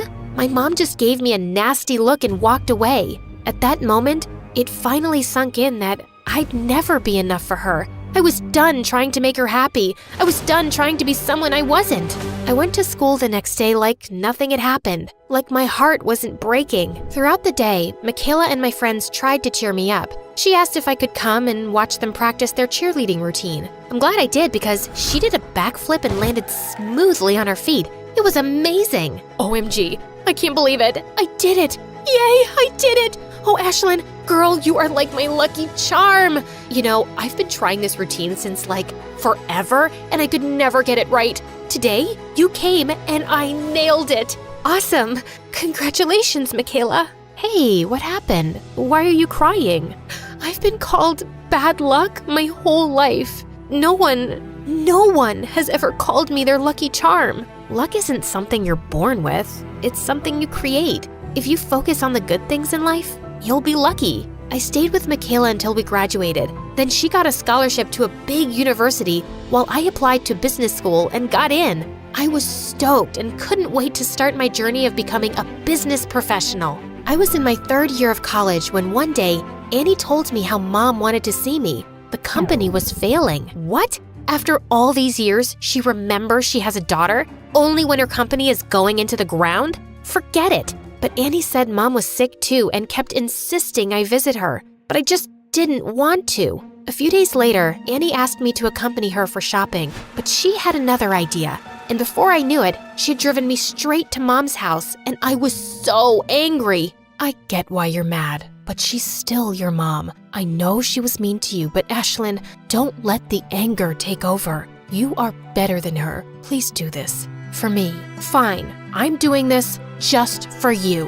When I stepped in the house, I couldn't believe my eyes. Mom was sitting in a chair and she looked so weak. The moment she saw me, she had tears in her eyes. It turned out that my brother and sister had both taken their shares of the company and left Mom. Ashlyn, is it you? I am so sorry. I was so wrong about you. I always treated you wrong, called you bad luck. Please, forgive me. I was such a bad mother to you. Mom, you don't have to say that. Please, let me. I was so wrong to blame everything on you. Can you forgive me? I don't know if I can right now, but I'll try, Mom. I'll really try. And I'll spend every day of my life trying to make it up for being like I was to you. Then Mom and I hugged. She apologized to Annie and thanked her for always supporting me. Mom told me everything about her business and I decided to help her. I spoke to her lawyer and got to know that to save the company,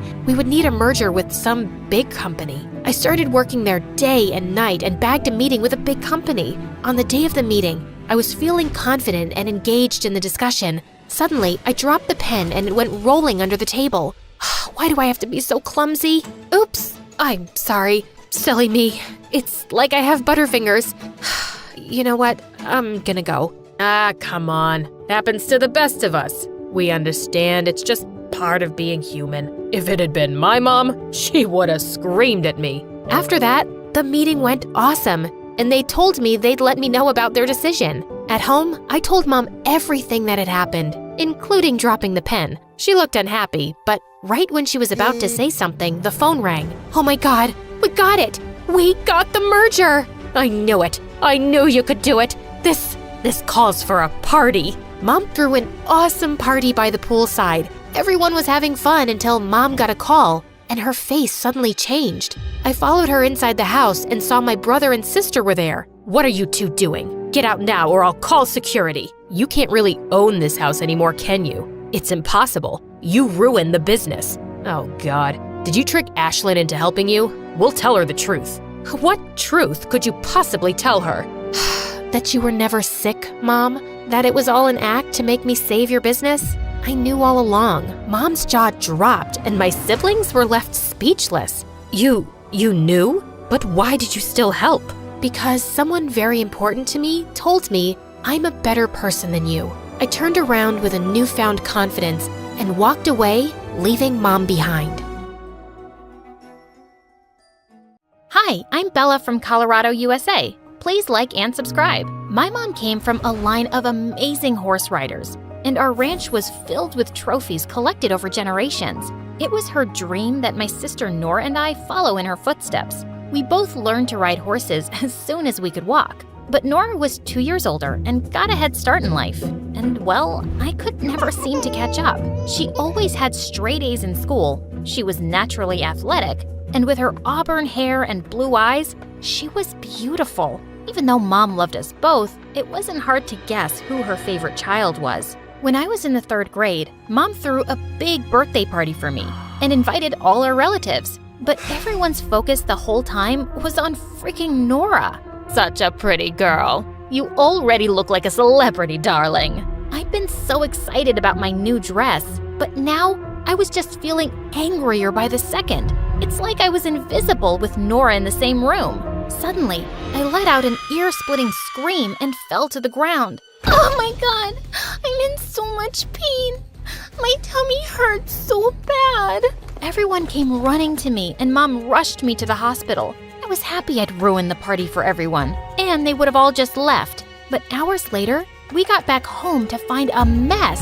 I'm so sad you missed your party, Bella, but I made sure the guests had a good time, and I thanked everyone for your presents. I'm glad you're feeling better now. All I could feel was an urge to slap Nora. She just had my birthday without me. As we grew older, I slipped more into the background. I loved horses and could ride well, but it was obvious who the star in the family was. By the time she was 13, Nora had started participating in competitions and was super popular in school. And I'd grown into an awkward kid who was into sci-fi novels and mostly preferred to eat lunch alone in the gym. Once when I was in 7th grade, I was reading under a tree on our ranch when I heard a noise above me. Suddenly, a boy fell down, and I managed to miss him by an inch.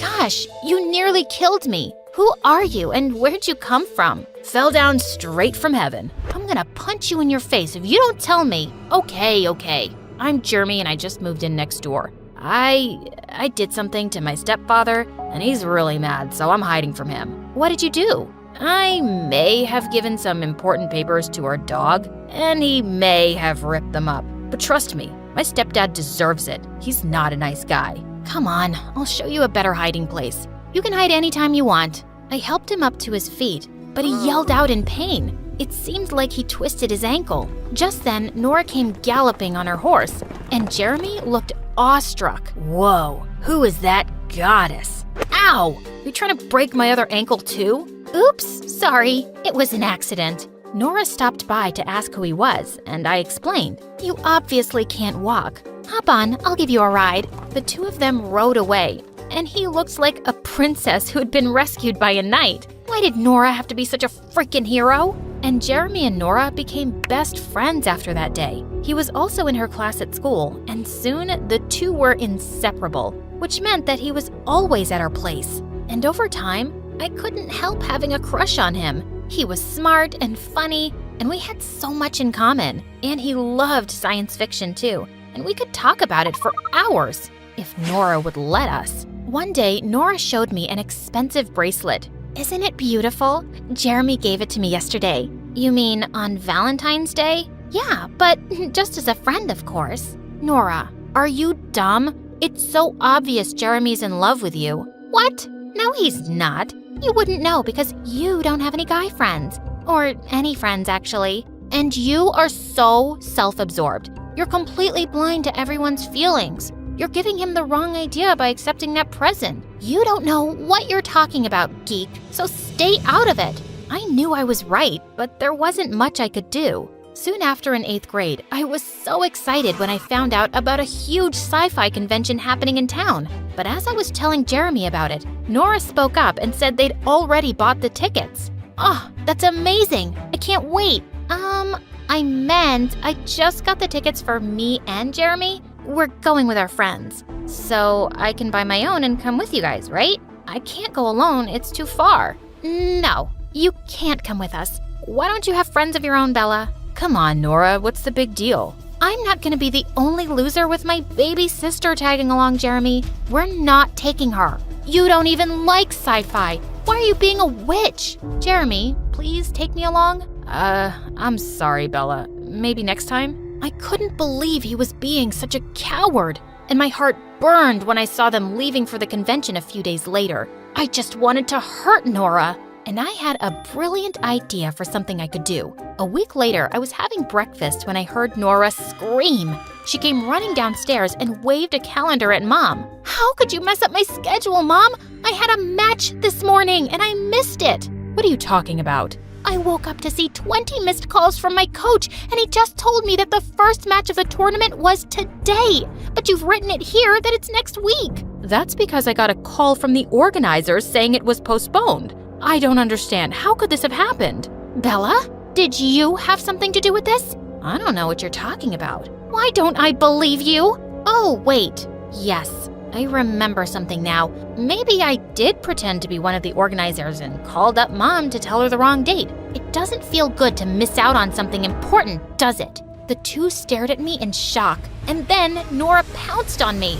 You horrible brat! How could you do this? You made me miss the convention. Who cares about that stupid thing? I'm disqualified for the whole season now. I cared. You shouldn't have been so awful to me. I hate you, Bella. I won't forgive you, ever. Mom managed to pull Nora away, and she stormed off crying, and I was grounded for a month. For the next few days, Nora acted like I didn't exist. I hadn't realized she'd be disqualified for the entire season. Maybe I'd gone too far. I decided to apologize, but I found out that she'd left for a training camp for 2 weeks. But just 3 days later, we got some bad news. Nora had been in a riding accident. Mom immediately rushed off to camp, and when she returned with Nora, I was shocked to see her on a wheelchair. What happened? I don't want to talk to anyone, least of all you. Nora had badly injured her leg, and the doctor said that her recovery would take months. Mom was devastated, and Nora kept herself shut in her room. I didn't dare go in because I knew she wouldn't see me. One evening, I just couldn't help crying in my room when suddenly I felt someone's arm around me. Hey, why are you crying? Because Nora hates me and she'll never forgive me. I wanted to hurt her, but I never wished for something bad to happen. Of course you didn't. No one thinks that. Nora's just upset about her injury, and once she's better, she'll be fine with you, I promise. But he was wrong. Just a few days later, Mom called me into Nora's room for a talk. Nora's recovery could take up to a year. We cannot miss all the tournaments during this time. She has some modeling contracts too, and we can't lose this money. Someone from our family has to represent us, and that can only be you, Bella. But Mom, I'm not half as good as Nora. She's right about that. You've been riding a horse since you were a child, Bella. We have 3 months to train before the next match, and I believe you can do it. You have to do it. Before I could protest more, Mom left the room.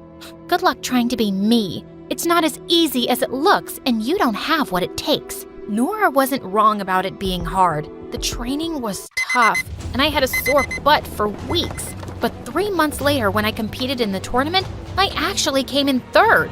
And suddenly, I was the newcomer everyone was noticing. Sure, people just called me Nora's sister at first, but as I kept doing well in matches, more of them knew my name. But I really wasn't looking forward to Nora's modeling contracts. I was awkward, and I didn't have star quality like Nora. After her styling team worked on me, though, I was stunned at the results. I'd never felt so beautiful, and clearly others thought so too.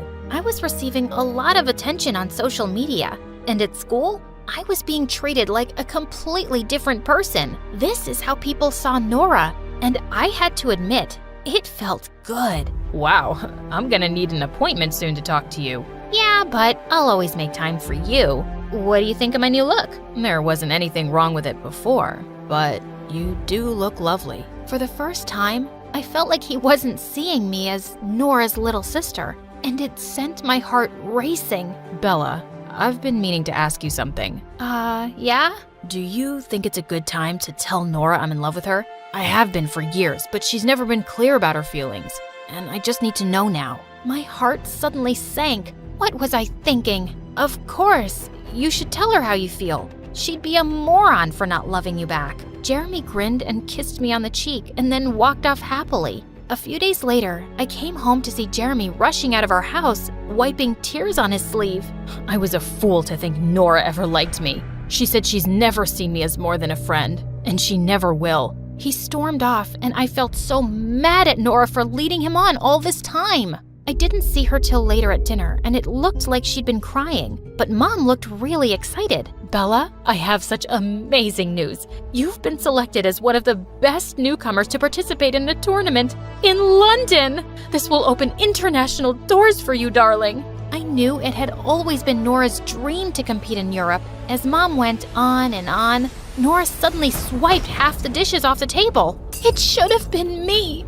but you've stolen everything from me. Nora, I only started competing because of you and Mom. Oh, shut up. You've always wanted everything I've had. Congratulations. Now you have it. That's not true. Oh, you wanted Jeremy too?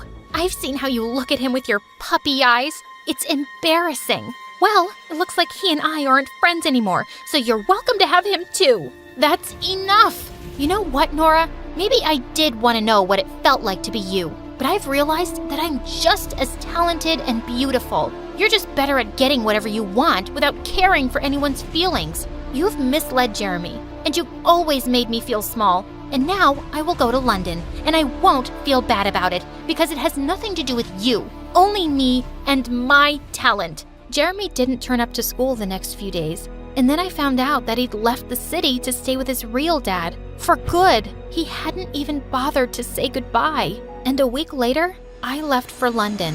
I won first prize in the tournament, and it opened so many opportunities for me. Mom decided that I'd finish high school in London while I kept competing for more championships. I heard Nora was back to training, but she and I didn't talk anymore, and I was enjoying my new life away from her. A year later, I was at the subway station when I spotted someone from a distance who looked exactly like Jeremy. I pushed through the crowd and followed him as he climbed onto the train, and I managed to hop on just as the doors closed. He looked shocked to see me, and we both hugged and laughed. It turned out that he'd joined a university in London. I had no idea you were here too. Of course you didn't. You left without a word and never kept in touch. That was wrong, but I just needed to get away. I'm sorry, and I've missed you. Jeremy and I started hanging out really often over the next few months, and I was happy to have him back in my life, but I kept my feelings in check. I didn't want to fall for him again.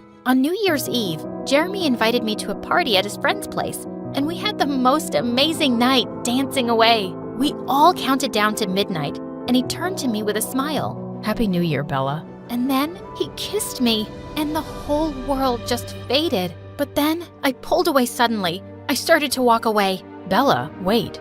Did I do something wrong? No, nothing. I just have to go. Please, stop. I've been wanting to tell you for a while now. I think I'm in love with you. Nora turned you down, so you thought you'd settle for me now? As a consolation prize? I've always been second best to Nora in everything, but not anymore. I refused to answer Jeremy's calls or texts the next few days, but then one evening, I got the most unexpected call from Nora. She said she was throwing Mom a big party for her birthday that weekend, and she wanted me to attend. Plus, you haven't even seen my new training school yet. What school? I gave up racing, Bella. My leg's not good enough anymore, but I decided I couldn't stay angry forever, and I had to find another dream. I train other riders on our ranch now. Anyway, I hope you come. I felt both sad and happy to hear that, and I decided it was time to go home and see her. 2 days later, as I was leaving with my bags, I bumped into Jeremy right outside my place. Before you say anything, please listen to me. Yes, I loved Nora for years, but being away from her made me realize that we weren't right for each other. We're better off as friends. And you're not second best to anyone, Bella. If you don't love me, I can accept that. But I just had to tell you how I feel. I love you. Jeremy, I love you too, you idiot. As he pulled me close, he suddenly noticed my luggage. Wait, where are you going? To see Nora. I need to fix things with her. I'm coming with you.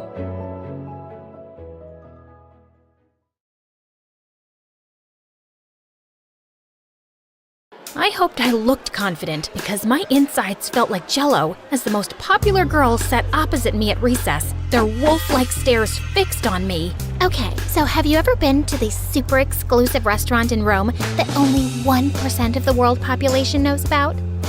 Yes, who hasn't? I mean, other than the 99%. The poached snail pasta with volcano ash is pretty good. But honestly, I've had better. So when did you watch the new movie Spider-Man Across the Spider-Verse? October last year. Obviously, I wasn't gonna watch it with the general public. Ew. Daddy got a private viewing arranged for me. And who's your daddy? We just got him back after he was kidnapped the 5th time for ransom, so I really can't share this information. You understand how it is, right? I totally get that, girl. Welcome to the gang, Sophia. Phew. My research on stupid rich people had paid off. Hi, I'm Sally from LA, but for now, just call me Sophia. That sounds like a sophisticated rich girl name, right? Please, don't blow my cover. So, about that, I may look like a normal high school student, but the truth is, I'm actually a journalist. About a month ago, our paper received an anonymous tip that something shady was going on at the most elite private school in the country. Since I'd graduated only a couple of years before, not from this school, I'm not that rich, my editor sent me undercover to investigate. Now, I was in with the most popular kids in high school, and the first thing I noticed was that none of them seemed to study much and were partying every day, but they all had straight A's. The second thing I noticed was a boy named Matthew who didn't seem to fit in here, and he was constantly getting bullied by the popular jerks. I decided to find out why. So one day after school, I followed him. He'd walked several blocks down when suddenly, a flashy red sports car screeched to a halt, and the popular boys jumped out and surrounded him. Their leader, Aaron, grabbed Matthew by his collar. You know you have to do what we say, Pinocchio. You're our little puppet. Why are you being so difficult? I don't have to do anything anymore. I'm gonna expose all of you, even if it means getting expelled myself. And who's gonna believe you? They'll believe me when I show them proof. Yeah, this isn't a bluff, Aaron. What did you do, you little weasel? Just then, a policeman came around the corner and Aaron let Matthew go, but then snatched his backpack and threw it on the road. The boys all jumped into the car and sped away. As Matthew was picking up his things, I suddenly saw a bus approaching him at full speed, and he wasn't looking up. Without another thought, I raced toward him and pushed him out of the way. The bus driver pulled over to check on us, but Matthew wasn't moving. We called an ambulance, and I decided to wait at the hospital till his family arrived. And the doctor soon told me that Matthew had hit his head hard and he was in a coma. Gosh, so much for trying to save him. Matthew, please wake up and tell me what's going on with you and those jerks. Can you hear me? Hello? I shook him gently, flashed my phone light in his eyes, tried tickling his toes, but nothing. Then I gave him a passionate kiss on the lips. Nothing. Guess that doesn't work in real life. Just then, I turned around to see a couple who looked like Matthew's parents. They were distressed at Matthew's condition, but then, to my surprise, his mom turned around and hugged me.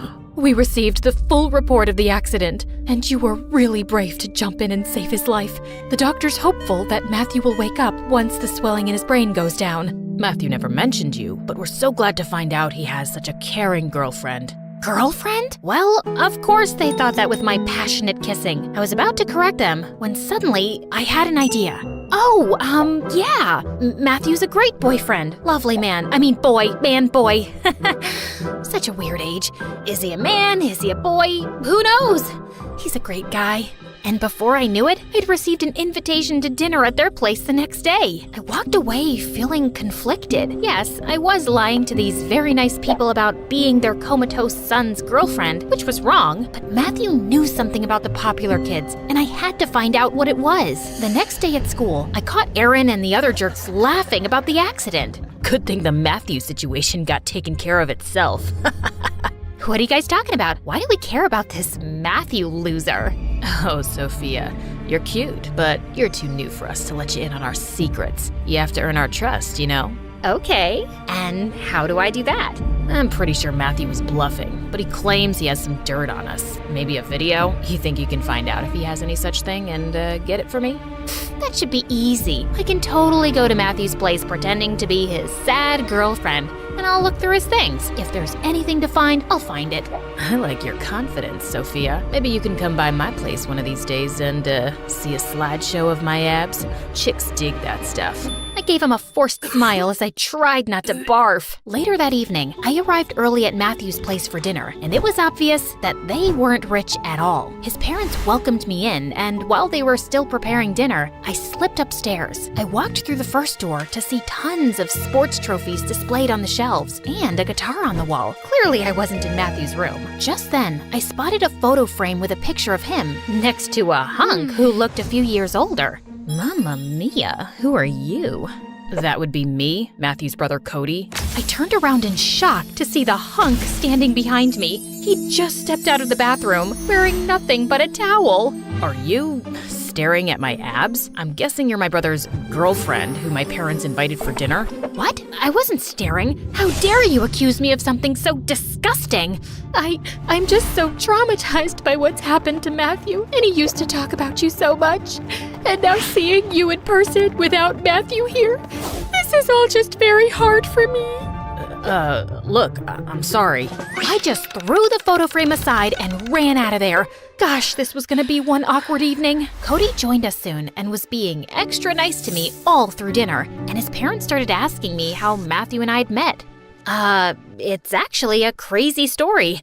So, you know that big park next to our school? I was feeding the ducks there one afternoon, and when I ran out of bread, they suddenly became these vicious creatures that started jumping out of the lake to attack me.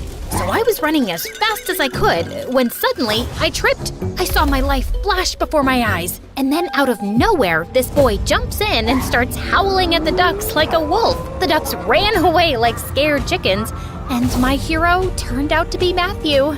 It's actually a true story, guys. I didn't just pull it out of my butt. That's how I met my first boyfriend. He's in a mental asylum now. Wow, that's amazing. It doesn't sound anything like our Matthew, though. He's terrified of birds. Also, dogs, cats, squirrels, butterflies, water, heights, sunflowers, grapes. Right, of course, I found out later he's a scaredy cat. Which made the duck thing even more special. He overcame his fears to save me. His parents smiled at me warmly. I'm sure you already know this, but Matthew's a genius. It was his dream to get into that school on scholarship, but ever since he's gone there, he's been so different.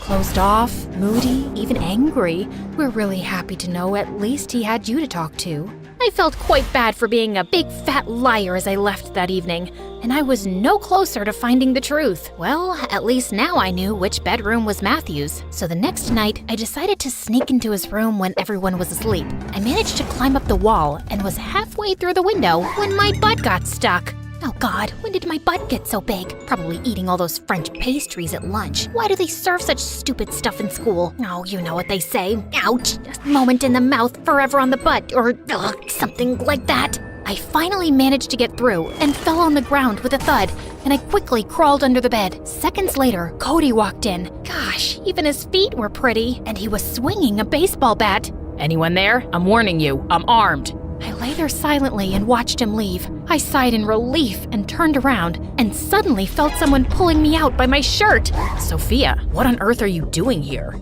I stared up at him, my mind racing. Just then, I spotted a pair of Matthew's shoes under the bed and grabbed them. Oh, I just came here because I miss Matthew so much. I was just sniffing his shoes. The smell of his feet makes me feel like he's still with me. He hasn't died, Sophia. You know what? I think you're lying about something. What are you actually doing here?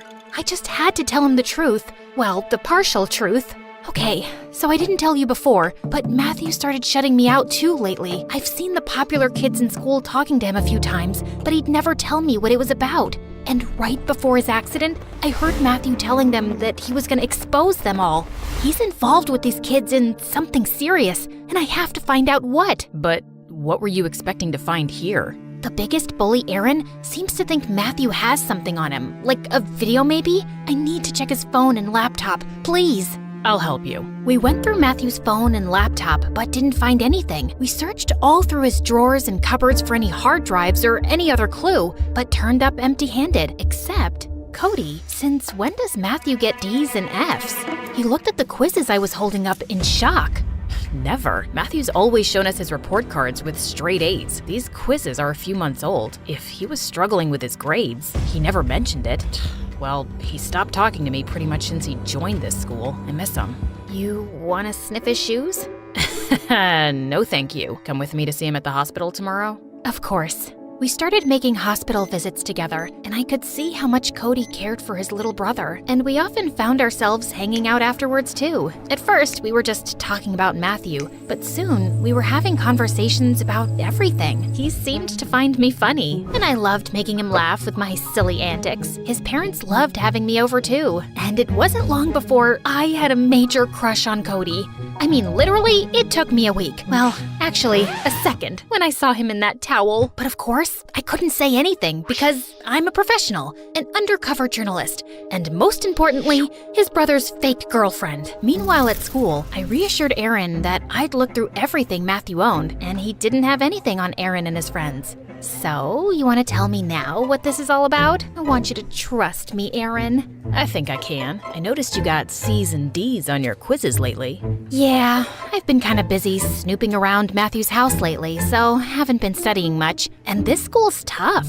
Well, you know that giant chemistry quiz coming up on Monday? You're gonna ace it. And then he pulled out some papers from his locker and handed them to me. The quiz with the answer key. Thank me later by going out with me, babe. He winked and walked off as I stood there in shock, then quickly stuffed the quiz in my bag. Aaron and his group were stealing exams from the teacher's room, and Matthew was involved in this too? And when I told Cody later that day in the hospital, he was stunned. Matthew? Cheating? Stealing exams? It can't be. He wouldn't. He's always been such a good kid. But he was getting bad grades and hiding them, and then something changed, right? And we know he's involved with these kids. He said he'd expose them, even if it meant getting expelled himself. I can hardly believe it. What have you been up to, Matthew? Just wake up and tell me. I put my hand on Cody's to comfort him, and the way he looked up at me made my heart race. Then he quickly pulled his hand away. Sophia, you're my brother's girl. Just then, the door burst open, and a short, curly-haired girl ran in, pushed me aside, and threw herself on Matthew. Oh my God, I came as soon as I heard. Come on, Maddie, I'm here now. Wake up. And then she planted a big kiss on his lips.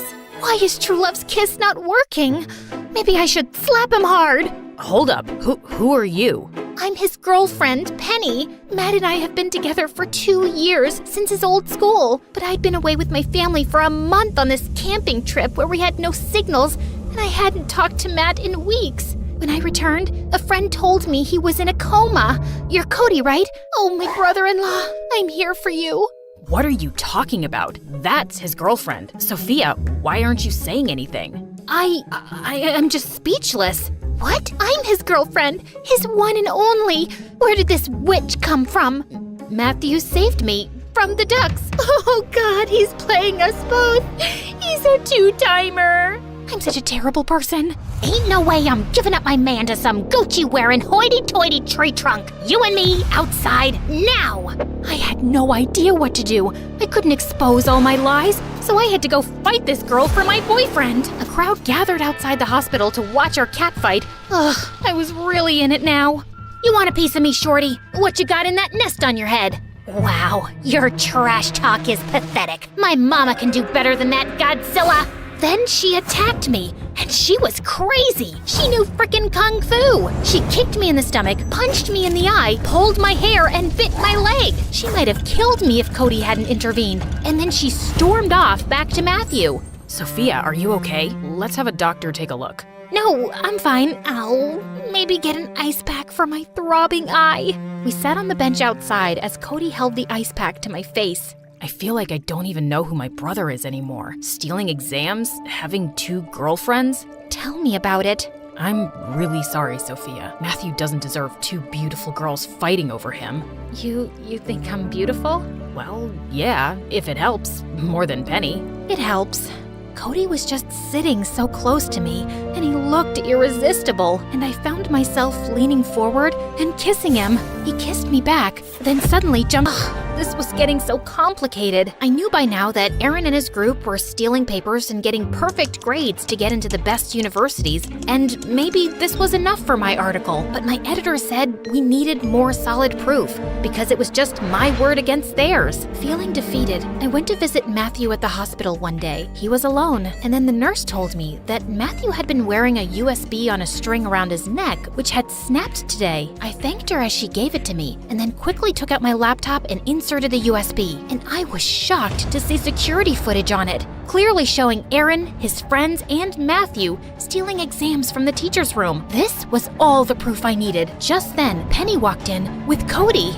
Good, you're here, Sophia. Or should I say, Sally? I was just telling Cody what I found out about you, you lying tall news reporter. With that, Penny shoved her phone in my face, showing my profile on the newspaper's website. So, let me get this straight. You've been here undercover as a high school student to write some article, and for that, you lied to me and my family about being my brother's girlfriend while he was in a coma, and you made us believe he's a two-timer? Listen, I know it looks bad, but My parents are on their way here, and I think you should leave. Cody, please.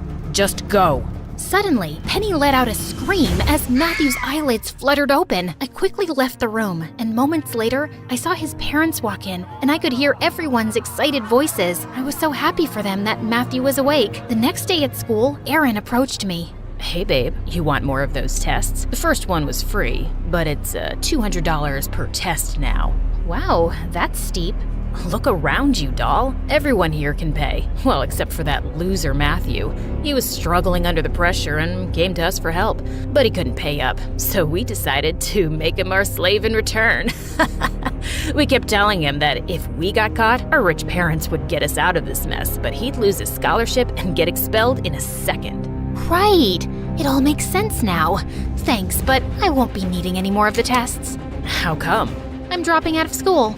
I'd recorded my last conversation with Aaron on my phone, and I got to working on my article on the weekend. By Monday, it was out. By Tuesday, it was all over the news. By Friday, every student involved had been expelled, except for Matthew. I'd made it clear in my article that Matthew had wanted to do the right thing, and the principal decided to be lenient and only suspend him. It was a relief to be Sally again, but I felt bad about how things had ended with Cody. I wanted to apologize to him and his parents, but he wouldn't take my calls. A few weeks went by, and I was surprised to find a card on my desk from Matthew, inviting me to Cody's baseball game. That night, I found Matthew in the stands. Look who it is, my girlfriend. Ha ha, where's your other girlfriend? She's on her way here. You better watch out. I liked your article, by the way. Thanks. How did you get a hold of that security footage? I think the principal was beginning to suspect that someone was stealing papers, because the last time Aaron and his friends made me go with them, I noticed a new camera in the teacher's room. I hacked into the school's security system, retrieved the footage, and put in some fake one. I told Aaron I'd destroyed it, but I hadn't. Right. Also, you're the one who sent the anonymous tip to the newspaper, didn't you? Yeah, I was tired of living a lie. By the way, I'm dropping out of that school and going back to my old one with Penny. What? Why? I was miserable there, Sally. I can't take that pressure. I wish I'd just been able to own up to that earlier and tell my family. I was so afraid of disappointing them that I ended up cheating instead. But thank you for exposing those jerks and making my life better, really. Now, you should go talk to my brother before his game starts. I promise. He's ready to listen. I skipped off to find Cody and burst into the boys' locker room, and I stood transfixed. So many shirtless athletes. Just then, Cody appeared and dragged me out. That was subtle, Sally. Come on, it's just some eye candy. Okay, listen, Cody, I owe you an apology. I'm sorry for lying to you and your parents, but I was just trying to do my job and even helping Matthew. It's not a great excuse for all my lies, but it's not a bad one either, right? I guess not, especially since you helped make things better for Matthew, and you make everyone in my family happy. I think my mom wishes you were still Matthew's girlfriend. And you? Oh, I'm super happy Penny exists, because now I can do this without feeling guilty. And then he pulled me in for a kiss.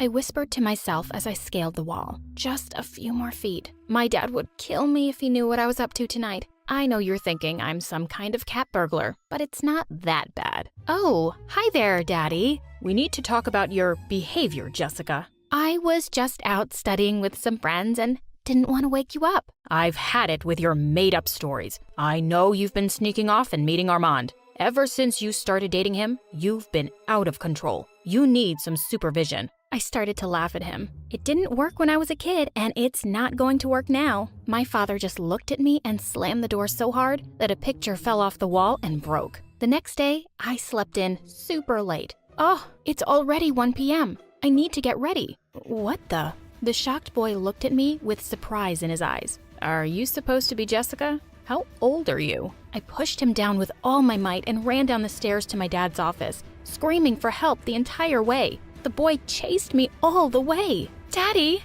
help! This guy is trying to kidnap me. He looked over his glasses and chuckled. So, I see you've already met your new babysitter, Liam? Babysitter? I'm a teenager. If it makes you feel better, we can call him your bodyguard. Ugh, I don't have time for this. I have to go meet Lisa at the mall. Great. I hope you 3 have a good time. I thought it was all some kind of sick joke until Liam hopped in the limo with me. And what do you think you're doing? Liam let out a long sigh. I'm following your father's orders and supervising your little trip.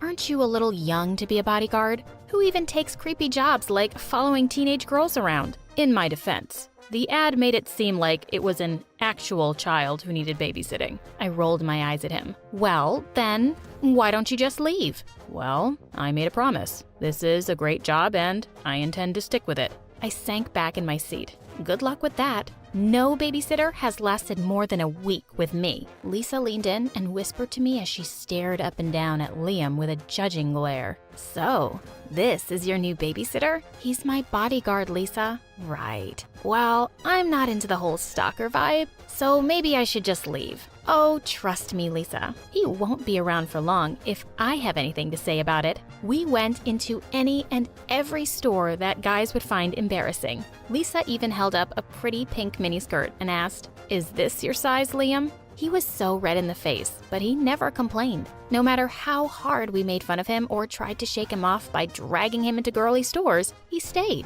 Lisa pulled me in tight and whispered, "I have an idea." "Oh, Liam, we need to make a detour." We rushed to the bathroom, but stopped Liam right outside the entrance. No boys allowed, Liam." He said he would wait for us outside. Well, he's gonna be waiting a long time. As soon as we made it to the bathroom, we crawled through one of the windows and ran across the street to our favorite cafe. We were there for maybe 10 minutes sipping on smoothies when an announcement made Lisa spit it all over me. We'd like to report a missing child. Jessica went missing from the mall across the street. If found, please bring her to the help desk so we can reunite her with her guardian. The announcement went on to describe my appearance and outfit. People started to stare and point at me. Isn't she a little old to have a babysitter? Wow, something must be wrong with her. I'd be so embarrassed if I were her. Maybe we should go walk her to her babysitter? I ran out of there so fast to avoid any more humiliation. I went right up to the help desk where Liam was standing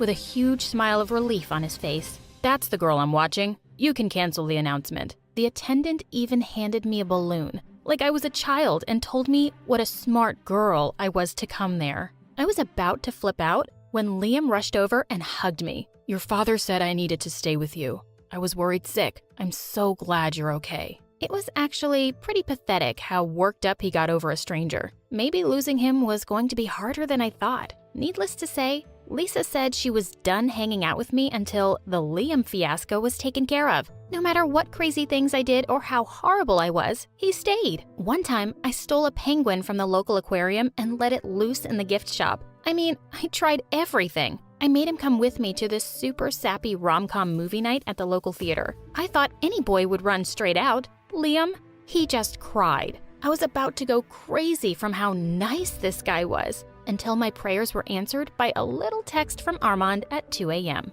I figured everyone was sleeping, so I scaled down the house again when I heard something rustling in the bushes. "Where do you think you're going?" "Don't you sleep?" "It's my job to watch you." An idea crept over me. Your job is to watch me, not stop me from going places. Why don't you just come with me? I don't know what your father would say about that. Please. I begged, and he agreed. What a sucker. I told Armand that Liam had to go. I just meant I wanted him scared off or something. Even I had to admit that what we ended up doing was pretty cruel. We went to a 24-hour diner and ordered a bunch of food. Liam insisted that he just wanted the free water and wasn't hungry. When the time came to pay the bill, Armand and I ran away as fast as we could. We were laughing so hard. Our little outing cost Liam over $100. Armand and I were hanging out in the woods when the diner owners spotted us. They yelled at us to come back and pay for our food or join your friend with the dishes. Armand pushed me toward the owners. It was her idea. I stood there shocked as he scurried away like a bug. Armand just yelled that it was my idea, pushed me over, and ran. Unfortunately, when he pushed me over, he pushed my wallet into the lake too. That meant Liam and I had to do the dishes all night to pay for our meal. Ugh, This is taking forever. Why don't you just pay the tab? You've seen my Lamborghini collection. I promise to pay you back with interest. Liam shifted uncomfortably for a bit before muttering, I can't. What do you mean you can't? I don't have enough money in my bank account right now. I nearly fell over. You're kidding, right? That was like a 10th of my allowance when I was 5. You have a job? Are you that stupid and irresponsible you blow your whole paycheck? He got really quiet and said nothing at all the rest of the night. We got home around 4 a.m. and were greeted by my very angry father. I braced for the lecture of a lifetime, but when he started shouting, he was looking at Liam. What do I even pay you for? You're fired. Mission accomplished, right? It was weird though. I'd tried all that time to get rid of him, but once he was gone, I was super sad to see him go. The house felt so empty without him, especially since I was grounded from seeing Lisa and Armand ghosted me yet again. I decided the least I could do was bring him an apology gift. After all, the guy didn't even have $100 in his bank account. I looked through my dad's pictures and found his address. I nearly fainted when I made it to the house he had listed. It was a dump. I nervously knocked on the door and was greeted by a frail woman with breathing tubes. Phew, I made a mistake. Can I help you? Sorry, ma'am. I was looking for a guy named Liam, but it seems like I had the wrong address. Oh, honey, you have the right house. Liam is my son.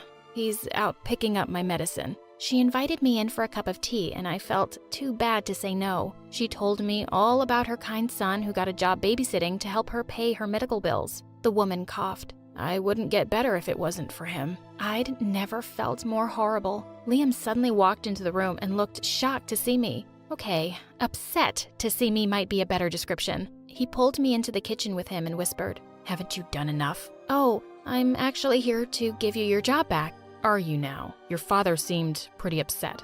No, Daddy insisted you come back. I'm here because he wanted me to. I don't know. I don't want your pity. Don't say that. It's not pity.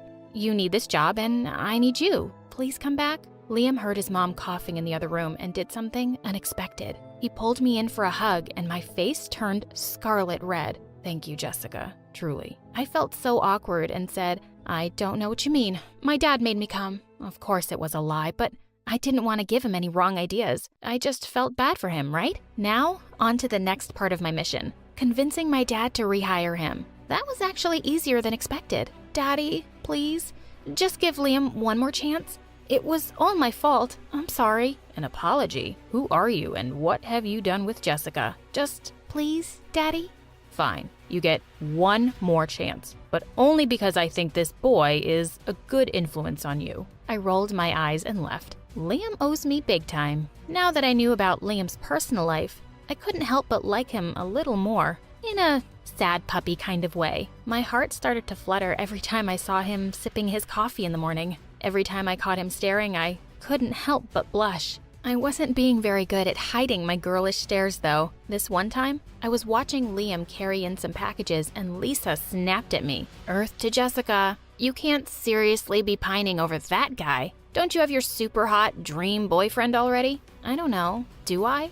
I'm not even sure who's my dream guy anymore. Lisa said Armand and I were just having a rough patch because of the whole dinner thing. I shrugged. When it struck 12 that night, I kept waiting for that loser to message me or call me to wish me a happy birthday. For half an hour, nothing. I went downstairs to get water from the kitchen and saw a nicely wrapped package on the table. I gasped when I opened it. It was a rare, signed edition of Harry Potter. Of course, Liam knew what a huge fan I was. While I was dreaming of Liam and me, my phone beeped. Hey babe, sorry for being missing in action. Meet me at our spot at 2 a.m. I messaged Armand to say I was done with him. Armand reacted pretty horribly, but it was his last text that really hit me hard. Oh, don't tell me you've gone and fallen in love with the help. It was that moment I realized I'd really fallen for Liam. In fact, I loved him. I walked toward his room in the middle of the night to confess. When I heard him talking to another woman, I pushed the door open a bit and saw he was sitting on the bed, hugging a very attractive young woman. I was filled with so many emotions, I ran away. I never wanted to see him again. I ran back to my room and called Armand and said I took everything back and wanted to meet him tonight. This time, Liam was too preoccupied to notice me leaving. We hung out at a park and spray painted a wall. Of course, Armand left when the police came, but they caught me. They had to drop me off at my house at 4 a.m. My dad was so mad I thought he was going to explode. He ran over to Liam's room to yell at him, and I followed. When he pushed open the door, he saw Liam sleepily getting up off the floor and the surprised woman sleeping in his bed. And you brought a girl here? You are fired. Don't count on getting your last paycheck. I stood there as the young girl screamed, "What are we going to do about Mom?" before crying and running out. "Oh, does your girlfriend have a sick mom too?" Girlfriend? That's my sister. Our mom is in the hospital right now and she didn't want to stay at home alone. My heart sank. I had jumped to conclusions and possibly ruined everything. Before I could say anything, he ran after his sister. I hesitated a moment and then followed him out the door. He was out of breath, standing on my lawn looking around. I'm really sorry. It's not your fault. It was my job to watch you and I shouldn't have snuck a guest in. If you tell my father it was your sister and not a girlfriend, he'll understand. Why do you all assume I'd have a girlfriend? After how close we got, you really think I would want to be with anyone else? What do you mean? I think I love you. Liam, I think... We locked eyes for a moment when an irritating voice ruined the moment. Hey babe, sorry about ditching you again with the police, but this time I came to apologize in person. Armand looked at Liam and me skeptically. Sorry, am I interrupting something? No, you're not. I was just leaving, forever. Wait, Liam. Stop. You don't have to feel bad for me. It was stupid of me to think someone like you could ever like a loser like me. He ran off crying before I could stop him. Wow, what a pathetic guy. Armand leaned in for a kiss when I slapped him. The only pathetic person here is me for sticking around with someone like you for this long. Babe, is this about the cops? I said I was sorry. He continued to apologize as I went into my house and slammed the door behind me. I ran up to my room and texted Liam to say we had to talk. I hoped Liam would show up the next day to work something out, but he didn't. I stood by my phone anxiously waiting for a response. When my phone started buzzing, I excitedly picked up. I knew you'd answer, babe. Great. I don't want to talk to you. Just hear me out, babe. When you love someone, you need to swallow your pride and go to them. Do you get what I'm saying? Actually, Armand, I think I do. Great. So that means you'll come and meet me tonight? Not in a million years. I hung up, hopped in my limo, and told the driver to take me to Liam. When I knocked on the door, he answered this time in total shock. I told you, I don't need your pity. My family is fine. Before he could say another word, I interrupted him. Liam, would you be my boyfriend? What? I don't understand. I don't understand either, Liam, but I love you. I love the way you help your family and work hard no matter how horrible I'm being. I love the way you cry at movies and always have my best interests at heart. Now, I'll only ask one more time. Will you be my boyfriend? Nothing would make me happier. We smiled at each other and he got closer when his sister suddenly said, "So, your babysitter is now your boyfriend? We should send this story to My Story Animated. I'm pretty sure people would love it."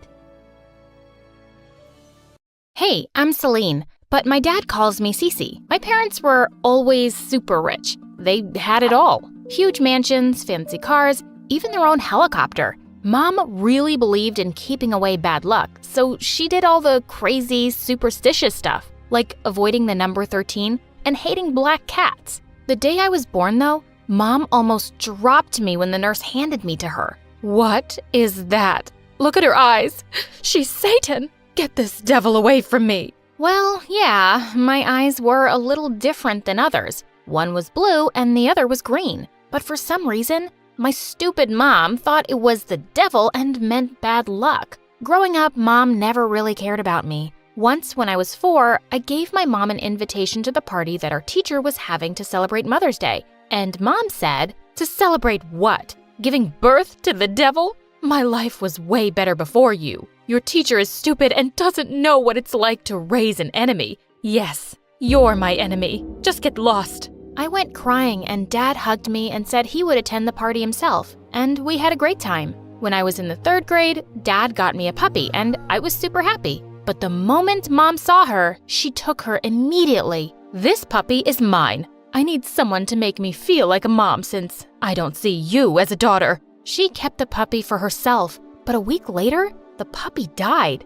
Mom went ballistic and said it was my fault. I got mad and threw my ball at her, but it hit the TV and broke it. Oh God, I told you, this girl is trouble for me. She's cursed. When I was in the 7th grade, she started taking me to shamans to have my curse lifted. I was sick of her nonsense, so I decided to get back at Mom. Before the shaman could start her chants, I climbed on her table and went all Tarzan, screaming something in Latin. Mom got super scared and the shaman ran out of her own freaking house. It was hilarious. But Mom was more convinced than ever that I was evil. She even told my teachers at a parent-teacher meeting, and my classmates' parents told them not to sit with me. I was alone there. When I was in the 10th grade, my parents had set up a new office in LA, so they decided to move there for a couple of years. I was super excited because I wanted a fresh start at school where no one would call me a freak. So the first thing I did was get myself some cool blue contact lenses.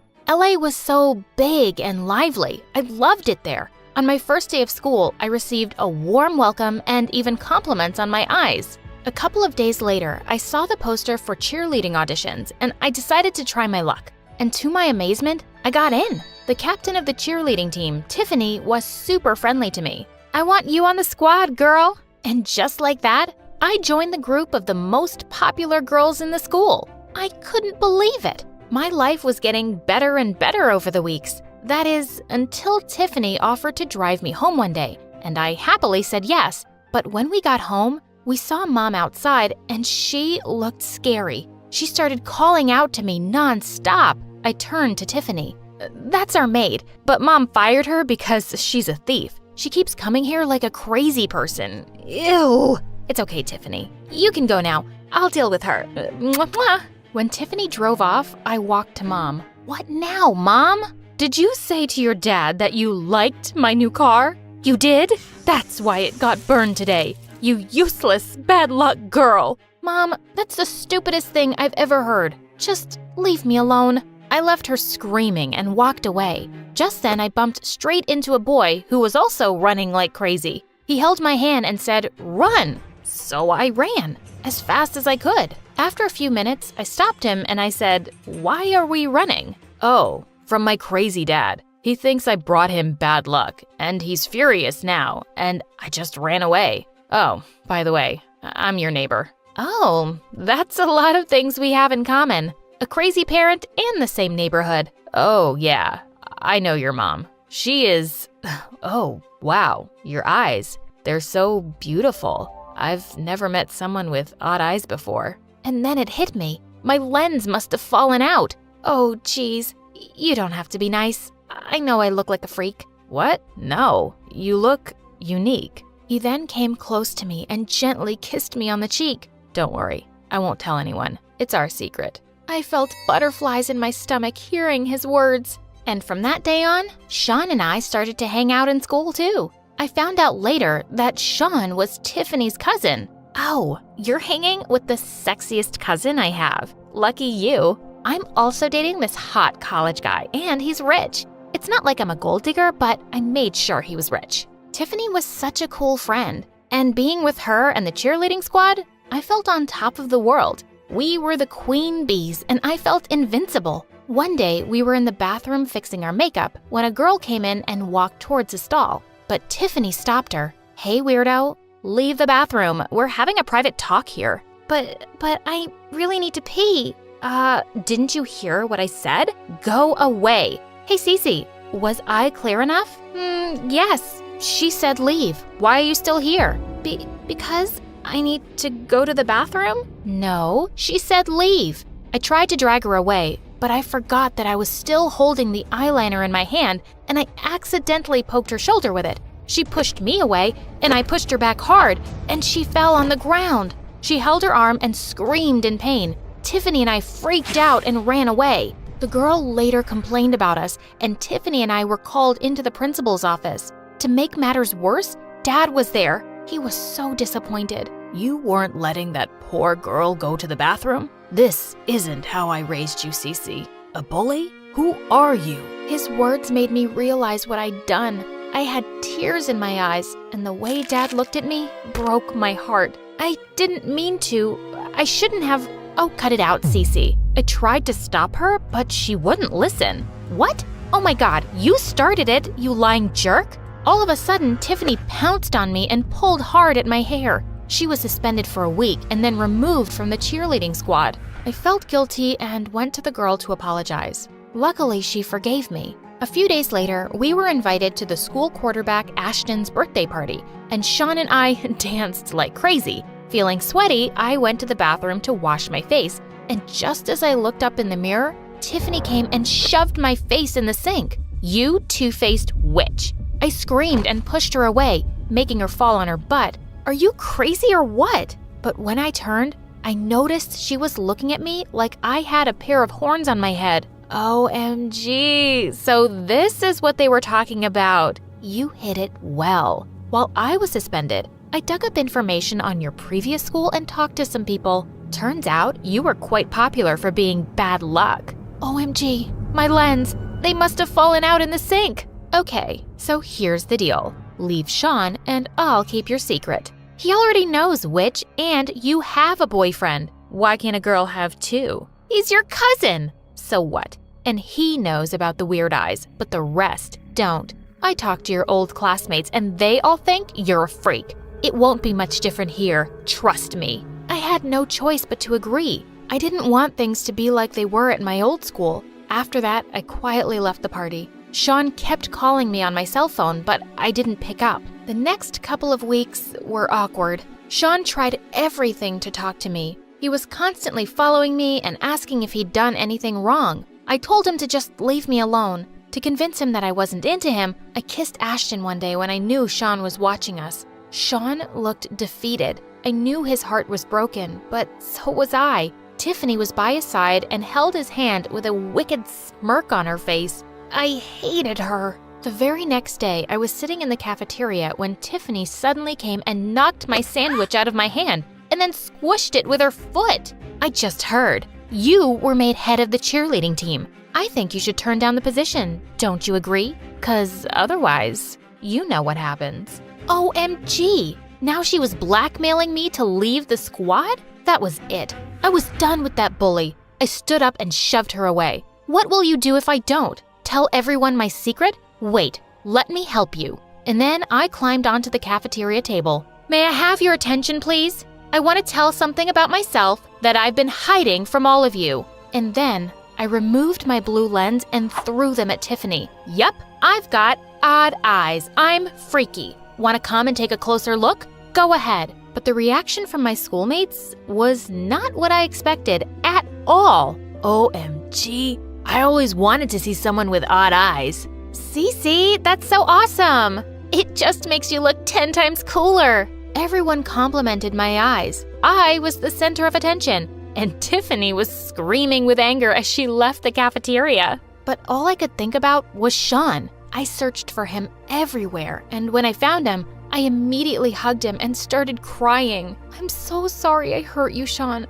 I was so stupid and foolish that I let Tiffany blackmail me into driving you away. But it's only because all my life, my mom and other people have made me feel like a freak. Hey, don't cry. It's all right. I told you before, you're not a freak. Cece, you're the most amazing girl I've ever met. And then it happened. I looked up at him and he kissed me. I was back to going around with Sean now, and Tiffany looked crazier than ever. A few days later, we had a soccer match in school. Right at the end of our cheerleading routine, we were in the pyramid position and I was on top when I felt something hit my head. I lost my balance and was about to hit the ground, but the other cheerleaders caught me just in time, and they started screaming. OMG, it was Tiffany! Yeah, I saw her throwing a stone. She's a psycho! I knew Tiffany hated me, but this was next level psycho. Like a raging bull, I charged towards Tiffany and we both fell on the ground. You witch, why can't you just leave me alone?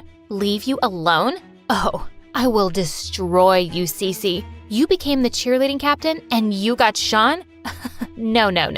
Not on my watch. Sweetie, it's already done. The cheerleading squad had called the principal and Tiffany was expelled. When I got home from the game that day, Mom noticed I wasn't wearing my lens, and she flipped out. You've been going around like this? God knows what bad luck is going to come my way now. Go wear your lens. It makes me sick looking at you like this. You know what, Mom? Don't look at me. In fact, don't talk to me either. Just pretend I don't even exist. I'm just so sick of your stupid nonsense. All my life, you made me think I'm some kind of freak, but the only abnormal person I know is you. How dare you? Mom lifted her hand to slap me, but before she could, Dad caught her hand and pushed her away. Pack your bags and get out. What? Get out before I call the cops. You've hurt my daughter long enough. I'm not putting up with you anymore. Goodbye and good luck. Mom kicked and screamed, but Dad just threw her bags out. Then Dad hugged me. I love you, Cece, and I'm so proud of you. I love you too, Dad. And since then, our lives have been so much better.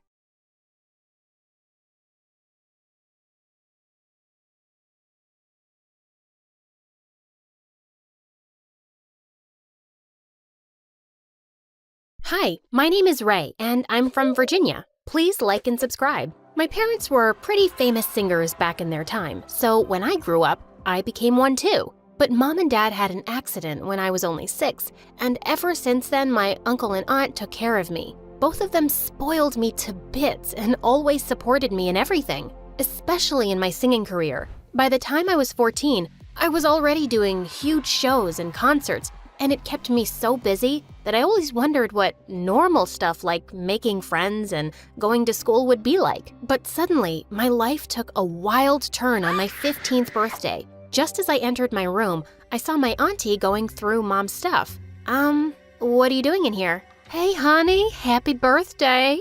I was just missing your mom so much today. Came to see these pictures and stuff that belonged to her. I hope you don't mind. Aw, thanks, auntie. And of course not. This belongs to you as much as it belongs to me. After that, she got me to sign some papers for my upcoming show and hugged me tight. We have the greatest surprise party for you, sweetie. You're gonna love it. And it was actually awesome. It was my biggest concert ever, and I was gonna sing in front of my biggest live audience. I was jumping with excitement backstage, and that's when I heard the most shocking thing of my life.